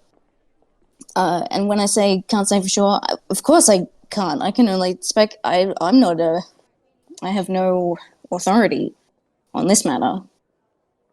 One of my closest friends, is a big Sonic fan, but I don't think they know.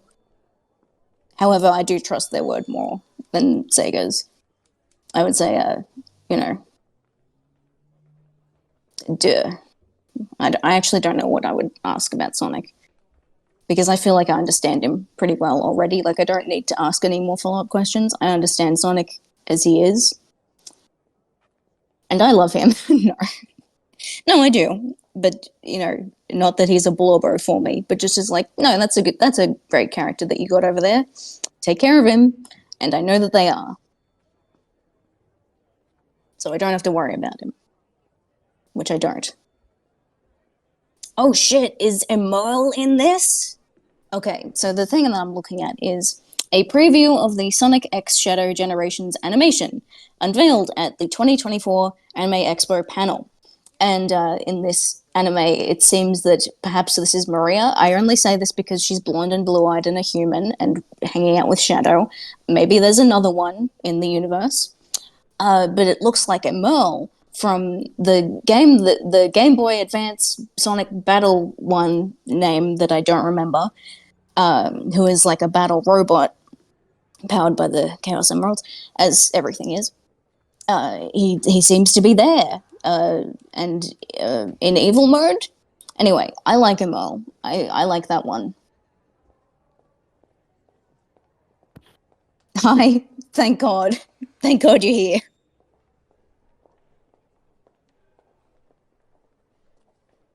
Okay, well, Ellie rejoined the call.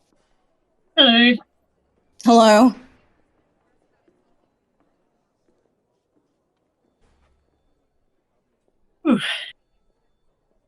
What'd you get up to?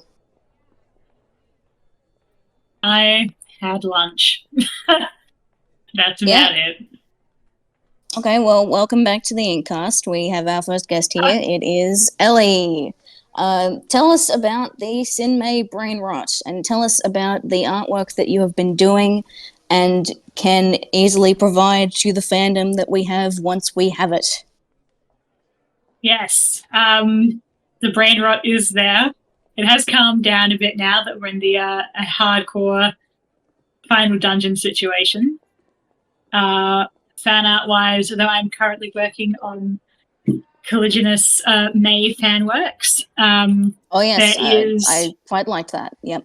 There is a planned cinema companion piece to the Drum Gladly piece. Ah To yes. be done at some point down the track. Oh, I'm so sorry to interrupt you, Ellie. Listeners of the Incast, Drum and Gladly are alternate universe versions of May and Sinner in what we refer to as the Lobsterverse, which is, simply put, a grimdark AU. Where instead of Kekano as Fish's familiar, it is a lobster named Omar, and everyone else is all fucked up. Not resultantly, that's just one of the things that are fucked up about the universe. Anyway, in this universe, May was the one who was possessed by Jonas, and she is fucked up and has no soul. Ellie, please take over from here. Tell us all about it. That's a pretty good description. Also, in this universe, rather than Sinner killing his father at a young age, he made the choice to kill his brother instead.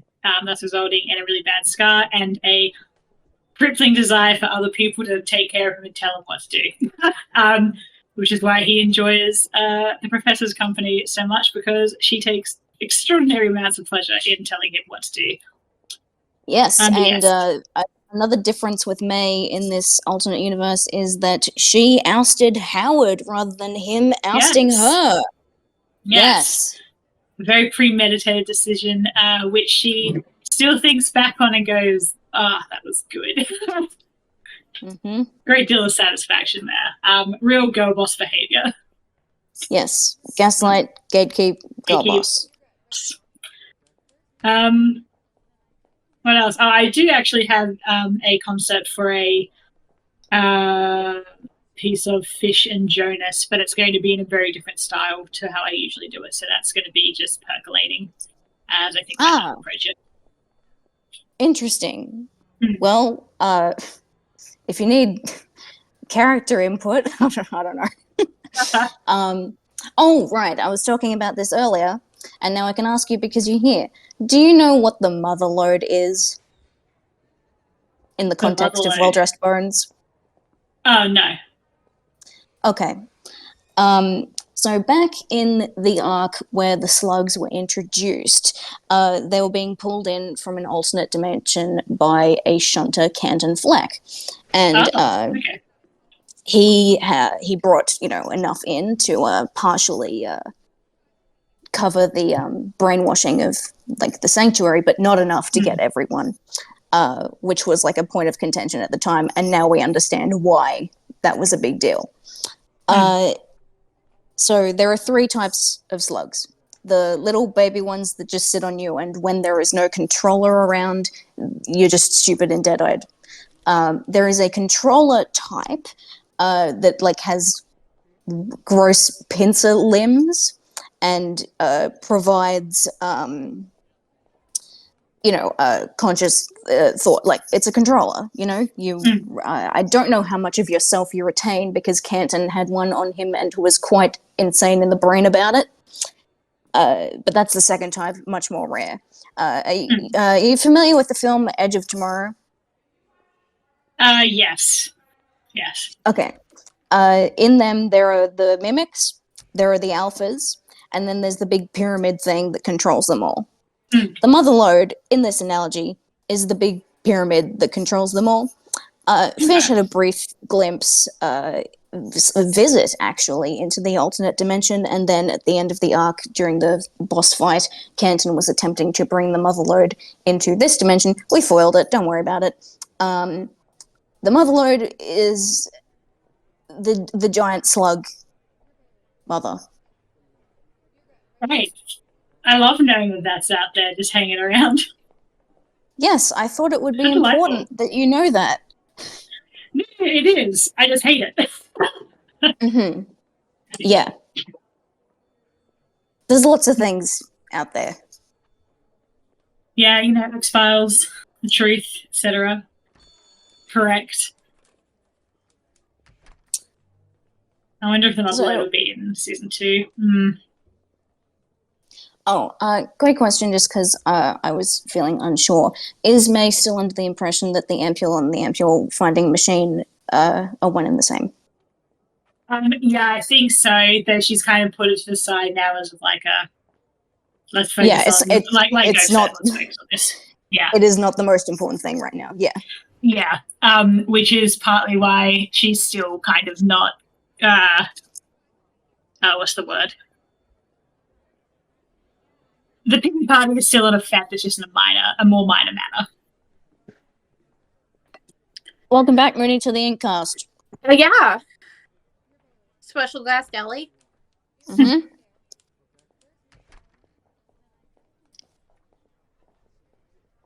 And I'm gonna let my guests talk because I would like to eat some crackers and I would like to mute myself for that. How was dinner, Mooney? It was good. Nice. I had chicken tenders. Patrick had a chicken sandwich. I don't really eat fast food, but it's a fast food place around my house that I do not find occasionally, so. Hilariously, it is made by the people who open the owners of Yogurtland, and I think it's so funny that they made a frozen yogurt place, and then they were like, next stop, chicken sandwich. That's an interesting way to go, for sure. How's the Borbos rotating? They're rotating okay. I'm actually like, the brain rot is always there, always present. But honestly, the focus is now more on like actual what are we going to do more than anything else. I will say I'm disappointed we didn't get a detailed little moment between Fish and Cal like inking the Symbolon and same for May and Sinner. I was like, thinking the same thing, but I didn't want to slow us down. Yeah. I'm like, I was thinking that'll be just a fic. It happened. It was weird and intimate, but we just zoomed past it. Yeah. Maybe the symbols would come off and we'll have to reapply them and we'll have time to do that. Who knows? I will say Cal would have they would have been like, should we draw them or should we carve them? And Cal would be like, it's fine, make me bleed. Like, be completely ready, like, scalpel out, let's fucking do it. Whole body tattoos, this is nothing to her. Let's just get it. You will know what I'm talking about with this, but I had dialogue planned if we did do the scene. Yeah. You know where I would be going with that. But it's fine. I was thinking of the exact same thing. Yeah. In fact, I was thinking, would it be too much to have Fish mention a thigh placement? Yeah. Oh god, I wish we had gotten the loyalty sigil. That would be sick. Well, you know what? We can always come back later. We can. Maybe during this battle we'll get really roughed up. You never knows. Yeah, maybe we'll have a Marilyn Monroe moment. Sitter's sweating with his sexy fight, so we're like, let's reapply it like sunscreen. Exactly. Wow. Reapply every 20 minutes. Yeah. All right. Well, I will just grab the towel that is soaking up water that you can all find out the story about later, and then I'm back. Did you spill water? Did you knock over? I didn't. I think Noodle. Yeah, I think Noodle spilled water. Noodle. So, like, in the situation where we only had so much material to make the neck blocker things, I was fully gonna have like, if that had happened, May would have been like, I think we can agree Cinder is the person we do not want to get brain controlled. Yeah. Put it on him, please. I do not want to be choked half to death again. We got very lucky that the only person who got slugged last time was Metal, and you could just do the equivalent of putting your hand on her forehead.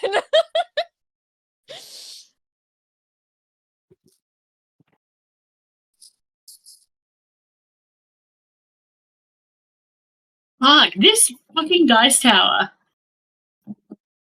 That was 2 3s and a 4 in succession. Wow. And now a need 9. You need to charge it. You need to cleanse it. You need to put it You out need in to the put it moon. in the moonlight. Yeah, I'm like, I was thinking. do the execution. I'm curious, like, what's going on here compared to when I hand roll, right? Because, like, I do, like, you know, like the loose hand shake and everything when I'm hand rolling. So now she's proven me wrong because I got a 15 then. I do need to do something to her. It's She's just the fine. rancid energy. Maybe she likes me talking shit about her because now she's rolled 2 nat 20s. 3 nat 20s. Though I am wondering there was something to do with the angle that the little internal shelves are in at. Well, it shouldn't matter because it will always be thrown in at a slightly different angle anyway. You know, a different face will be Sorry, up. but, like, things like that. I can think so. Oh, my share is now going down for no particular reason. Just because I hit my standing desk. I think there's wrong with this bad juju going on down here. I think she's just a rancid little bitch. Wow. She needs the moon. Very rude. I'm ready if you guys are. Yeah. Yakuza like I sees it. Thank you very much.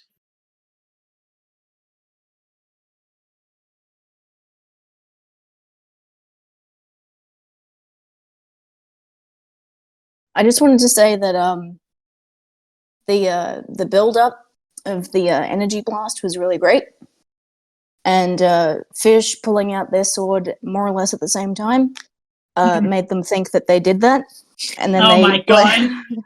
and then they looked back and was like, "Oh, it was him." Okay. Anyway, so just Let me keep get that my in mind shelf for ready. flavor. Yeah. Wow.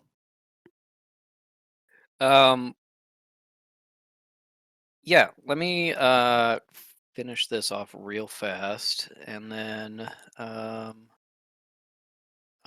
will. I have a question. Do you guys say chicken burger in Australia?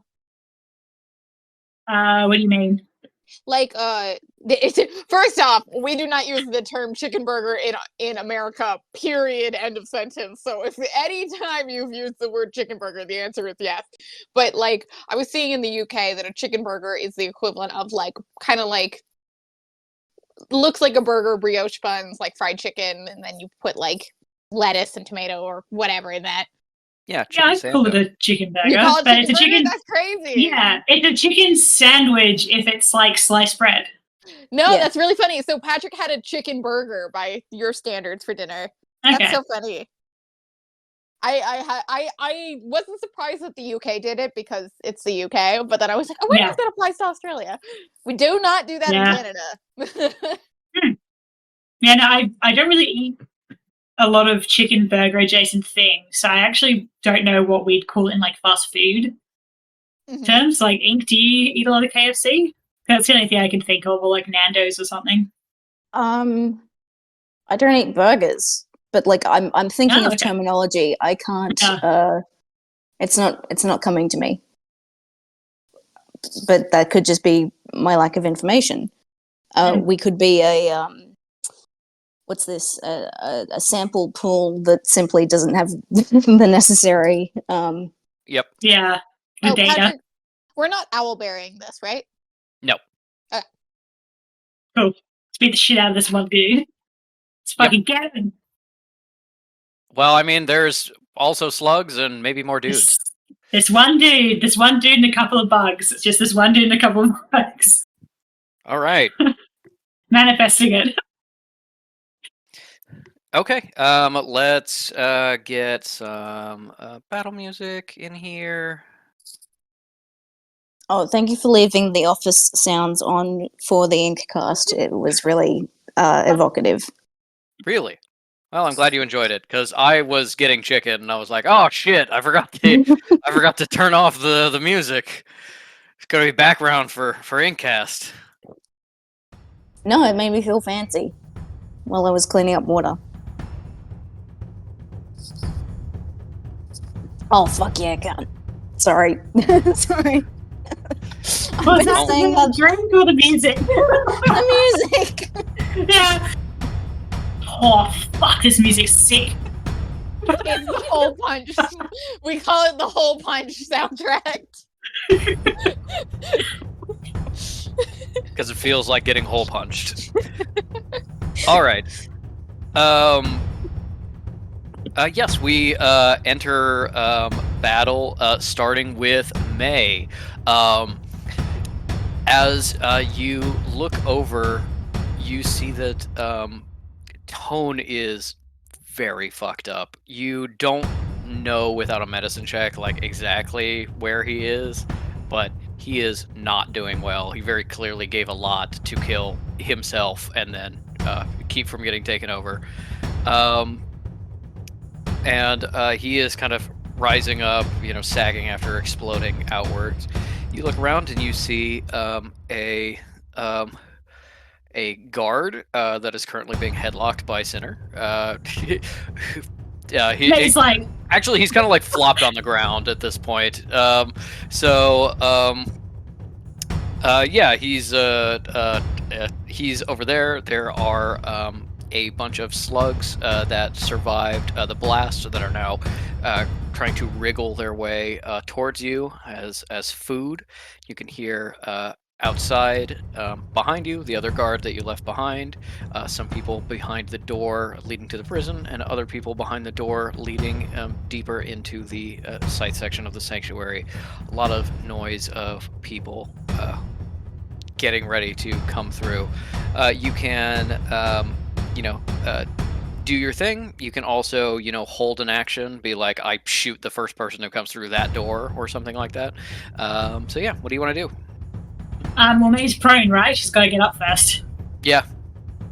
Tragically, and that's my one action, isn't it? Getting up. No, that's getting up uses half of your movement. Okay, So cool. You have 15 feet of movement instead of 30. Okay, May gets up. Is Tone within 15 feet? Yes. Okay, May's going to move closer to Tone. I can't hold movement, can I? Like, is it to move in front of him if someone comes in? Okay. Ooh, I don't have any potions left either, because I wasted them on fish. In that case, okay, so where did you say the noises were coming from again, Patrick? There is, at where you are standing, there is in front of you a door leading deeper into the scythe area. It sounds like there's a lot of people behind there. There's a door to your right that the others know leads to the prison, and it sounds like there's some noise over there of somebody coming. And then behind you, the door you went through, there's the one guy that you left who's gonna come through. Plus anybody else who was, close enough to hear things, but they might not be able to get through immediately. Okay. May says to Tone,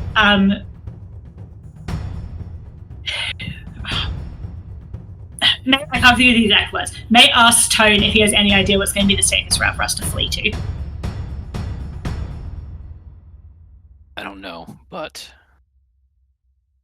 we have to get out of here. We can enter Okay. the elevator, head up and out, or if there's people that need saving, we can cut through the sanctuary itself. Maybe both.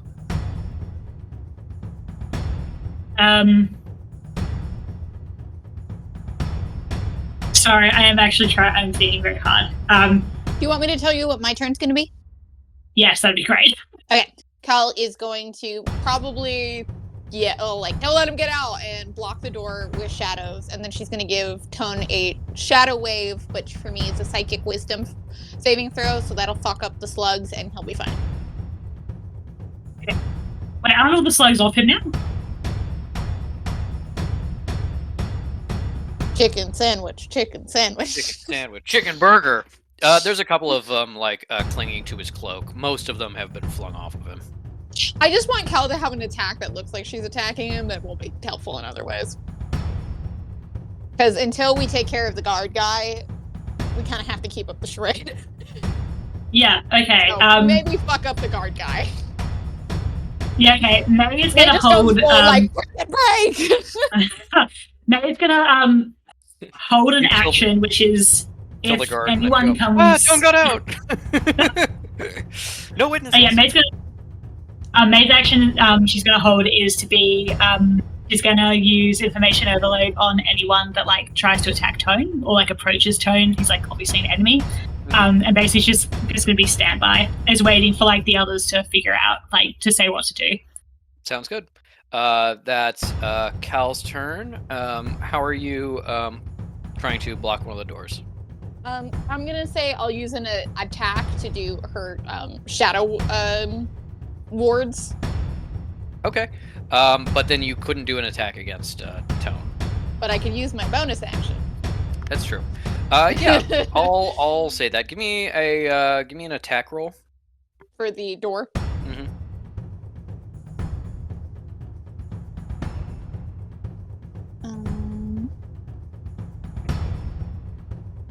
With my spell attack bonus, that's a 12. Okay. You slam some shadows into the door and try and like dig them into the door frame. Seems like the door is like somewhat stuck, but not secured.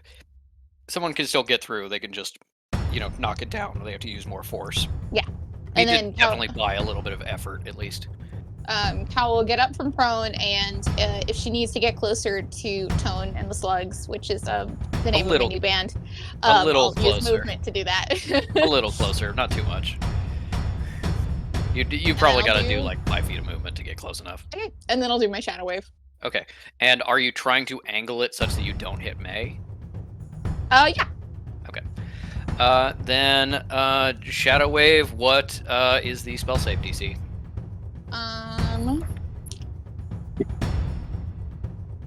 It is 14. 14. Let me get up my worm stats. Your worm stats. Worm stats. Worm stats. Oh, and question, for worms, does it matter if I do non-lethal? I mean, not really. Honestly, Ryan I these think you things. kind of always want to do lethal with the worms. Okay. Worms suck. Cool. I was just like, I don't know if I need to be nice to Tone, but it's okay. Even if I pass him out, I'll just fucking use it, spare the dying. So Yeah, it's cool. don't have And I very little really health. but- cannot imagine he's gonna fucking fail this. this What is the GC. spell save DC? 14? 14. Okay. Yes, that one. He has to add 14. Like, come on. Yeah, it's like That 20. is a 26. And the worms just make it too. Actually, okay. let me double check. See if they have negative to their Worms make it. No. Come I mean, on. They rolled a 14. They don't add anything, but they Okay. rolled high enough. Yeah, you just feel the shadow wave come over. The Tone uses the opportunity to kind of like shake some of the worms loose. Clearly did not affect him at all. Yeah. Just like this rock of mental resiliency. And that brings us to If Sinner's it turn. had worked, I would have been all the girls in my temple gossip about my you fucking tinnitus. Yeah. All right, that is Sinner's turn. What is Sinner Drum going to do today? Oh, I should also tell you, speaking of legendary enemies, Sinner had 2 legendary resistances if you had fought him as like a genuine enemy and you hadn't pulled him over Jesus. to your side. I did that through an item that he had rather than an innate ability, but it was something he had the option of doing. Okay, yeah. First of all, Sinner doesn't have his gauntlets, but he does channel his magic, and you see his muscles start to swell. And he stands over the guard on the floor, is kind of like groggily blinking back to attention. And he does that. Does that. And that means that he does... need more of these dice.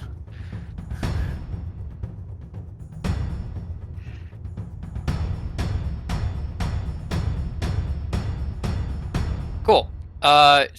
Sinner immediately stands over this guy and puts 2 straight punches right into his nose, and the guy's face is like pancaked. Instantly broken nose, blood everywhere. Done a ton of damage just standing over him and wailing on him. That kind of like, we're wrestling. Oh, this is serious now? Get down. It's not funny anymore. Yeah, and then he's going to yeah, I think he's just going to look around and make sure that nobody else is coming in, seeing that the door is locked, making sure the slugs are far away, just like keeping a lookout. He's not going to move in any direction, but he's going to be ready to. That is going to be the guard's turn. Who goes? Gurgles. He's going to stand up using half of his movement, and let's see. Let's roll a perception check, because he just got punched in the face real hard. So I need to see. Is he perceiving whether his nose is attached to his face still? No, I think he's perceiving like whether he's attacking Sinner for attacking him, or like realizing that Tone is actually escaped and everything. Yeah, he's focused entirely on Sinner. So he gets up and makes 2 swings. That is a miss and a hit. First one, he's just 2 punch drunk. Just, whoa, big swing and miss.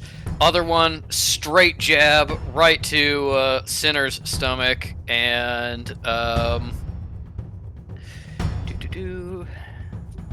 He breaks his fingers. He might. Sinner sweeps down a low block, and it does 4 damage. No, actually, because he has resistance. It does 2 damage. I forgot he has resistance to bludgeoning. Yeah, Sinner, it's at the point where, like, Sinner noticed that this guy swung at him and hit him in the stomach. I'm not even sure he, like, looks back at this guy. He's still, like, scanning the room to making sure everything's okay. That is going to be the worm's turn. They all, the ones that are left, wriggle up and get a lot closer, but... yeah, they only have 20 feet of movement, so none of them get close enough to be able to jump on you yet. And that is Fish's turn.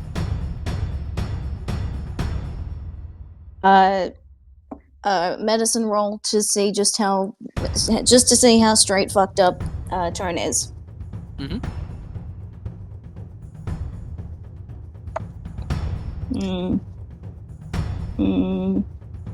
18.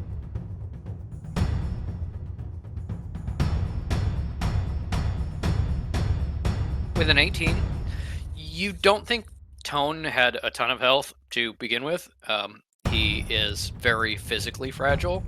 You think he is about at the equivalent of 5 hit points. Like, he is not quite on death's door, but he's very close, and he's used a bunch of health, a bunch of hit points, and a bunch of spell points to get to a position of honestly being the caged animal that Brown can't quite capture.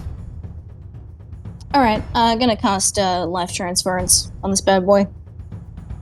Alright. Give me that roll. Okay. That's 3d8 necrotic damage.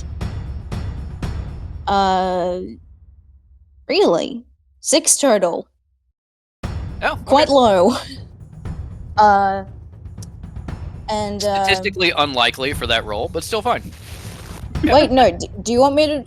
Okay, I'm telling you, that's what I got. No, it is. It's just statistically that's unlikely. That's on the lower end. I'm just sharing fun facts. Don't worry. Okay, here's what I got. I got a 3. I got a 1. I got a 2. Yeah, you don't need to prove it to me. Okay, I won't then. That means you heal Tone for 12, I believe. Yes. Okay. And Fish takes 6. Tone, it straightens. You can see some of the bite marks start to not really close, but like get older, as if they happened, a few hours ago rather than, just a moment ago. And he straightens up a little bit and gives you a little nod as he kind of like stretches his neck and gets ready. Fish nods back.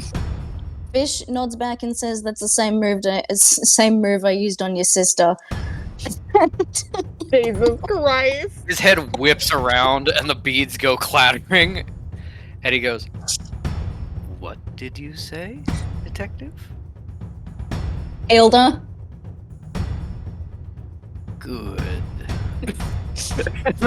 and then focuses back up.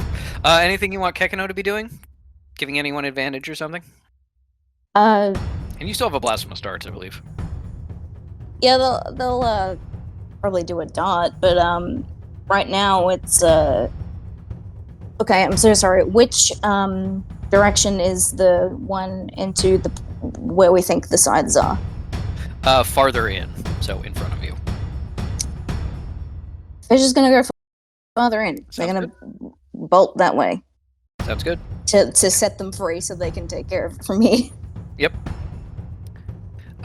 Anything for Kekino and your Blasphemous Darts? Kekino. Go over to Cal. Give her advantages if she needs them. Okay, Dad. You got it. The reflections aren't going to be like, wait, hold on a second. It doesn't matter. Is the guard? I don't think we have to worry about the guard. With that medicine check that you got, you can also take a look at the guard and go, he's not dead. He's pretty fucked up from one round with Sinner, and Sinner barely noticed the fact that he is still alive. So guard's probably taken care of. Okay, well, just despite him, let's blasphemous dart him. Oh, okay. You can also use it on the worms who are coming for you. Okay, let's do the worms at least. Let's do 4 worms, 1 to each worm. Okay. Wait, no, it's 3 worms. Yep. Yep. I think Noodle, for fuck's sake! I think it is so funny. 5 minutes ago, Fish was like, "This guy laughed at my joke. Maybe he does deserve to have a full life." No!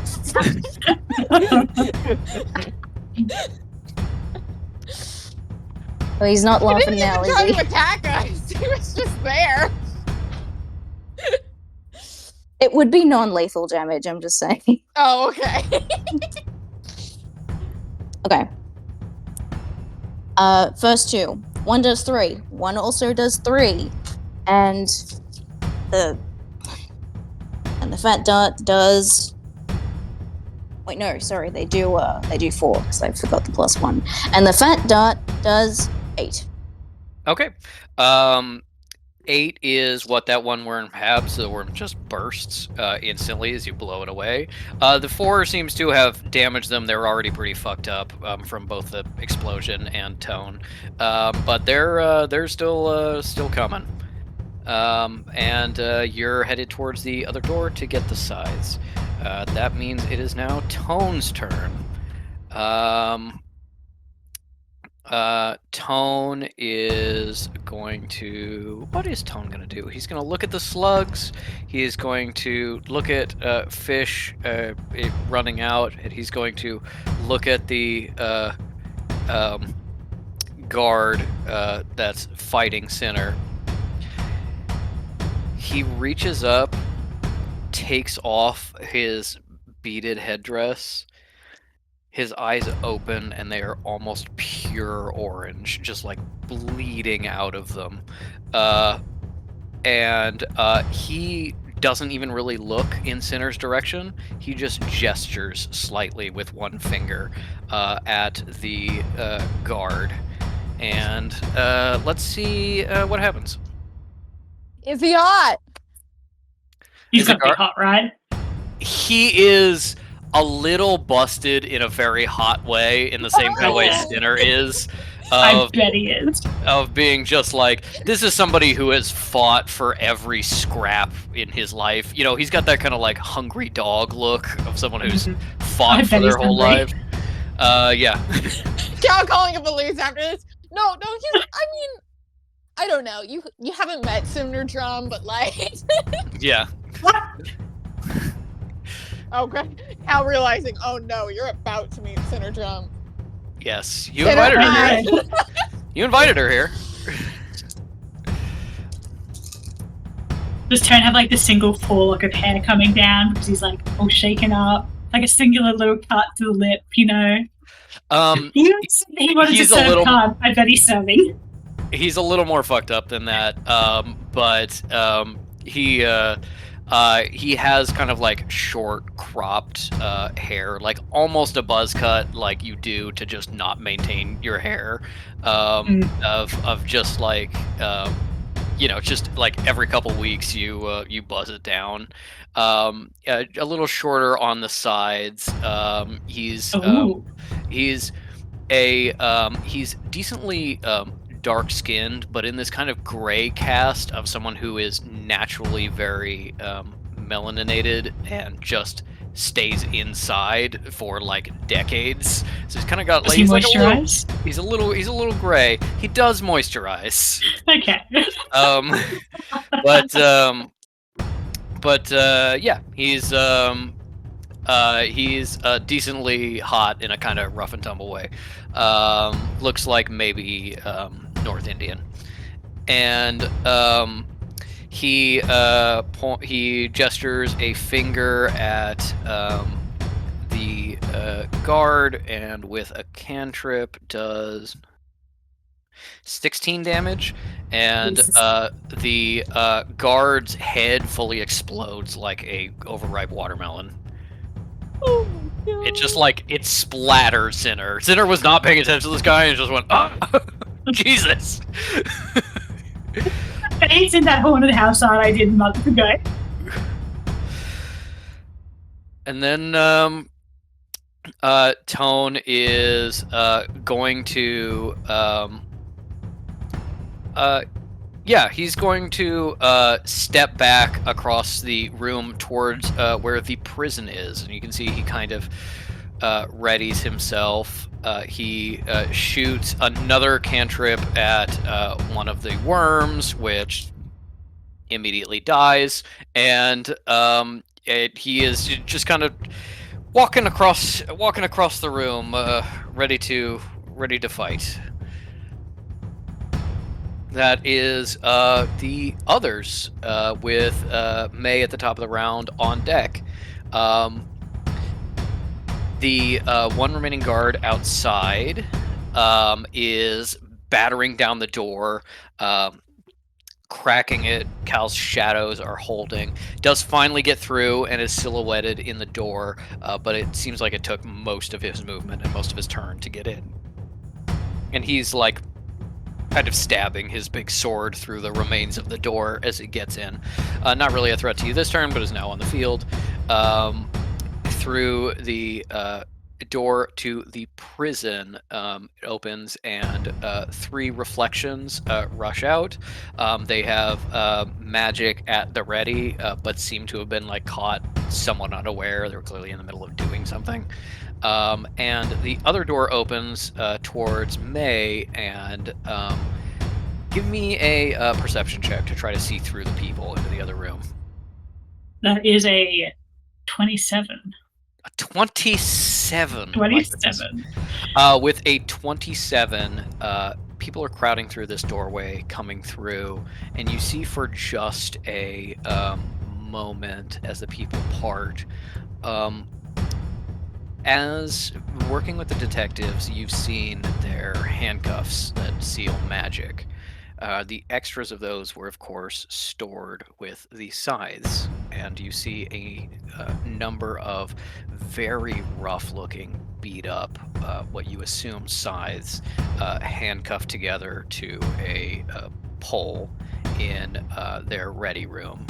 And most of their armor and weapons have been stripped off, and the reflections you see running towards you are sort of haphazardly wearing or carrying scythe arms and armor, like very like half on. One's just wearing a helmet, one's just wearing like scythe armored pants as they rush in. And May is right in front of them, so they are going to do some attacks at May. And then the other ones are going to attack Tone. Oh, I got my action. Yes, you do. Because it has not yet been your turn yet. You get information overload at the first person that comes through the door. Yep. Okay, that's a intelligence saving throw, I want to say? Yes. Okay. That's this guy. Well, I'm gonna guess that doesn't beat the DC because that is a 8. Yeah, I'm inclined to say yes because my intelligence is 16. Well, is your like spell 50, save right? DC should be on. Oh, sorry, I thought that was my own. The sorry, never mind. with your magic stuff. Your spell save DC is 14. So yeah. Yeah, well, still doesn't beat him. Hell yeah! All right. So I get to roll my bad boy. Fucking, I'm glad this hit for once. What a novelty. That's an 8 and a 4 plus 3. That's 15. Okay. 15. With a 15, what do you project to this reflection? Knowing that the reflection are newborns, May projects all her fucking eggs about this entire situation into them. Makes her feel real bad. It's therapeutic for her. The reflection in running in first, who is like in a scythe armor and helmet, but no pants, is running in, gathering flames to shoot at you, and then just goes, "Oh!" and then just like slumps off to the side, and seems to be Experiences ennui. yes, pretty decently damaged for coming through. All right, that is then going to be these two. Okay.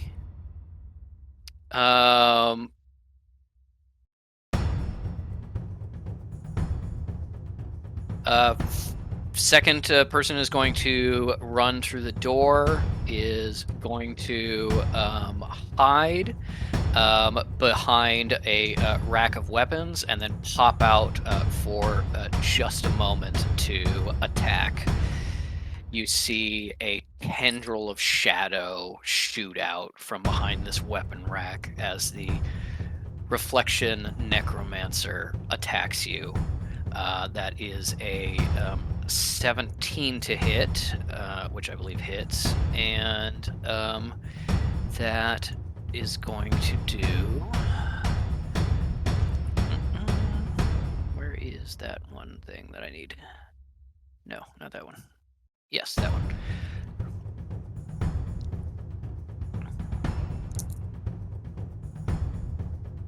With sneak attack, that is going to be 4 points of damage. Oh, okay. Next person runs in, kind of clears the door, and you see them gathering energy in their hands as the energy thrower unleashes on you. Does a... What is May's armor class? Does a 12 hit? Sorry, let me find it. I very rarely have to look for it. No, it doesn't, 'cause it's 13. Okay. Fires off a blast that just goes over your shoulder and pops into the wall. There's like a little bit of an explosion when it hits. And then next guy.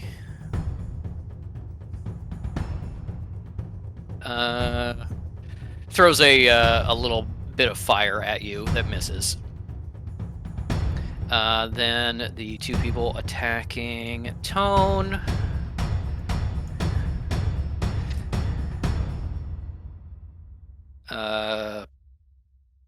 Hit because Tone is such a low AC. And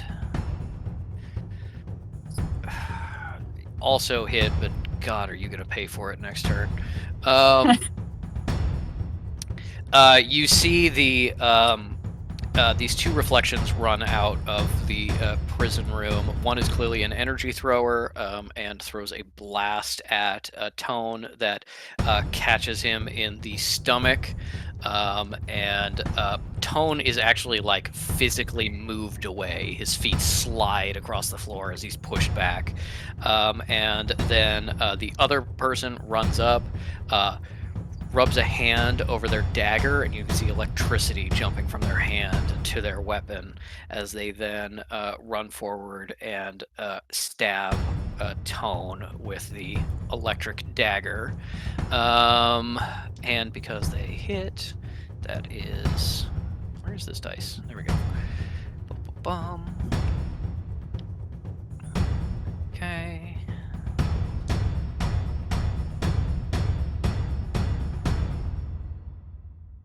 Thank God the fish healed him. Jesus. Yep. No, he would have been down pretty much instantly.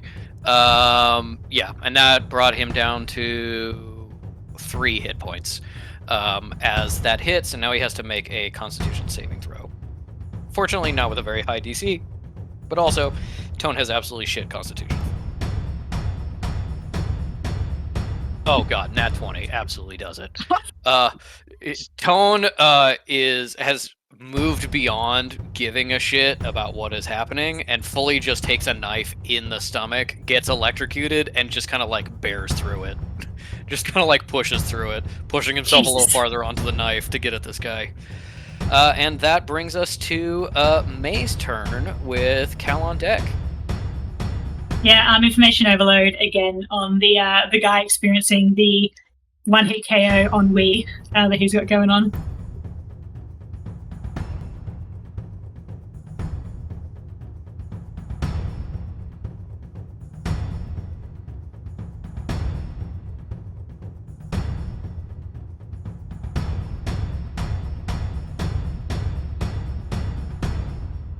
A much better roll, still fails. Yeah. Let's see what happens. That's 15 again. He dies. You're just like pounding him with information, and he just kind of slowly slides to the ground against the wall, and his eyes kind of roll back, and he just kind of, it's not worth it, and then he's gone. Congratulations, you enweed someone to death. They lost all hope and just stopped breathing. Okay, so Fish was heading towards the room that just opened up with the reflections coming out. Was that right? Yep. Mm-hmm. Yeah. And Fish is now about even with where you are because they were running forward. So you're about next to each other. And where's Cal? Cal towards the is sand? behind you a little bit and to the right. Okay. No, I think May will stay where she is just because Tone is still not looking too hot. Mm-hmm. Just in case she can do something. I don't know. And then she's going to turn to like look at Fish and say, "What are we doing? Are we moving?" Sorry, say again. She's going to turn to Fish and say, "What's the plan? What are we doing?" We are setting the sides free so they can take care of it for us. Okay. Can May sprint towards the door? Yeah. There's a bunch of people there, but you can get right up in the mix. Maybe she won't do that. Maybe she'll stay here, actually. She's not good up close and personal. Yeah. More of a fair thing. Yeah. All right. That is Cal's turn with Sinner on deck. How far is Cal from Tone? Because he got pushed back about 10 feet or so. Okay, Cal will close the distance and then cast Cure Wounds on him. Okay, nice. Roll your Cure Wounds.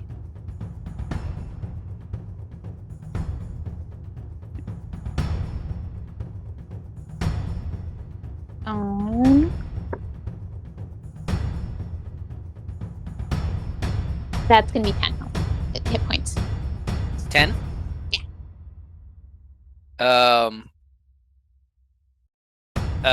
With a 10. All right. Let's get that bad boy back up to something. All right. Cool. And any bonus actions? Anything else? Can I get in the range of hitting either several of the reflections or the slugs with the Shadow Wave? You can get to a point where if you want to head towards the prison, you can get 2 slugs and a reflection. If you head towards the Scythe Ready room, you can get 1 slug and 2 reflections. And also there's the other guy trying to come through the door. Okay, we'll do that. Which one? The second one. Okay. All right. Let's do wisdom saves. Yep. Okay. 2 reflections and a slug. Wow. So 2 That is- reflections and a slug walk into a bar. Yeah. 2 reflections and a slug walk into a bar. And they go, brains? I want them.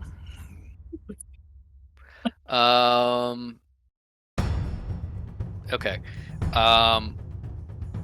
One of the reflections and the slug succeeded by a lot. The other reflection failed by a lot. So go ahead and roll damage for that one person. Okay. That was a 19, a nat 20, and a 6. Oh shit. Okay, and then that is gonna be. Is that gonna count as sneak attack?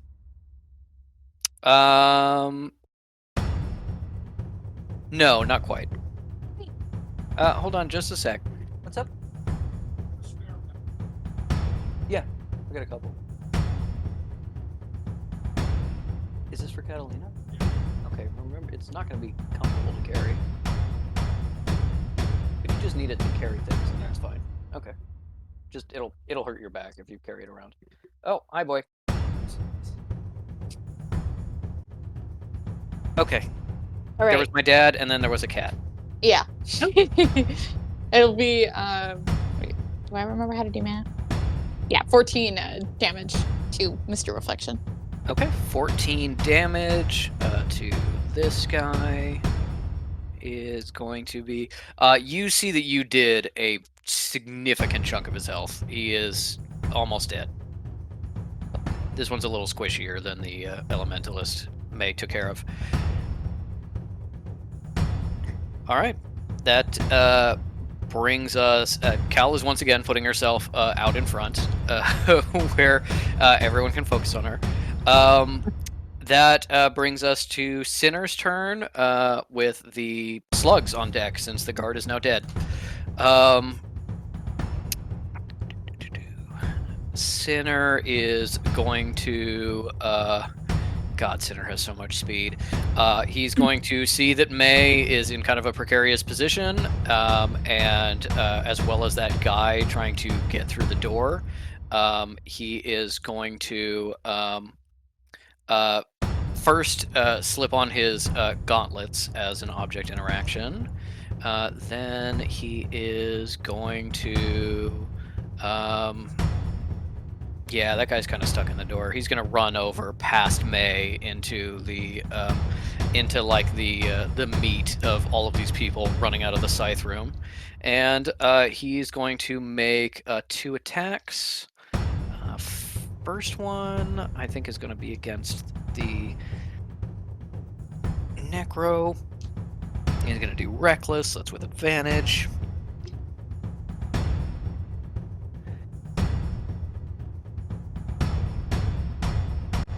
Okay, yes, and then roll damage on that to see if he kills that person and moves on or what.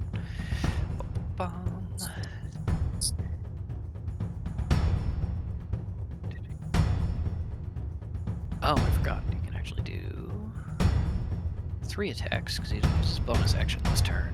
Ha ha ha. Jesus.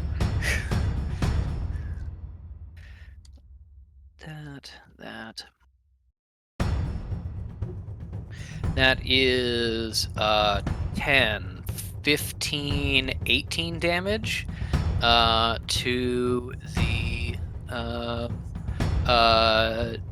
Reflection Necromancer, which is exactly his health.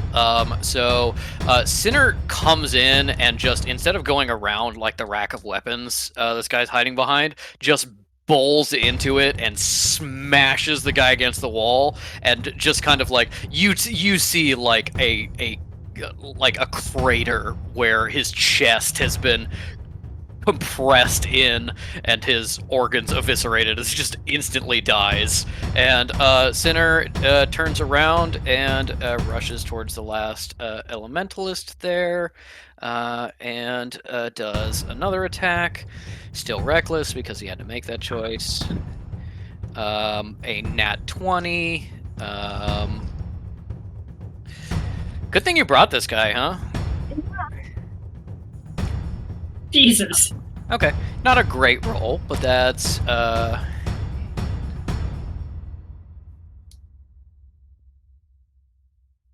That's 16 plus the fact that it's a crit means 16 plus.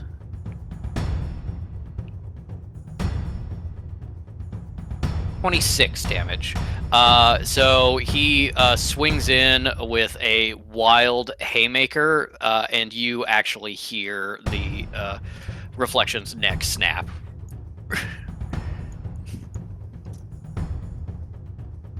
As he just instantly dies. And then he doesn't have enough movement left to get to the last person with his last attack. So I think he's gonna kind of like post up in the door and see if anybody else is coming out from that room, so he can swing at him. That's the worm's turn with Fish on deck. Yeah, Sinner just ran in. He is the closest, so the worm is going to try to jump on him. This probably isn't going to work, but it's possible. Nope, absolutely doesn't. The worm jumps on Sinner, tries to get up to his neck, but really only kind of achieves mid-back before falling off. And then we have worms that are going to be close enough to get Cal, and another that is close enough to get... It's actually coming from that side, so it's going to be May.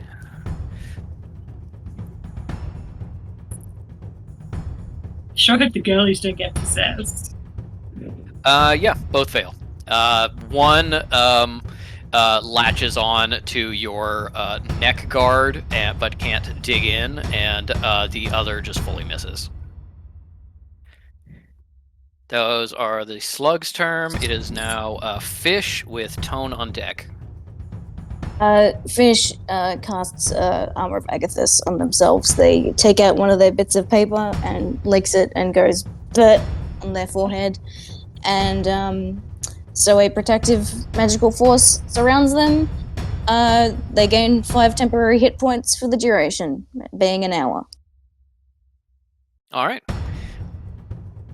5 temporary hit points, and I believe if someone hits you, they take damage. With a melee attack only. Yep.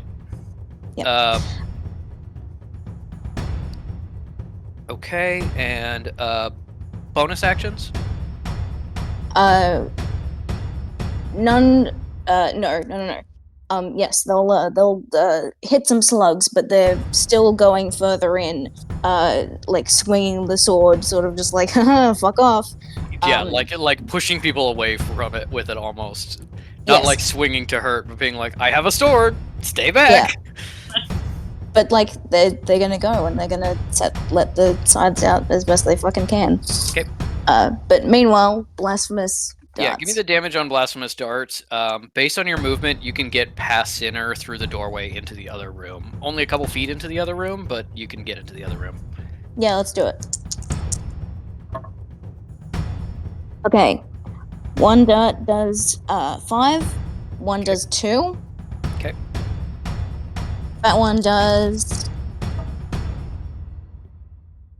Hold on, just double checking.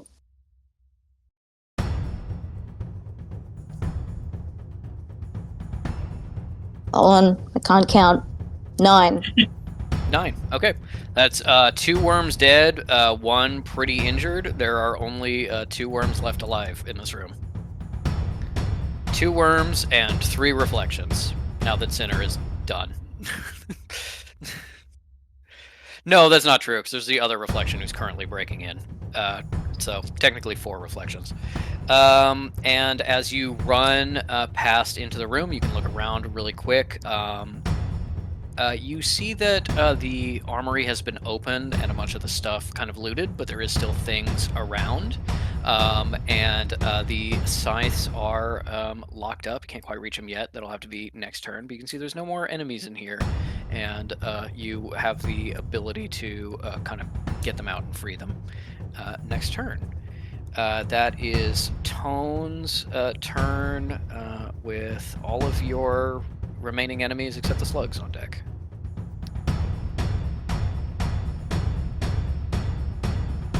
Tone does not have very many spell points left, but he could do...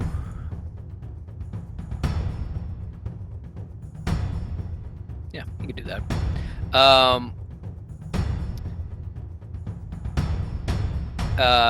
Tone grabs the hand of the person who just stabbed him, uses the other hand to like grab his face, and you see gathers magic and casts a spell.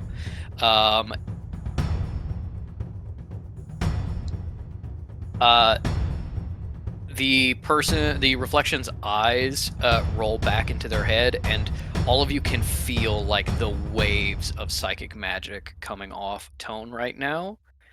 But after a small pause, the reflection is unaffected and gets back up. And Tone says, "Interesting. I sense necromantic magic. Someone else is controlling them, keeping them from being controlled. Ah, well." And then just pulls up another hand, sticks it in this guy's face, and is going to...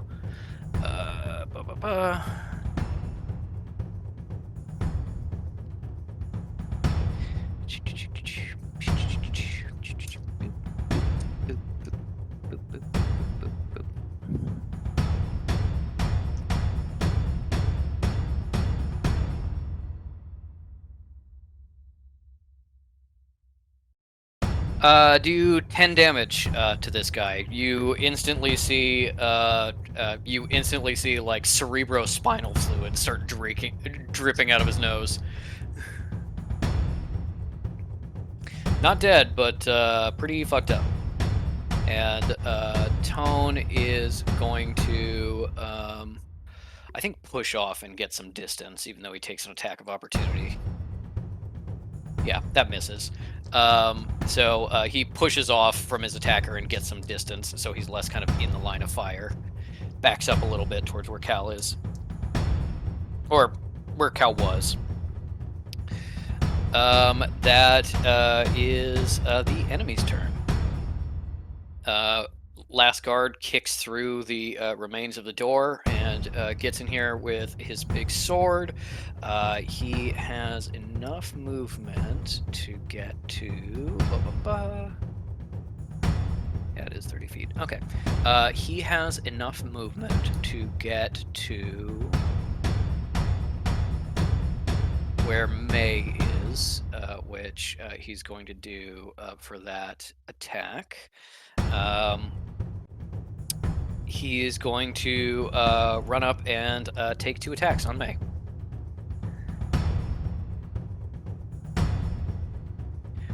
What is May's AC? I know it's below 17. So Yeah, it's 13. One hits, one misses. And you take 5 damage as just like barrels into you from behind and knocks you aside, cutting you a bit with the big sword. Then the energy thrower, who's right next to Stinner, is going to back up first, and then is going to see that Sinner and Fish are in the same area. Eyeball. And is going to cast Shatter. I need Fish to do a Constitution saving throw. Okay.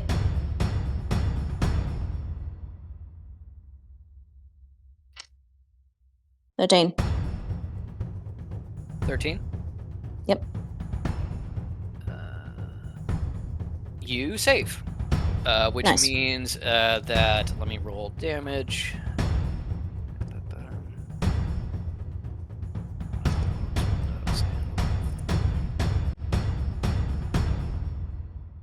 Which means you take 15 minus half, 7 damage. Okay, The so does that entire, takes off? As the entire area around you and the wall just shatters in a giant explosion. So, okay, no more temporary hit points. Those are all gone. Yep. And then am I still subtracting the additional 10? Yes. Take all the temporary off and... Oh, not the additional 10. It's 7, because you saved. Oh, So take right, off okay. 5 additional hit points and then minus 2 from your actual health. And Armor Gotcha. of Agathis is still up. Yes, but no more 10 hit points. Yep. And then that is Shocky Man and the other energy kineticist. Yeah, it's not worth it to do that. So attack Cal, which... what is Cal's AC? 13. 13, just hits. Okay. Cal takes 3 damage and is just pushed backwards in a line 10 feet as the air in front of you compresses and fires you backwards. And then this one is going to go for...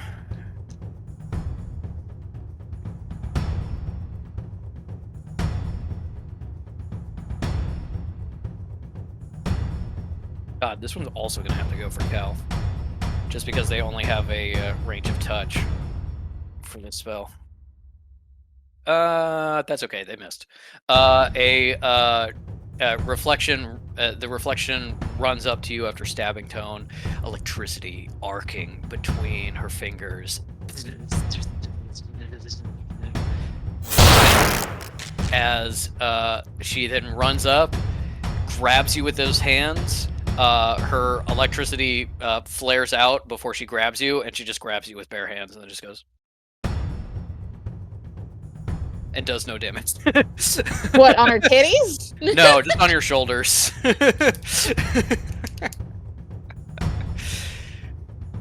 Just absolutely lost control of the power at the last moment. Couldn't maintain it. That is top of the round with May and Cal on deck. Okay, May sees someone getting up in Cal's grill and is like, absolutely not. And is going to do information overload on that one too. Okay. Excellent. Do that intelligence saving throw. Oh, that is a nat 20. Unfortunately, they save. Okay, and shoving is an action, isn't it? Yes. Okay, no bonus action. That's alright. May will probably stay where she is, I guess. fuck off! Yeah. Don't touch her without consent. Yeah. There's it. You know, I don't. Reaction. She has a boyfriend. Oh my god.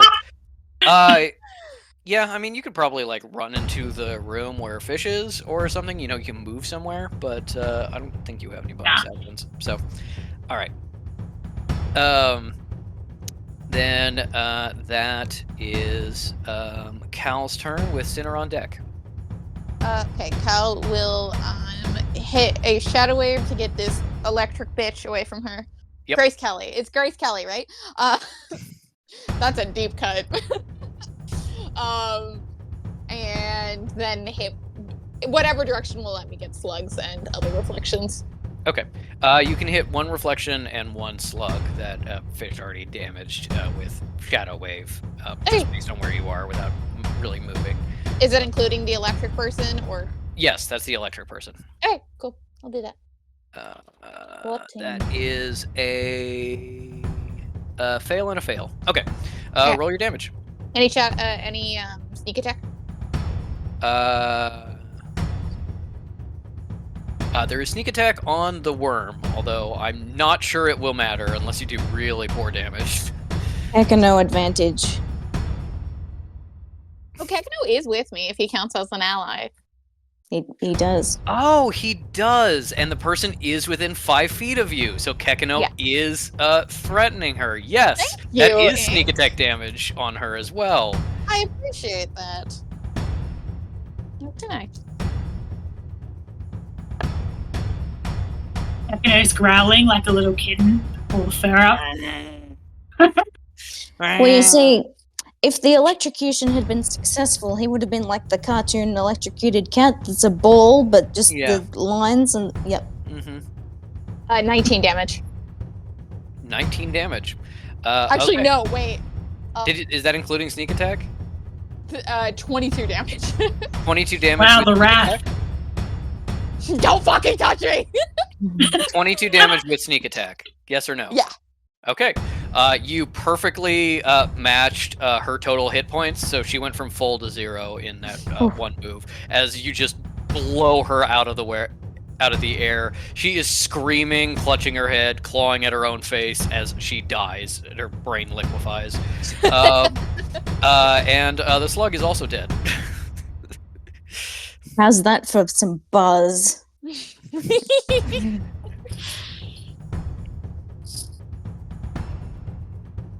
Dad, I know you're too far away to do it, but I know you would have made a joke right here with something that happened, and I just want you to know it was funny.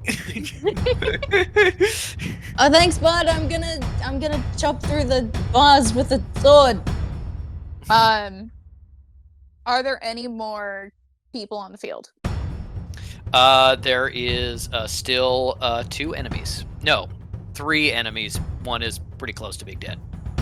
And is that including Doorman? Yes. Dormammu? Comfortable. I will Shadow Spear the one that's close to being dead then. Okay. I will say that is the one by Sinner.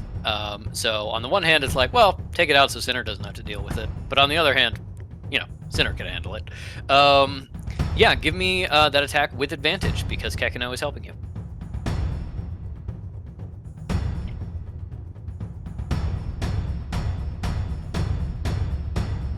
17.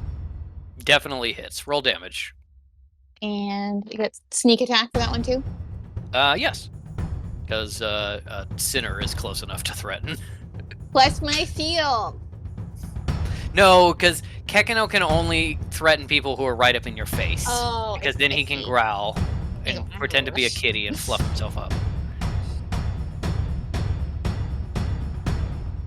Whoa. Not you. Not you.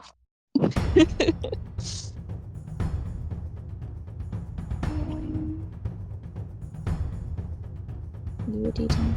No. Sorry. Where the fuck is it? Is it this one? No. Wait, it's this weird fucker. Okay.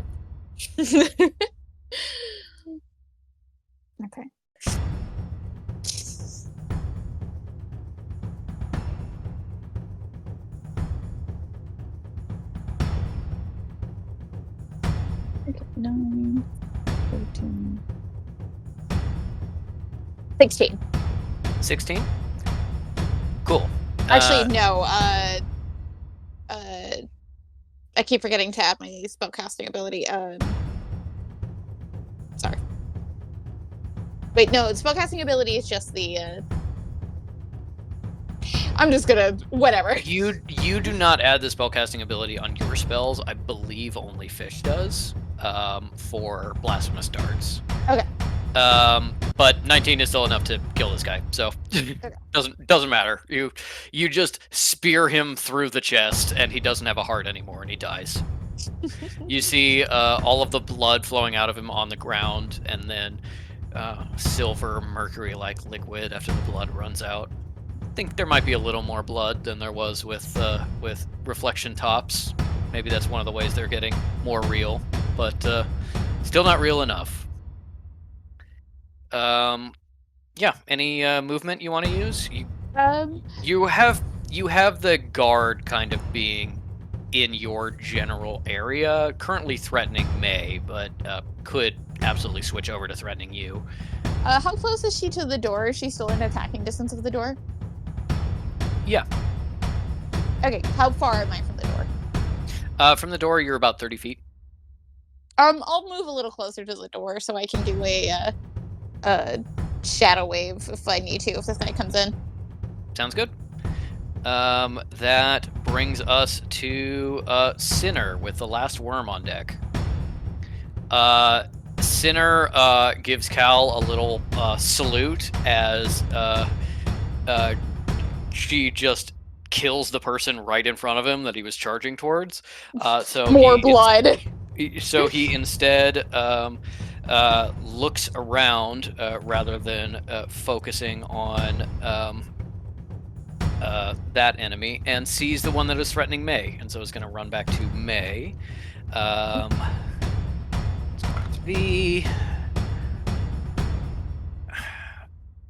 He sees May's got a boo-boo and is like, I'm gonna body this fucker. That's not okay.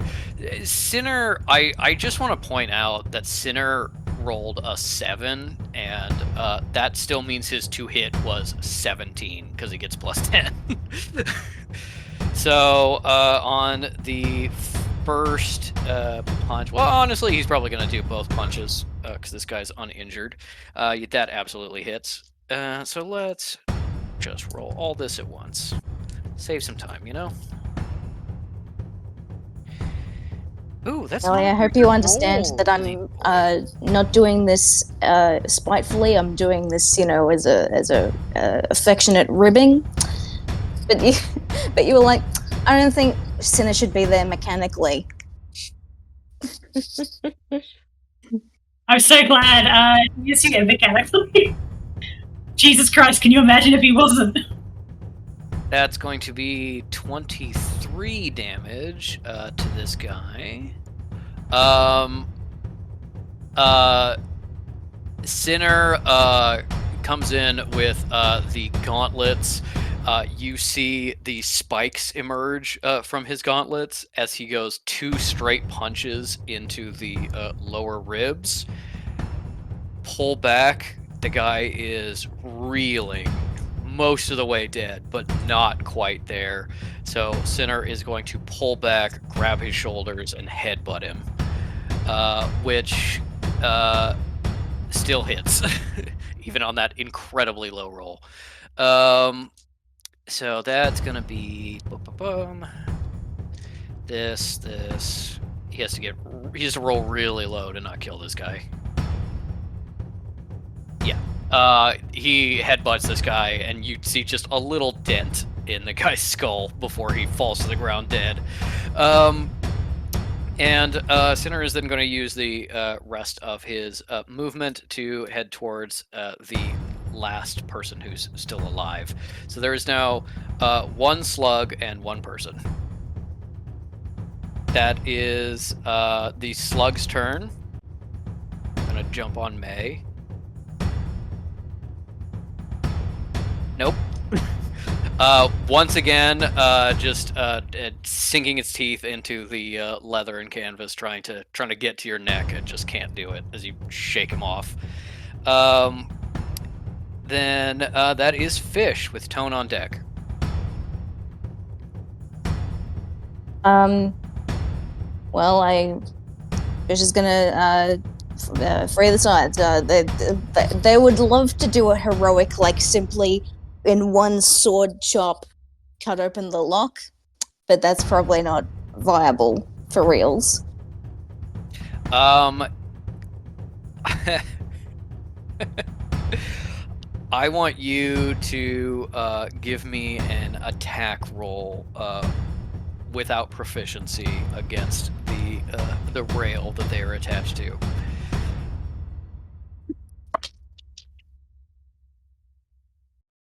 11. As you run up, actually that 11 is high enough to hit because the DC would be 10. So give me damage rolls and we'll see if you overcome the damage threshold. Okay. As you are running up to shatter this and get them free, you see Dirk Sims right in the middle, right where your blade is swinging, as it Taking his head off. as it connects with this pole to free him. You're like, I'm gonna be such a hero. Right 14. right in front of him. Boom! Crack! The blade sinks in. It takes a big chunk out of the pole, but it's not totally done yet. You get like most of the way through. Another attack would.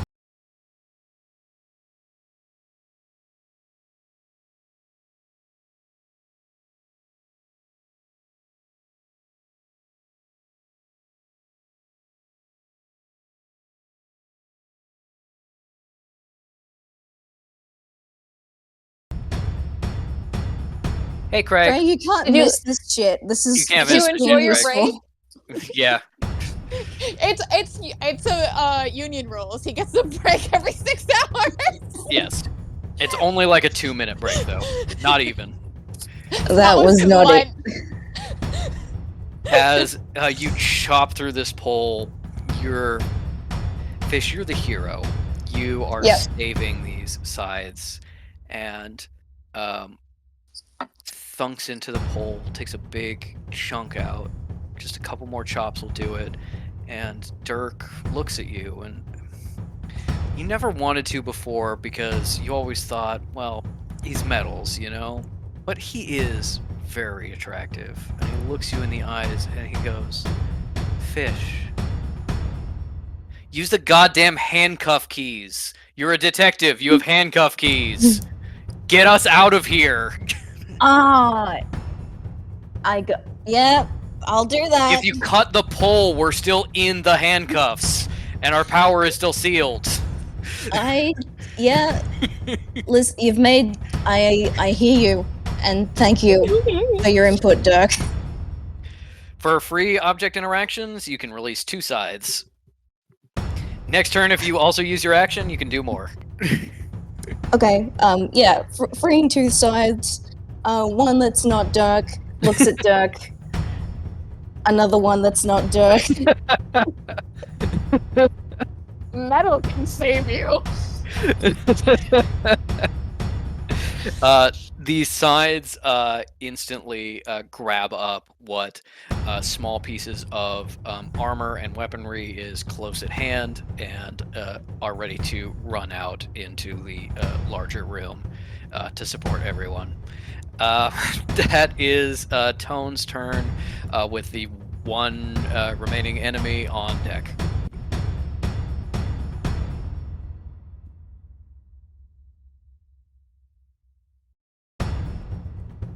Not even gonna roll a second time. We'll just see what happens with this.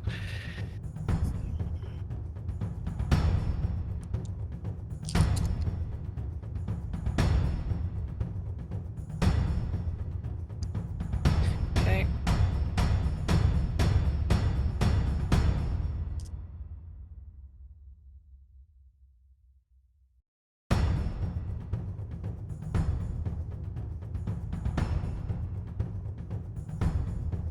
That is a total of 36 damage on his first attack with his nat 20 as Tone reaches out a hand, gestures, kind of considers for a moment, and then says, I see. And then you see the person who is fighting the energy kineticist, the energy thrower. You can see they're gathering up a blast in their hand. And then all of a sudden, their hand starts moving on their own, sticks the blast in their own mouth, and blows off their own head. Jeez, he's gone off the shit, say. There No, is this is a just what he's reason like. that I know Tone. your This is just what he's boyfriend's like. not calling you back. But There is a come on. reason Tone is like, I'm a bad person. I need to be reining myself in and have all of these systems to like keep me from, hurting people all the time. Jesus. You left him off the chain, and he's like, well, I guess time to be War Tone again. Never in her life would she do this, but I'm just thinking about Kyle being like, your ex was really worried about you.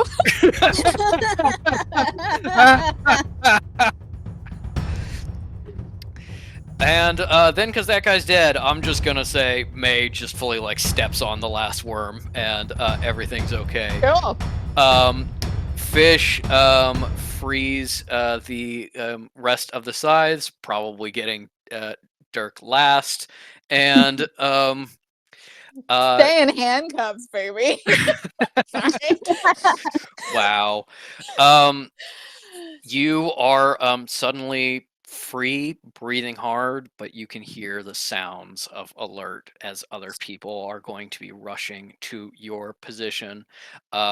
Tone spins around to you, Did and Mercy have a turn? no, Mercy did not have a turn. I entirely forgot to put her in initiative order, so I just gave. Where'd she go? She, Corner. She was just standing in the corner. yeah, Smoke she breaks. she has entirely been like in the corner, just stepping on slugs. There were a lot of slugs that just like blew out, and they ended up with like 1 or 2 hit points left, and they started crawling back. And Mercy just ran up with her hands over the back of her neck on her neck guard, just stomping on them over and over again. Stomp them to death with her hooves. As the alert is raised and people are now rushing to your position, Tone spins towards you, and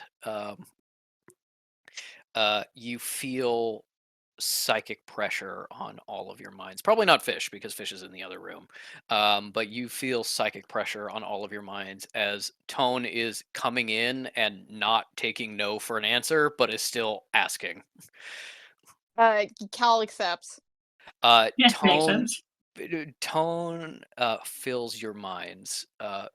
It is instantly almost overwhelming to have him in there, and you can see that he incredibly quickly sorts through all the information you have about how the sanctuary is currently faring, the exact tactical situation. You feel the map. Tinnitus. You feel the map of the caves that you walked through, taken from your mind, and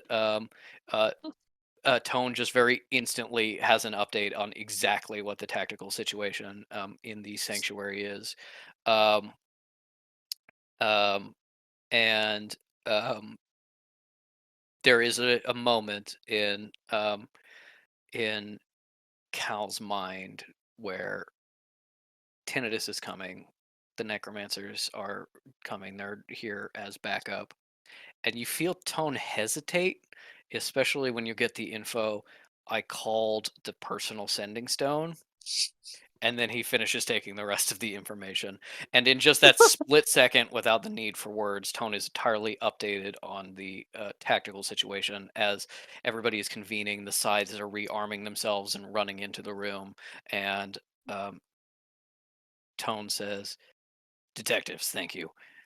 Now we have short time. I and the scythes will escape up the elevator, and work our way around to the front of the hotel and join the necromancers and tops in the lobby and secure an avenue of escape for any other survivors. Cleric, I trust that you believe you can sneak yourself and these others to the top floor. Is that the order?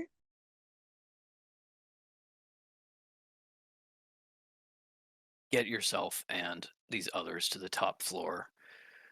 We will attack from the foyer, draw attention of those who are besieging the administrator's office, and will allow you to sneak into whoever has sheltered there.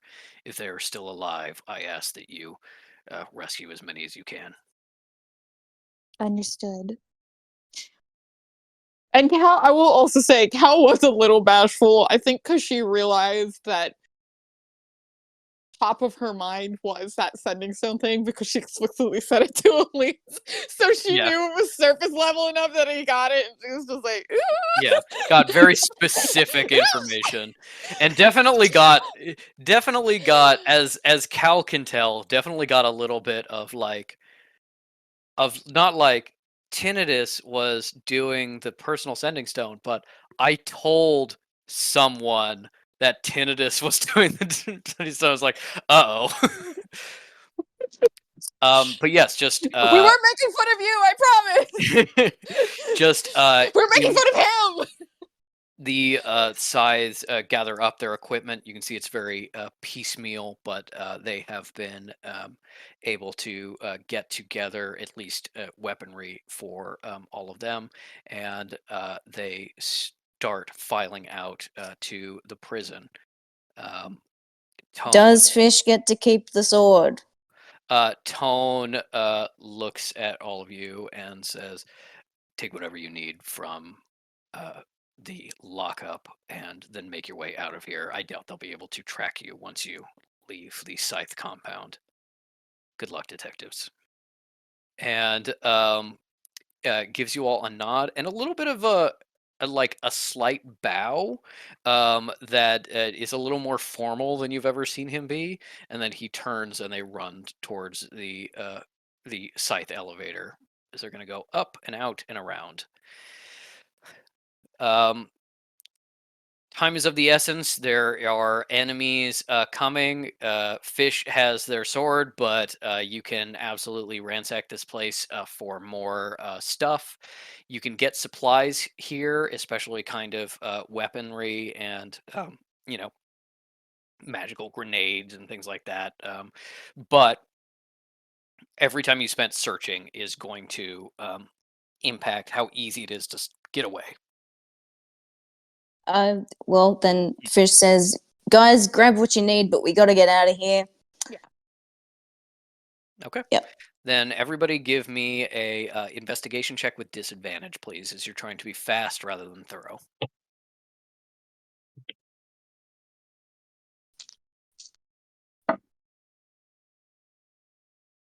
Dirty 20. With disadvantage? Yeah, I got a 16. 14. Damn. Good job. Wow. Yeah. I got a 14.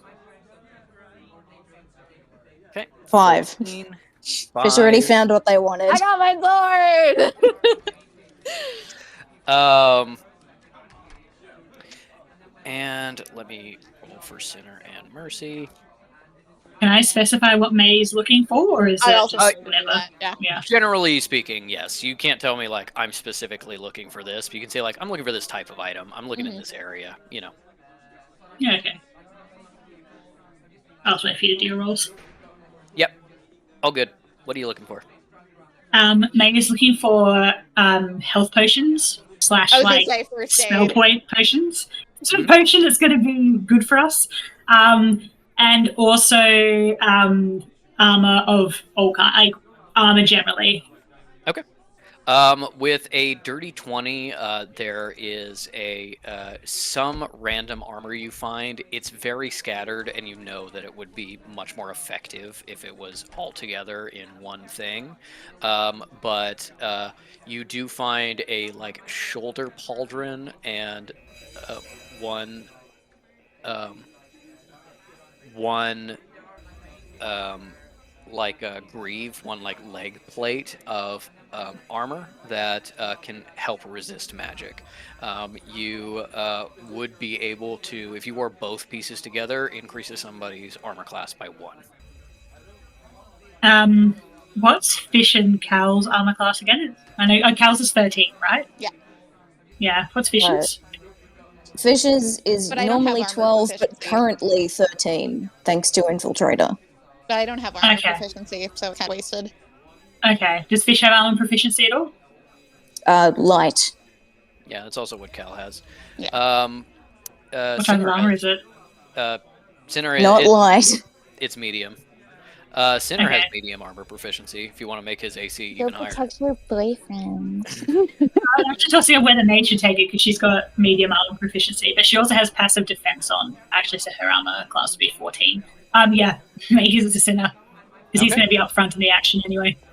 Sinner puts it on. It is very much too small for him, but as he's putting it on, you actually see the plates kind of like magically stretch and flex, and it's like not sitting how it's supposed to, but it definitely flexed itself enough to be put on properly. You also, with a dirty 20, find 2 minor health potions from essentially the first aid kit within the training area, and there is what is called an a enervation potion, which is a like it's the equivalent. It's a magical equivalent of like a Gatorade, like a super Gatorade. You don't know totally what it does, but you can grab it as well. Yep, grab it. Okay. For Cal with that 14. Yes, I was also going to do first aid, but if that wouldn't get more, / the other thing I was also looking for was, I think Cal would be focused on trying to be like cleaned up and not look like they're all fucking covered in a bunch of gore and brains. Like she's shedded her fucking robe and just completely given up on it at this point, and she's looking for like, and she's looking for like literally just like easy stuff of like a towel to clean up Sinner, and then there's if there's anything else that people can like put on or like change into so they're not walking around like fucking gore zombies. Cal taking her if Cal takes her robe off and she's pretty much good, so she's just looking to get everybody else back to a normal. Yes. Because this is the training area, people get injured all the time. There is essentially cleaning products, both magical and normal, to like clean up blood. So you, with a 14, find enough to kind of get everybody to okay, at least. You get yourself cleaned up, you get Sinner cleaned up. I think you probably prioritize May and Fish the least, since they could potentially be prisoners again. But you manage to get yourself and Sinner clean. Mercy is fine. She just wipes down her boots. And you get May and Fish with a 14 okay. Of like, they are not obviously like have just been in a fight. They just look like they, are maybe a little dirty, but not like they just were inside of a slug explosion. Is her pass without trace still active, or she needs a new one? It has probably been about an hour, so she probably needs a new one. I will once we are like ready to leave, I will throw on another one. Okay. With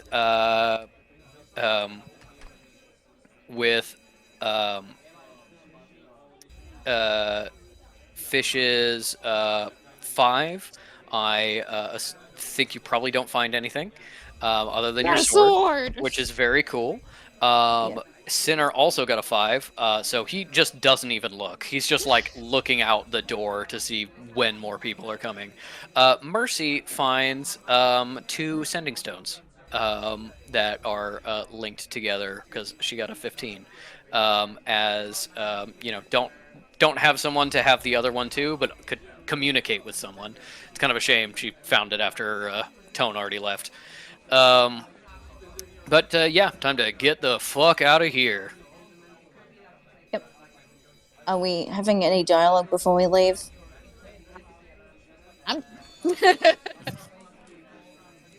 Okay. Time to reapply the Yeah. I was thinking. the stuff. I think that would be part of, like, I don't know if Cal was really cleaning everybody up in the cleaver room or if they waited, but that would probably be appropriate for when Cal's like, fucking stay still, you've got brains on you. Yeah. Also, you could like reapply it here, or you could get out, duck into like an office, and reapply it there or something. Yeah. I vote for the latter. Okay. Okay. Pass without Yeah, trace. we'll say Cal was also doing the bundle full of cleaning products and then cleaning up center in the office once they pass Yes. without trace out of there. Okay. Pass without trace. Everybody, give me your stealth checks. Your new stealth checks.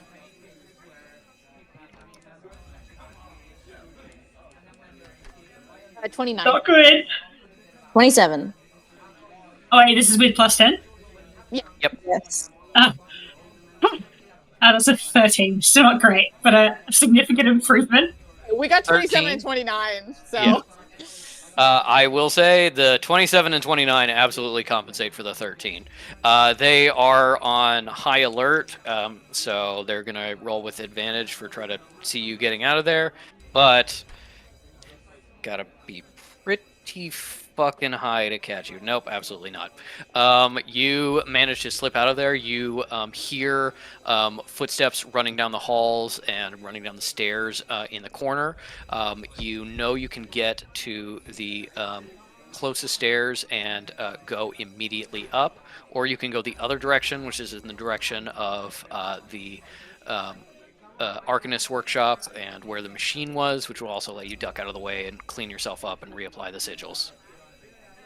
Let's do that one. Yeah? Okay. You run out of there stealthily and find your way into an office just off the main hallway. You can get cleaned up and maybe reapply some symbols that have been messed up with sweat and gore and other various brain and body fluids. Yum. Yeah, Carl has made Center sit down on the floor. She tidies him up. They're the same height. Yeah.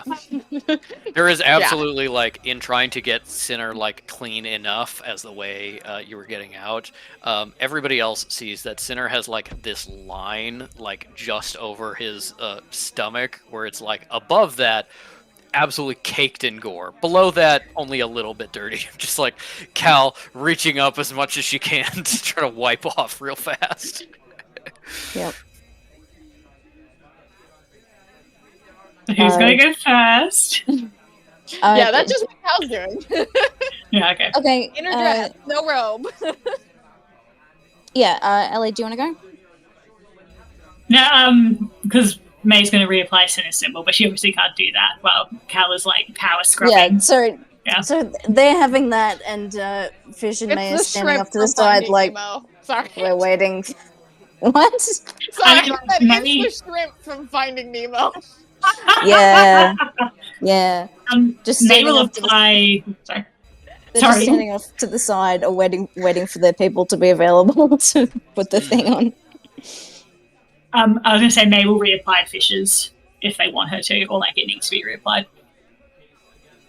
Does it? Cleric. I think I'm good. Cleric. I'm good. Okay. Disgusting. You don't need to clean behind the ears. I'm good. Was your hair always this color, or was it the blood?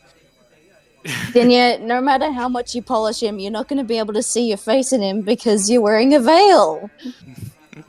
Ha ha. That counts as a win. All right. Sinner gets up and presses a ear to the door as the rest of you reapply your symbols.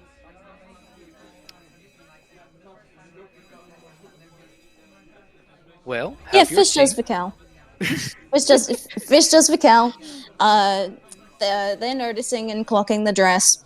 And also, I assume that Kakano is now riding on like her shoulders, neck, Mhm. like he does in Fish's art. He was helping clean Sinner. He had a little towel that was just like Yeah, Yeah, Cal taking working off at the the car glove, wash. rolled up the sleeve, is just waiting for her temporary tattoo application. It's scandalous. Yeah, Fish does it. Draws out the thing, and they say, Danya, do you remember the rules to Truth or Dare? Unfortunately, yes. It's your turn. Oh, right.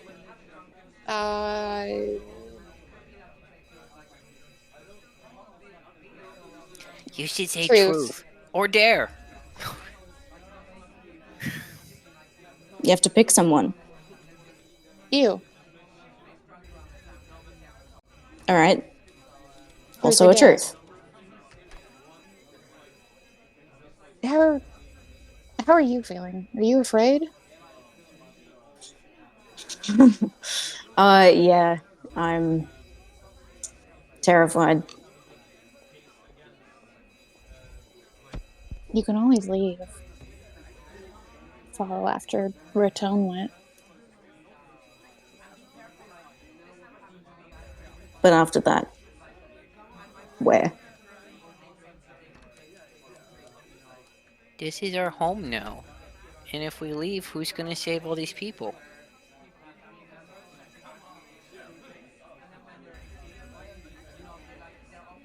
And I don't think Cal really has anything to say to that.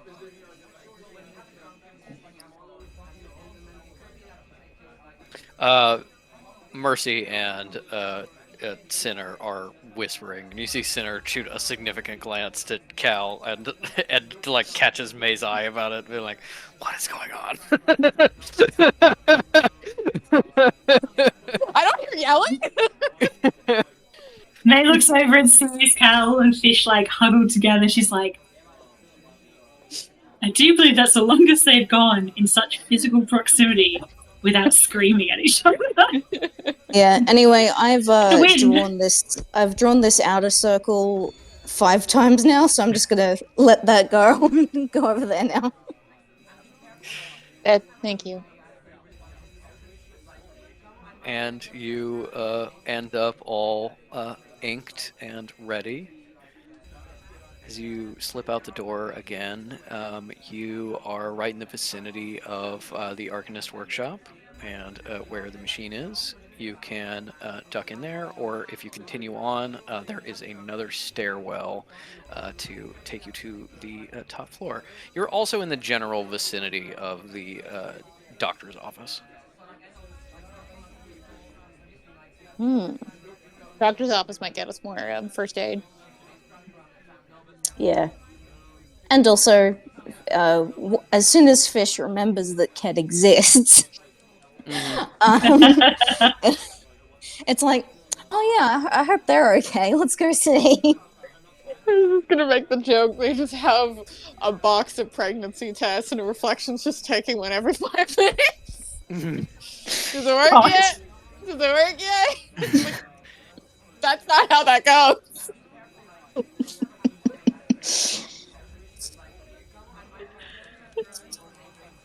Yeah, where are you gonna Yeah. go?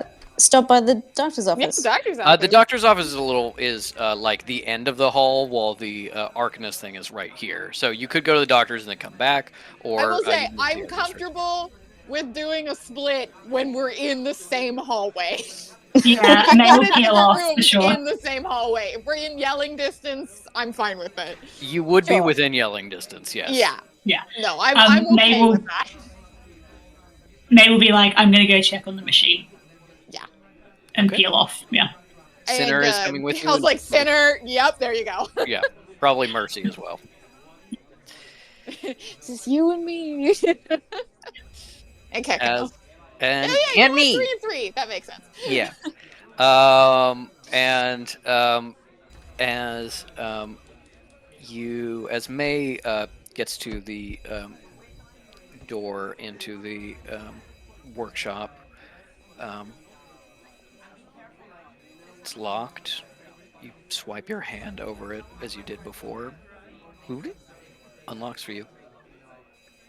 Clicks open and you can head on in, getting away a little bit from the chaos outside.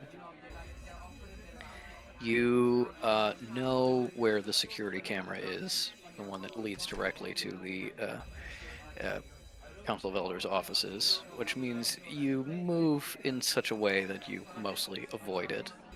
But you see the machine. It seems like it was a little more complete than how you left it, but parts of it have been disassembled in order to access inner parts. It seems to be here, untampered, whole, and you know it's not hooked up to anything. This can't be the ampule. I was literally about to say mate rolls to see if it is the ampule. Seeing that she like sags in relief, of like, it wasn't my fault. It was partly my fault, but it wasn't my fault. And then her next thing she's going to do is see if there's anything useful, whether it be for like healing or like weaponry, just anything ghosts like left laying around that looks like it could be useful to them. And also if there's, I don't know, anything with the circuits that might give her a little bit more information about how Crown works or something. Like, so if there's, now that she's seen all these symbols, something that's going to like help with following the circuits or something. I don't know. Mm-hmm. It does occur to you that if nobody has messed with this, you can put it back together and just find out where the ampule is. You know, it may not help you like how to get there, but if it's like, hey, it's you know, a quarter mile this way and then down a little bit, you're like, okay, well, I know where I'm aiming for. There's nothing here that necessarily gives you any input on the circuits, just because that's really Crown's magic, while this is a separate thing. But yeah, I'd say you can try to use the machine or repair it in some way with a tool check, or you could investigate the Arcanist's office where some equipment could be to find anything useful. What's the? I'm guessing the machine is right in the security cameras. It view? is. It very much is. You know, you could try and cover the camera in some way, or just risk the fact, you know, hope nobody's looking at it at this time. That is a risk involved with fixing the machine.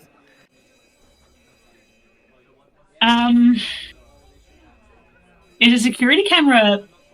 Does it rotate? No, it is essentially a symbol that is very hidden in kind of the random cracking pattern of the wall. You know where its kind of like field of vision is, but it does not rotate. You can also destroy the camera, but you know, that also sends a sign of some kind. Okay. May's first thought is like, I can repair it and tell us exactly where it is. Her second thought is, that could alert Crown to the fact that we are here and working actively against him. She's going to magic telephony Cal and Fish, because she's not going to leave them out of the loop for something important as this, and says, in like, the gist is, I can potentially repair the machine, but it'll increase the risk, like probably significantly, of Crown like finding, like realizing that we're here, but then we would potentially know where the ampule and maybe Crown is for sure. But you also know, you know, the alarm's going off. Crown may already know you're true. here. Yeah. That's what That's a Fish good is going to point. say, like, Yeah. they're going to be like, the alarm's going off. If we get to the security cameras, we can see where he's going. He'll probably be lured out no matter what. Okay. Then they're like, okay, well, should I bother destroying the security camera at all, or just leave it running? I think, well, it's our people up there looking at the cam. Not through Yes. this camera. Oh, Yeah. Then fuck it. That's what May's Destroy on. it. Destroy it. Okay. May's going to gesture at it and turn to Sinner and say, "Can you take care of that little patch? Just, I don't know, throw something really hard at it."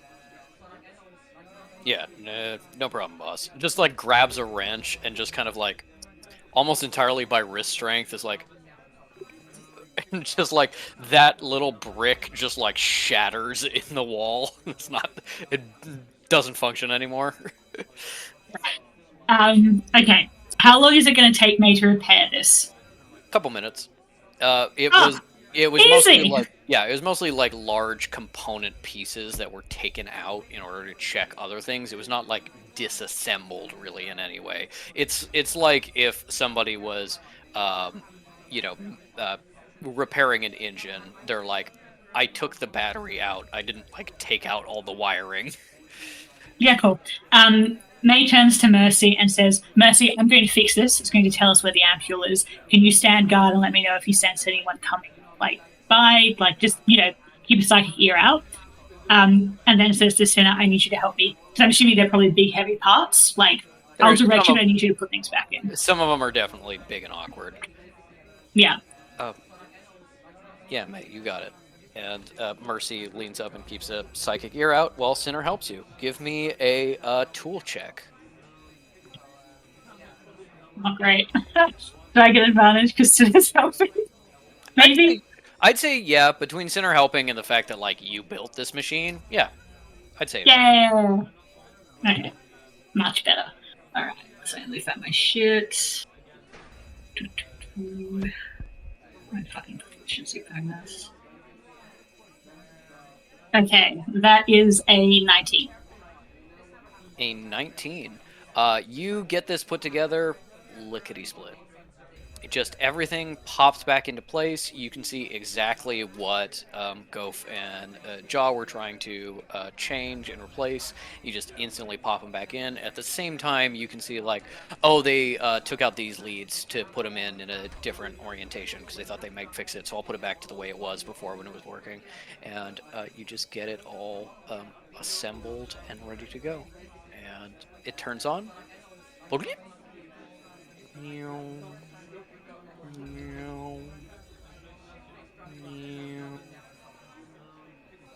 Beep, beep, beep, beep.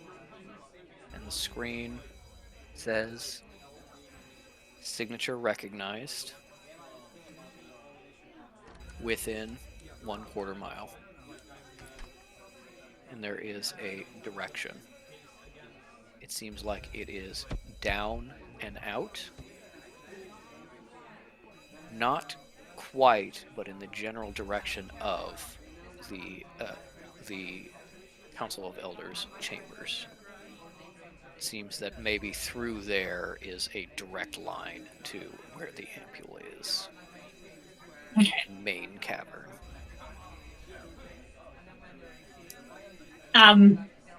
May looking at this again, sags of relief, like literally feels herself kind of go shaky for a moment with it, and says to Sinner, "I was wrong.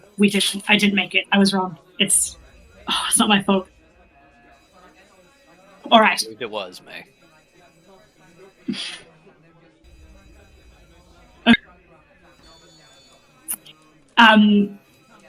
May's gonna ask Sinner to like disassemble it again.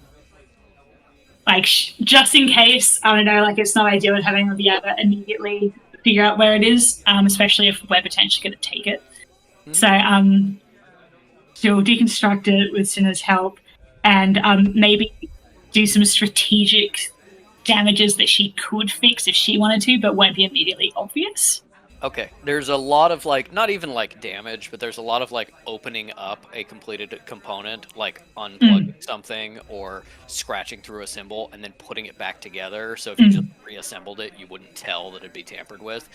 You managed to do that and just get that all done. It takes a little bit of time, but you managed to get it kind of disassembled and safe for others to not use. Do you still want to try to search the Arcanus area? Yeah, absolutely. Okay. Investigation? That's an investigation check. It's not a best. It's an 8. She's too busy thinking, oh, thank God, I'm in the clear. With an 8, there's a couple of things. There's like a little kind of like jewelry workbench set up, and there seems to be a ring with like a big like bone disc set in it that's currently being worked on. It clearly has a little bit of magic in it, but you're not really sure what. You find an entire case of little vials with different colored liquids that are all entirely unlabeled. There is a amulet of a witch on a broom that has magic coming out of it, but you don't know what that is or what that does. And with an 8, you finally find a large weapon-like object actively being worked on the workbench, specifically from what you know on Goph's side, covered in a sheet, and you uncover it and find a novelty fork that is about 3 feet long that clearly is enchanted with magic.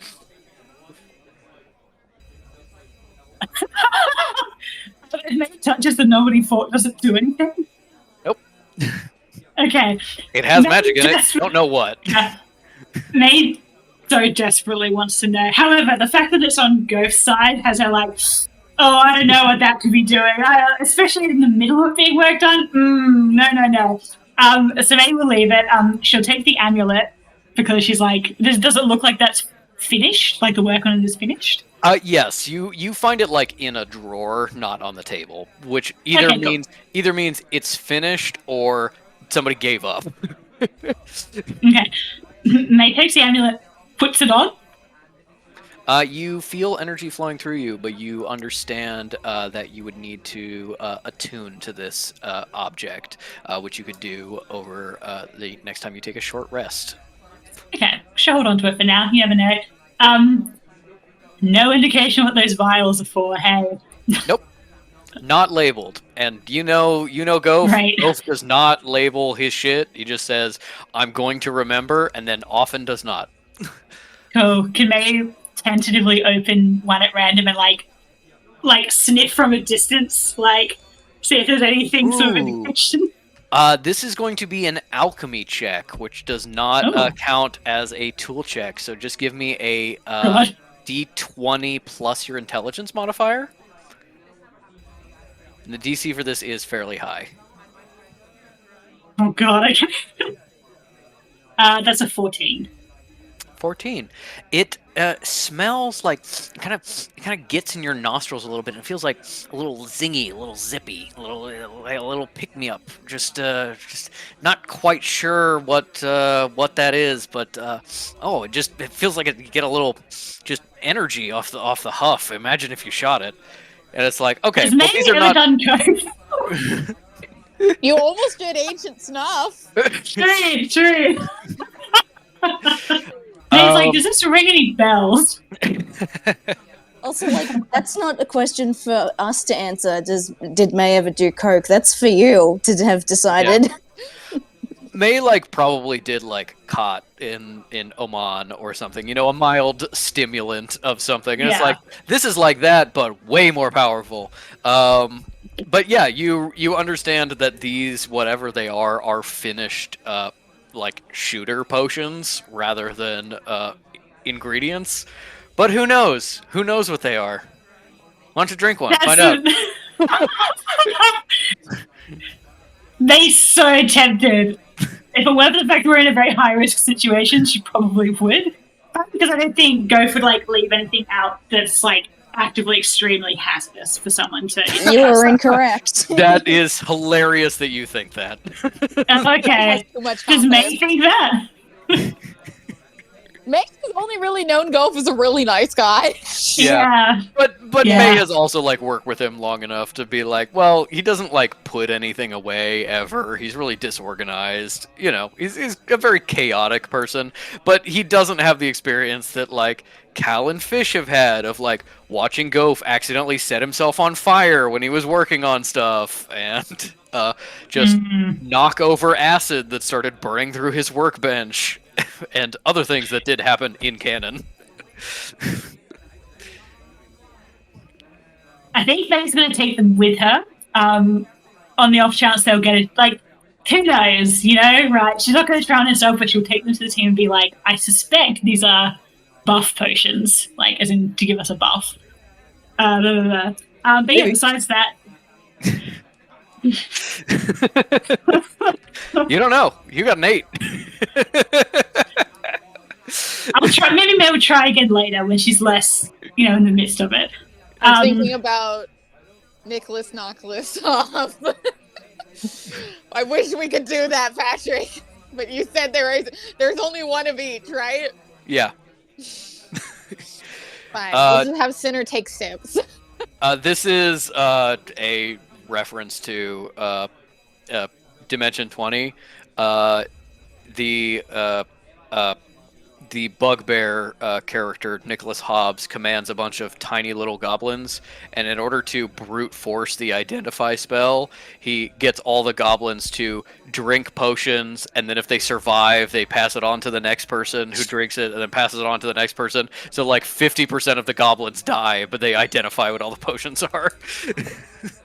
Great scene. Jesus.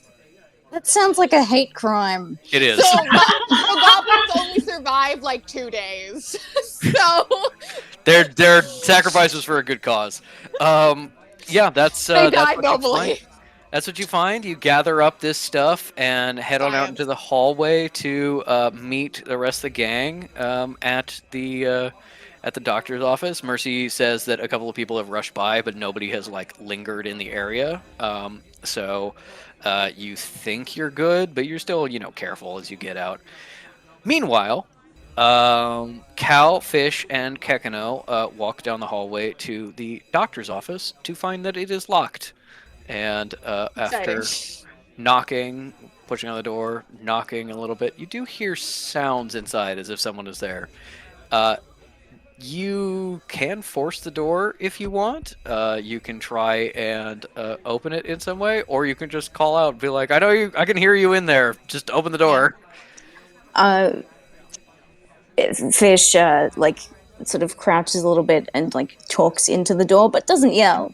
It's just like, Remily, it's real life fish, not a reflection. You can check the tattoos or other places. Everybody knows I slope to the left.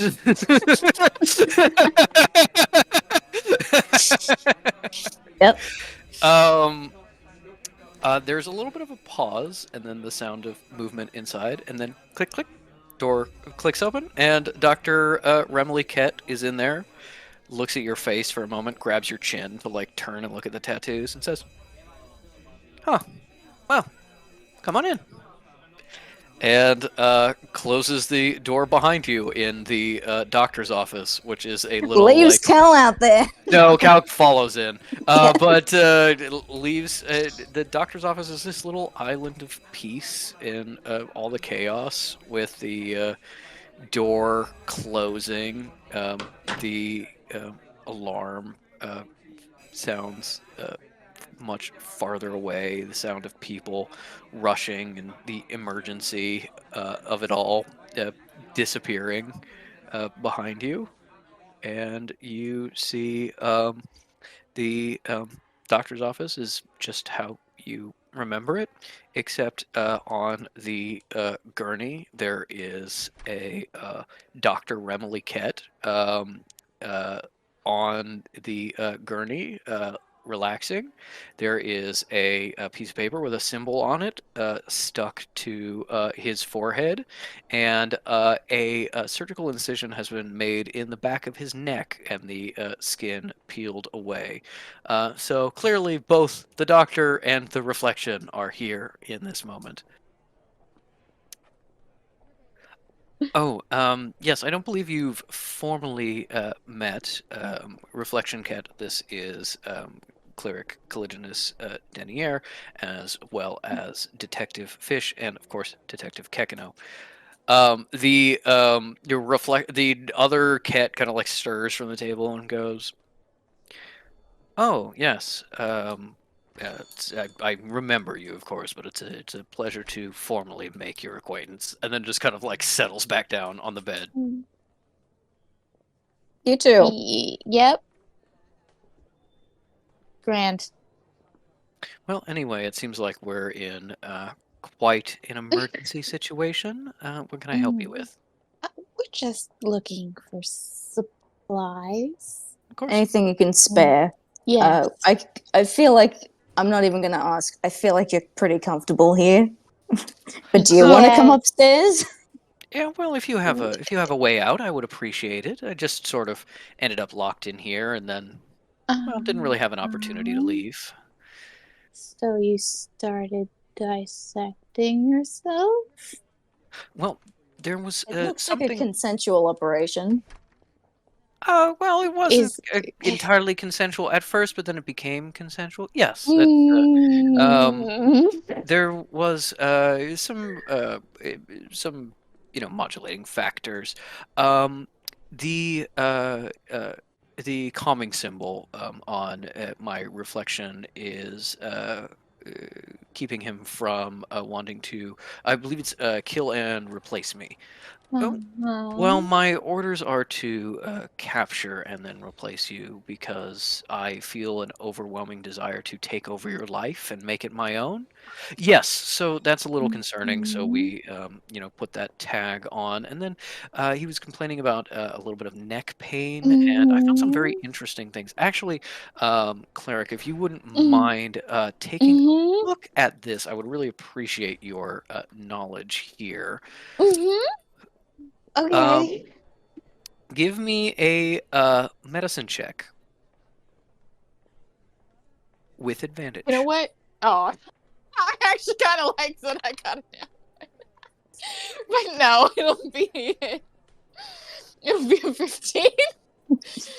I think it's very funny. Cal was like, "This is nasty." Yeah, you're going like, this is gross, this is gross. Cadavers aren't supposed to move when you look at them. You're supposed to cut them open after they're dead. This guy's alive. This is freaking me out. And then as you're thinking that, you get over, and something catches your eye up in the exposed spine of the reflection. And that kind of overwhelms your ick, and you go, wait a minute. You feel necromantic energy. And as you lean in, you realize vertebrae, different colored, darker, cracked gray vertebrae, normal vertebrae. And you The recognize bones from necromantic. Holograves. You recognize necromantic magic. It seems like Angelus has implanted the reflections with the vertebrae of a skeleton, of a dead body, so that she may use necromancy to control the signaling into their brain. Through the back of the neck, and that's why they keep going to it. And that's where their order is coming from. It is actually quite uncomfortable. I don't know if you have any way of removing it and implanting it with a regular vertebrae, or I suppose we could do. Where would I get the regular vertebrae? Just curious. Oh, Do we have a bone? Do we have bones in the sanctuary?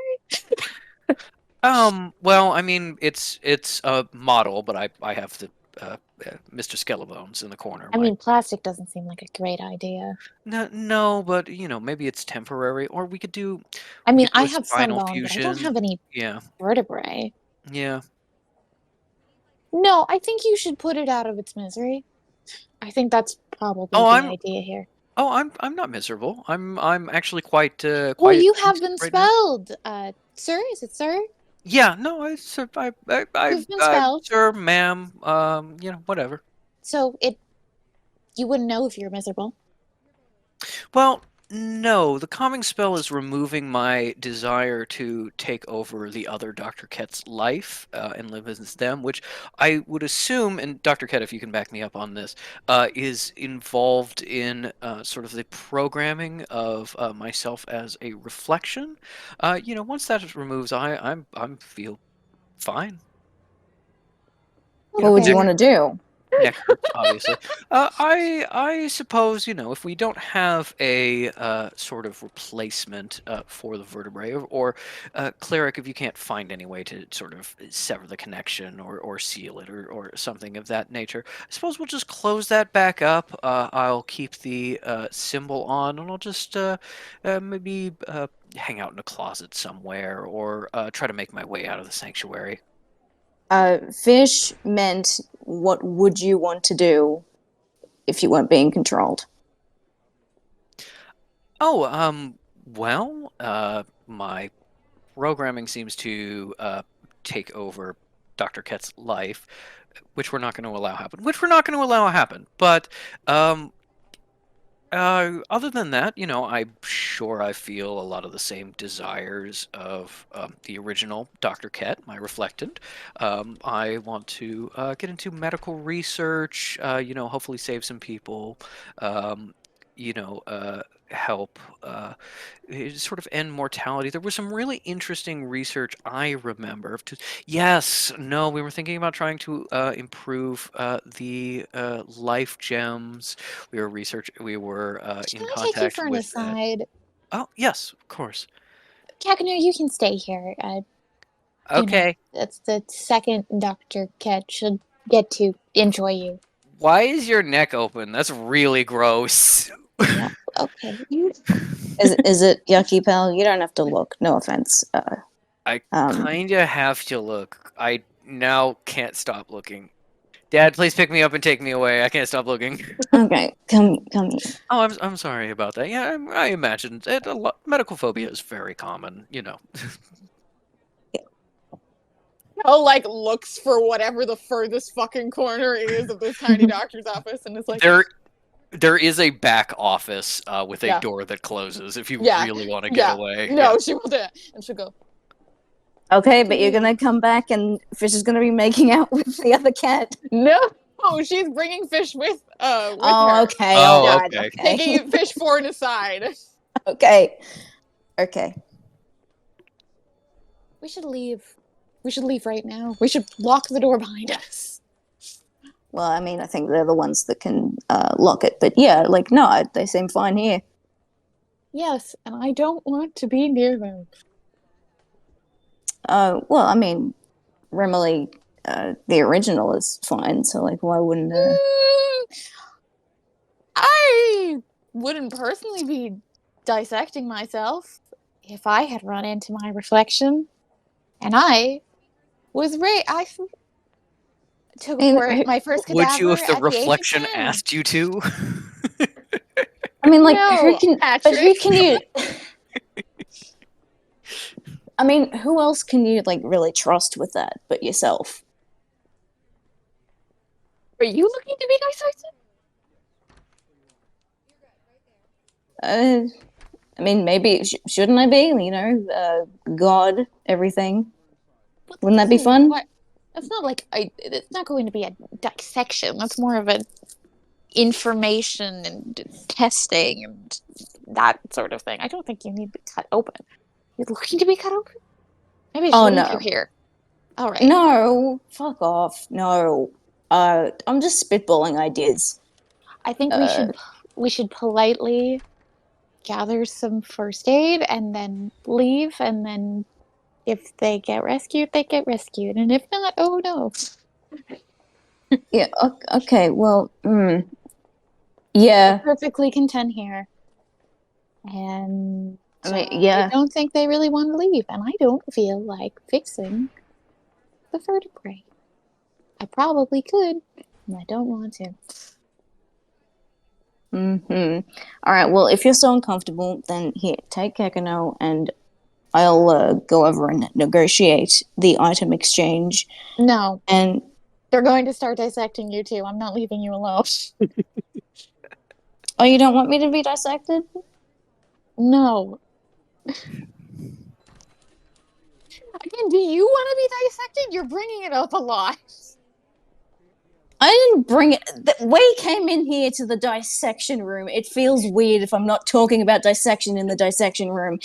And once we leave, we'll stop talking about it.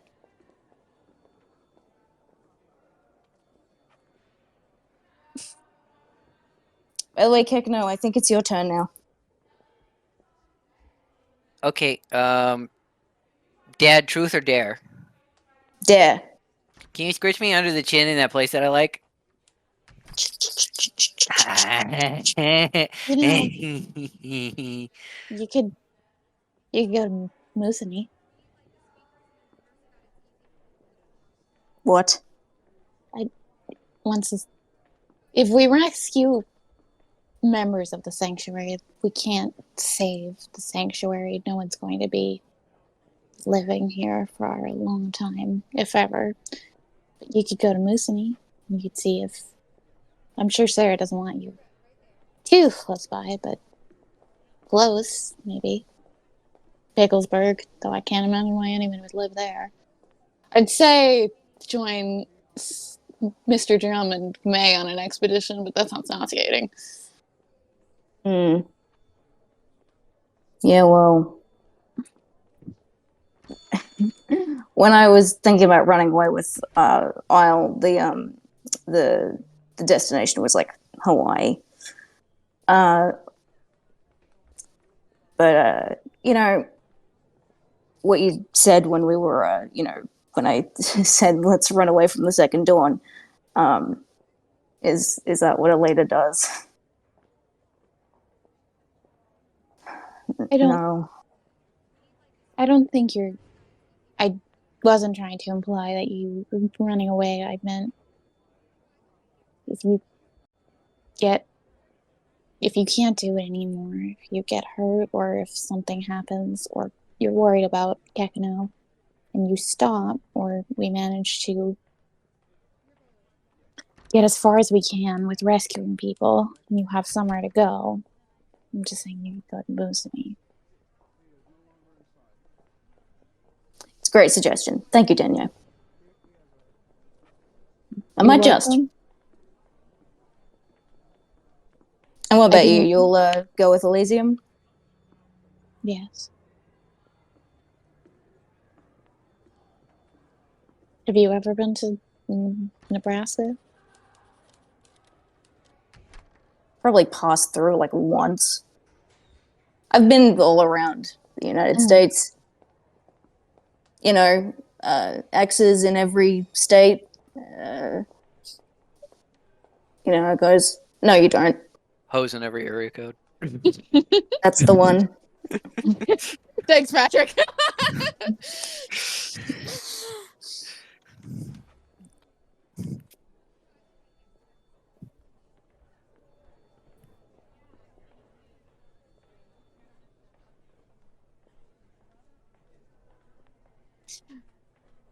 There's a Does little- anything else?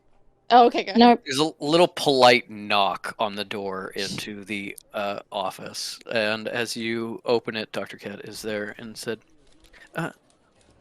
"So have you brainstormed any way to help with the reflection situation?" no. Okay, well, I know someone who might have bones. oh, excellent. Are they close by, or? They're in the lobby. We'll have to completely rescue the sanctuary and be done with it before we can see what bones they have. Oh, of course. I mean, I thought that it might be helpful if we had, two medical professionals rather than one when we have so many people Mhm. in danger. But I suppose, Mhm. Dr. Cat, if we just seal you up, will you be all right? I think I'll be fine. Oh, the And other Dr. Kate, you're coming with us. oh, I was actually thinking, just because I am a little bit of a danger to the others, and potentially making people uncomfortable, which of course I don't want to do. I figured I would stay here in the office, and Wait, sorry, both of you staying in the office? Or one no, of you? I would stay in the office, and Dr. Ket would come with you. Oh, How about all right. the both of you stay because, you want to have some company and you want to have company that is good company. And take care of each other, whatever that entails. And we'll just grab some supplies and we'll catch you on the flip side. Oh, I'm so sorry. is that like a slur or something? No, I don't believe so. Why would it be a slur? Oh, flip side for reflections. That's actually very funny. Yes. No, I don't think so. We can make it one, if you would like. I don't think we should be making slurs. No, but I mean, well, I suppose it depends on how these reflections end up at the end of the day. You know, whether they get integrated as citizens and such. If we're going to be inventing new slurs. Anyway, I do think it is rather important for me to get where people are injured, and if you think they're making their way out of the sanctuary, you know, of course. We'll walk with you and guide you to an elevator, or maybe accompany you to the tunnels. That was so uncomfortable. That would be excellent. And do either of you need healing in any way? Just while we're I'm here? at 18 out of 30. I could, yes. I don't need a lot, but some would be nice. This is probably when May is knocking on the door. Yeah. Okay, but just real quick, I want Fish to like easily clock the DC of 0 that Cal's uncomfortable, and be like, you stick with May. I'll walk them to the. It's fine. We'll do it. It's fine. Thank you. Can May have a little moment when she comes in? She comes in and Cal goes, "Don't come in. It's weird in here." You want to leave? May rushes right over to Cal and Fish and is like really like joyous and relieved.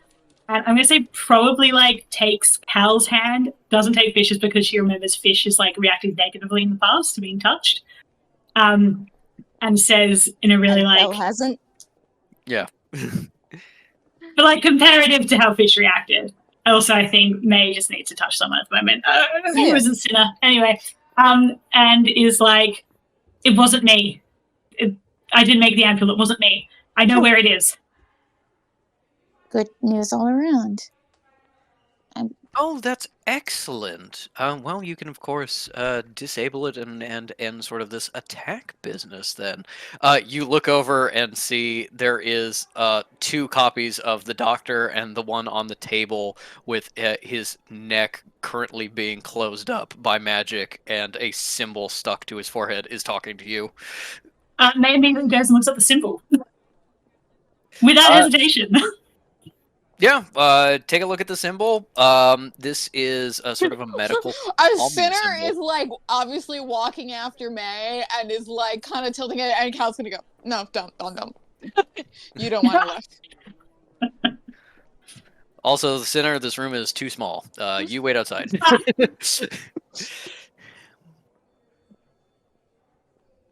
Yeah, they just wants to like examine the symbol and see if it's something they could use on other reflections. Yeah, give me a simple check. It's not hard. She is overcome with relief, and as such is not really paying as much attention as she could. That's an 11. Okay, but if she says aloud, then Fish will take the opportunity to perhaps copy it down. I don't know. They Anyway. would definitely be like, "Oh, perhaps we could use it." With an 11, you copy it down. This is a calming symbol, kind of the magical equivalent of like putting someone on an antipsychotic when they come into the hospital or something like that, or a depressant, something to kind of knock them out. And it's very basic and standard. With an 11, I think you think maybe this would work for other people's. Maybe Dr. Ket is just like this. Maybe Dr. Ket is the kind of person to wake up as a Frankenstein one day and go, "This is actually very interesting. I would like to figure out exactly how I am undead but still alive." And that when you copy that into another person, it doesn't get away. It doesn't do away with that aspect of their personality.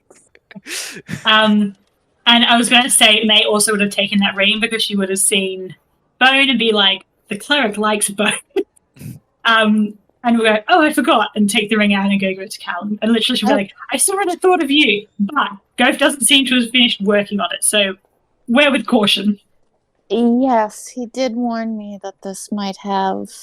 And then she's gonna look at the other people in the room, like the cats, and said, unintended effects. Well, I will keep it close by, and I think she'll like string it on the locket cord. And May would also like to get healed. Please and thank you. Oh, yes, of course. Let me just finish up here. Boop. All right. Dr. Cat, if you wouldn't mind sitting up. Yep, we can just move you over to the chair. Thank you. Now, if you wouldn't mind coming one at a time. And over the course of about 15 minutes, they treat all of your injuries and get you all back up to full, and also gets Sinner and Mercy back up to full. Hooray! And over a short rest, Fish gets spell points back. None of you fuckers do, but they do. Is this a short rest? A short rest is a half hour, I believe. So I don't think you have that. I will quite say yet, I don't but want you to eat too much time, seeing as we only have at this Okay. point, I don't know, 40 minutes left with Path Without Trace, maybe less. That's Mhm. fine. Yeah. That's fine. That's fine. You may be able to get a short rest later. But yeah, Dr. Cat heals you all up and says, unfortunately, my medical supplies are a little low right now. And of course, I will probably need to save some for any injured outside the sanctuary. But of course, I can give you these to get you going. And passes you 2 life gems. Thank you. I was genuinely like, I'm gonna put like a bunch of good stuff in the medical office and just like assume they're not going to remember there is a doctor's office here. May, upon seeing the whole thing going on in this office, is going to ask Ket if they've noticed anything that would be like an easier way to like disable, disarm, kill reflections. Also, I have a life gem in my inventory already. Do you two So have do one? I. Yes. I've got one. We all, Okay, then now I'll we've got take the second 5. one. I'll take a second one. And who wants Do to we take the maybe other want one? to give? Do we maybe want to give Mercy or Sinner one? Sure. Yeah, let's give Sinner This is- one, because the situation where he's down and other people aren't kind of thing is very Yeah. unlikely. Mercy also, really stays out of combat, as recognized by me fucking forgetting to roll initiative for her. So, it's maybe a situation of being like, well, give it to her because she's probably not doing anything else. It's One for each of us. okay, so we want, instead of me having 2, we want to give 1 to the NPCs. Okay, I'm fine with that. Oh, we don't have to do that. It was just, yeah. Yeah, no, it's fine. We'll do that. I can always take it back.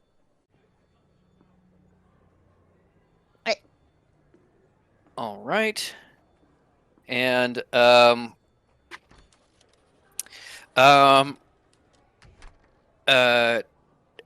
as you ask this question, reflection, Dr. Cat is like, that seems like a bit of a rude question. How to kill reflections? Well, I mean, Dr. Ket, you have to admit that there is a real reflection situation happening. I suppose that is fair. Well, I myself have not noticed any particular weakness in myself or any of my fellow reflections. Dr. Ket, did you? No, I can't say that I really have. In fact, there is this sort of issue with you becoming stronger and more real as time goes on. I noticed that too. My blood volume is increasing. My heart rate is normalizing. It really is sort of a strange sensation to become sort of more of a person. Yeah, I imagine so. We will make sure to take notes of your experience. Maybe we can put that into a paper once this is Fish all said and elbows done. May and goes, they're not sensitive or anything. Just so you know. What did Fish say? They're not what? Sensitive or anything.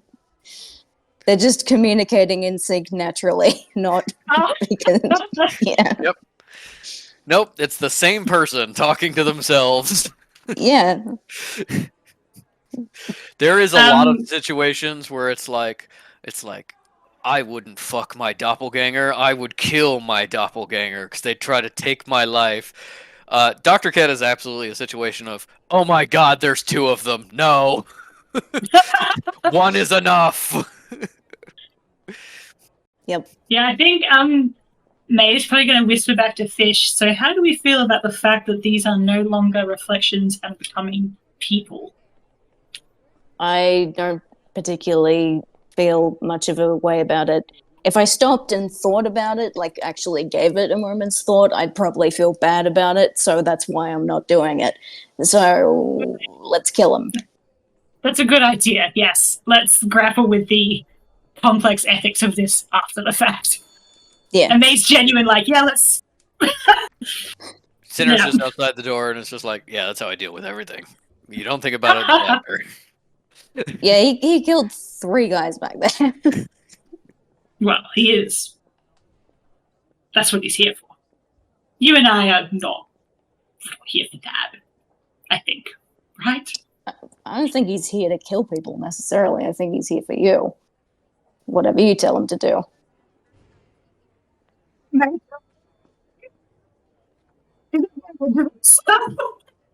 Didn't fucking hear a second Yeah, of I it, didn't Ellie. Yeah. Say sorry. again. Squeaked out of May, existence for a moment there. yeah, May was kind of like gives Fish extreme side eye and says, "Did I ask?" She did ask, actually. Now that I think of it. Cal's gonna clear her throat and she goes, we do have limited time, so let's lock up Dr. Ket and let Dr. Ket come with us to find more patients. Easy. That sounds good to me. Dr. Ket, it's of course always a pleasure, and I'll leave you the keys to the office if you need to let anyone else in after I depart. That sounds excellent, Dr. Ket. Just I hope you make it out safely, as well as the rest of the sanctuary staff.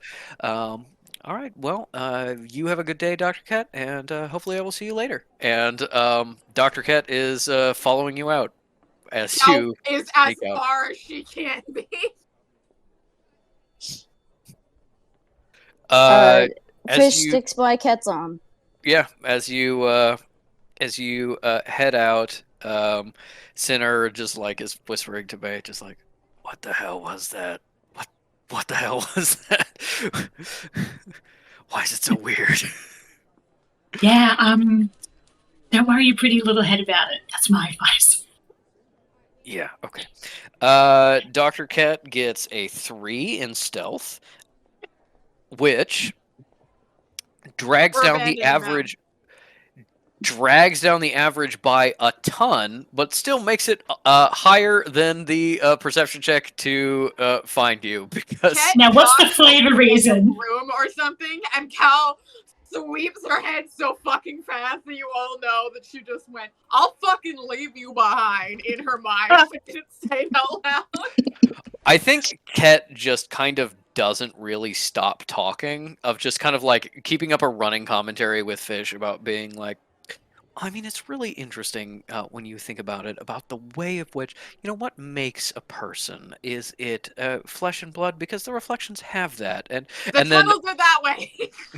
and then The problem with engaging with fish in conversation, these two will fucking go on for hours. So Fish is like, they're trying to be like, no, we're being quiet because I rolled a 27, which means I'm being really good at stealth. Oh yeah, no, it can't be just flesh and blood. It has to also be a spirit of some kind.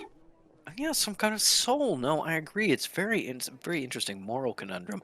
And Cal is like, shut the fuck up, and then Ket just like talks quieter. Cal turns around and is like, You where do you want to head? You can it is about time to participate in the assault upstairs. If you're going to make your way to the administrator's office, I will roll another perception check for them trying to find you. Cal is trying to kick Cat out as soon as they're like out of the original hallway. It's like, we walked you over. Goodbye. Yeah, there is absolutely a point where you end up like heading up the stairs, walking past the cafeteria, and just be like, okay, keep heading down that hallway. Don't make eye contact with anyone. Knock on the door to the foyer and get Tops to let you out. And Dr. Fish hands over Kekano and says that's how they'll know that you are to be trusted. Really? Then send him back. Oh, yes, of course. Very well. Kekano, if you wouldn't mind, we'll head right this way. And Dr. Ket wanders off to get to safety. You sneak around the other side, taking the long way around this upper floor. You very frequently have to duck into rooms to avoid other reflections and patrols, but you eventually make your way around to the back side of the administrator's office. You see that the crowd of reflections has, in some ways, looks like they've won. Many of them are more at peace, at rest. The doors around the administrative offices have been broken down and the walls opened up. There is still some sound of fighting, but it seems like whoever was in there has mostly lost. And now you can participate as part of the distraction in rescuing whoever is left. On the other side of the hall is the entrance to the Council of Elders chambers. And as you sneak down the hallway and try to get there, you start hearing a pop, pop, pop, pop, pop, pop, pop. Something you can't quite place as you turn the corner and see two figures disappearing in and out of reality, reappearing, firing some arrows, disappearing, as this sort of running fight is happening in the dimension around you. And after just a pause where they make eye contact with you, you see Elder Volate being chased by Reflection Elder Volate, two dimensional shunters shunting in and out of reality, trying to kill each other. They're both severely injured and have clearly been fighting this entire time, and don't really have time or attention for you as they disappear again. Bye, bitches. Very, very powerful potential ally if you try to get, but someone who you would have to defeat someone powerful to get access to. Cal's like, I already had to deal with someone annoying. This is Elder Volate, not Elder Delore. This is the one that, I'm aware. Cal is like, no, I've went outside my comfort zone. I met someone new, didn't like it. Time. Met someone new, didn't like it. Yeah. And as you stealth down the hall, get into position, Kekano has rejoined you at this point and has snuck up and said, Dad, they say they're going to attack right now, okay? We gotta be ready. We gotta be ready to rush in there and save whoever needs saving, okay? Okay. Are you ready? I'm ready. Good boy. And Fish passes the news on to everyone, of course. As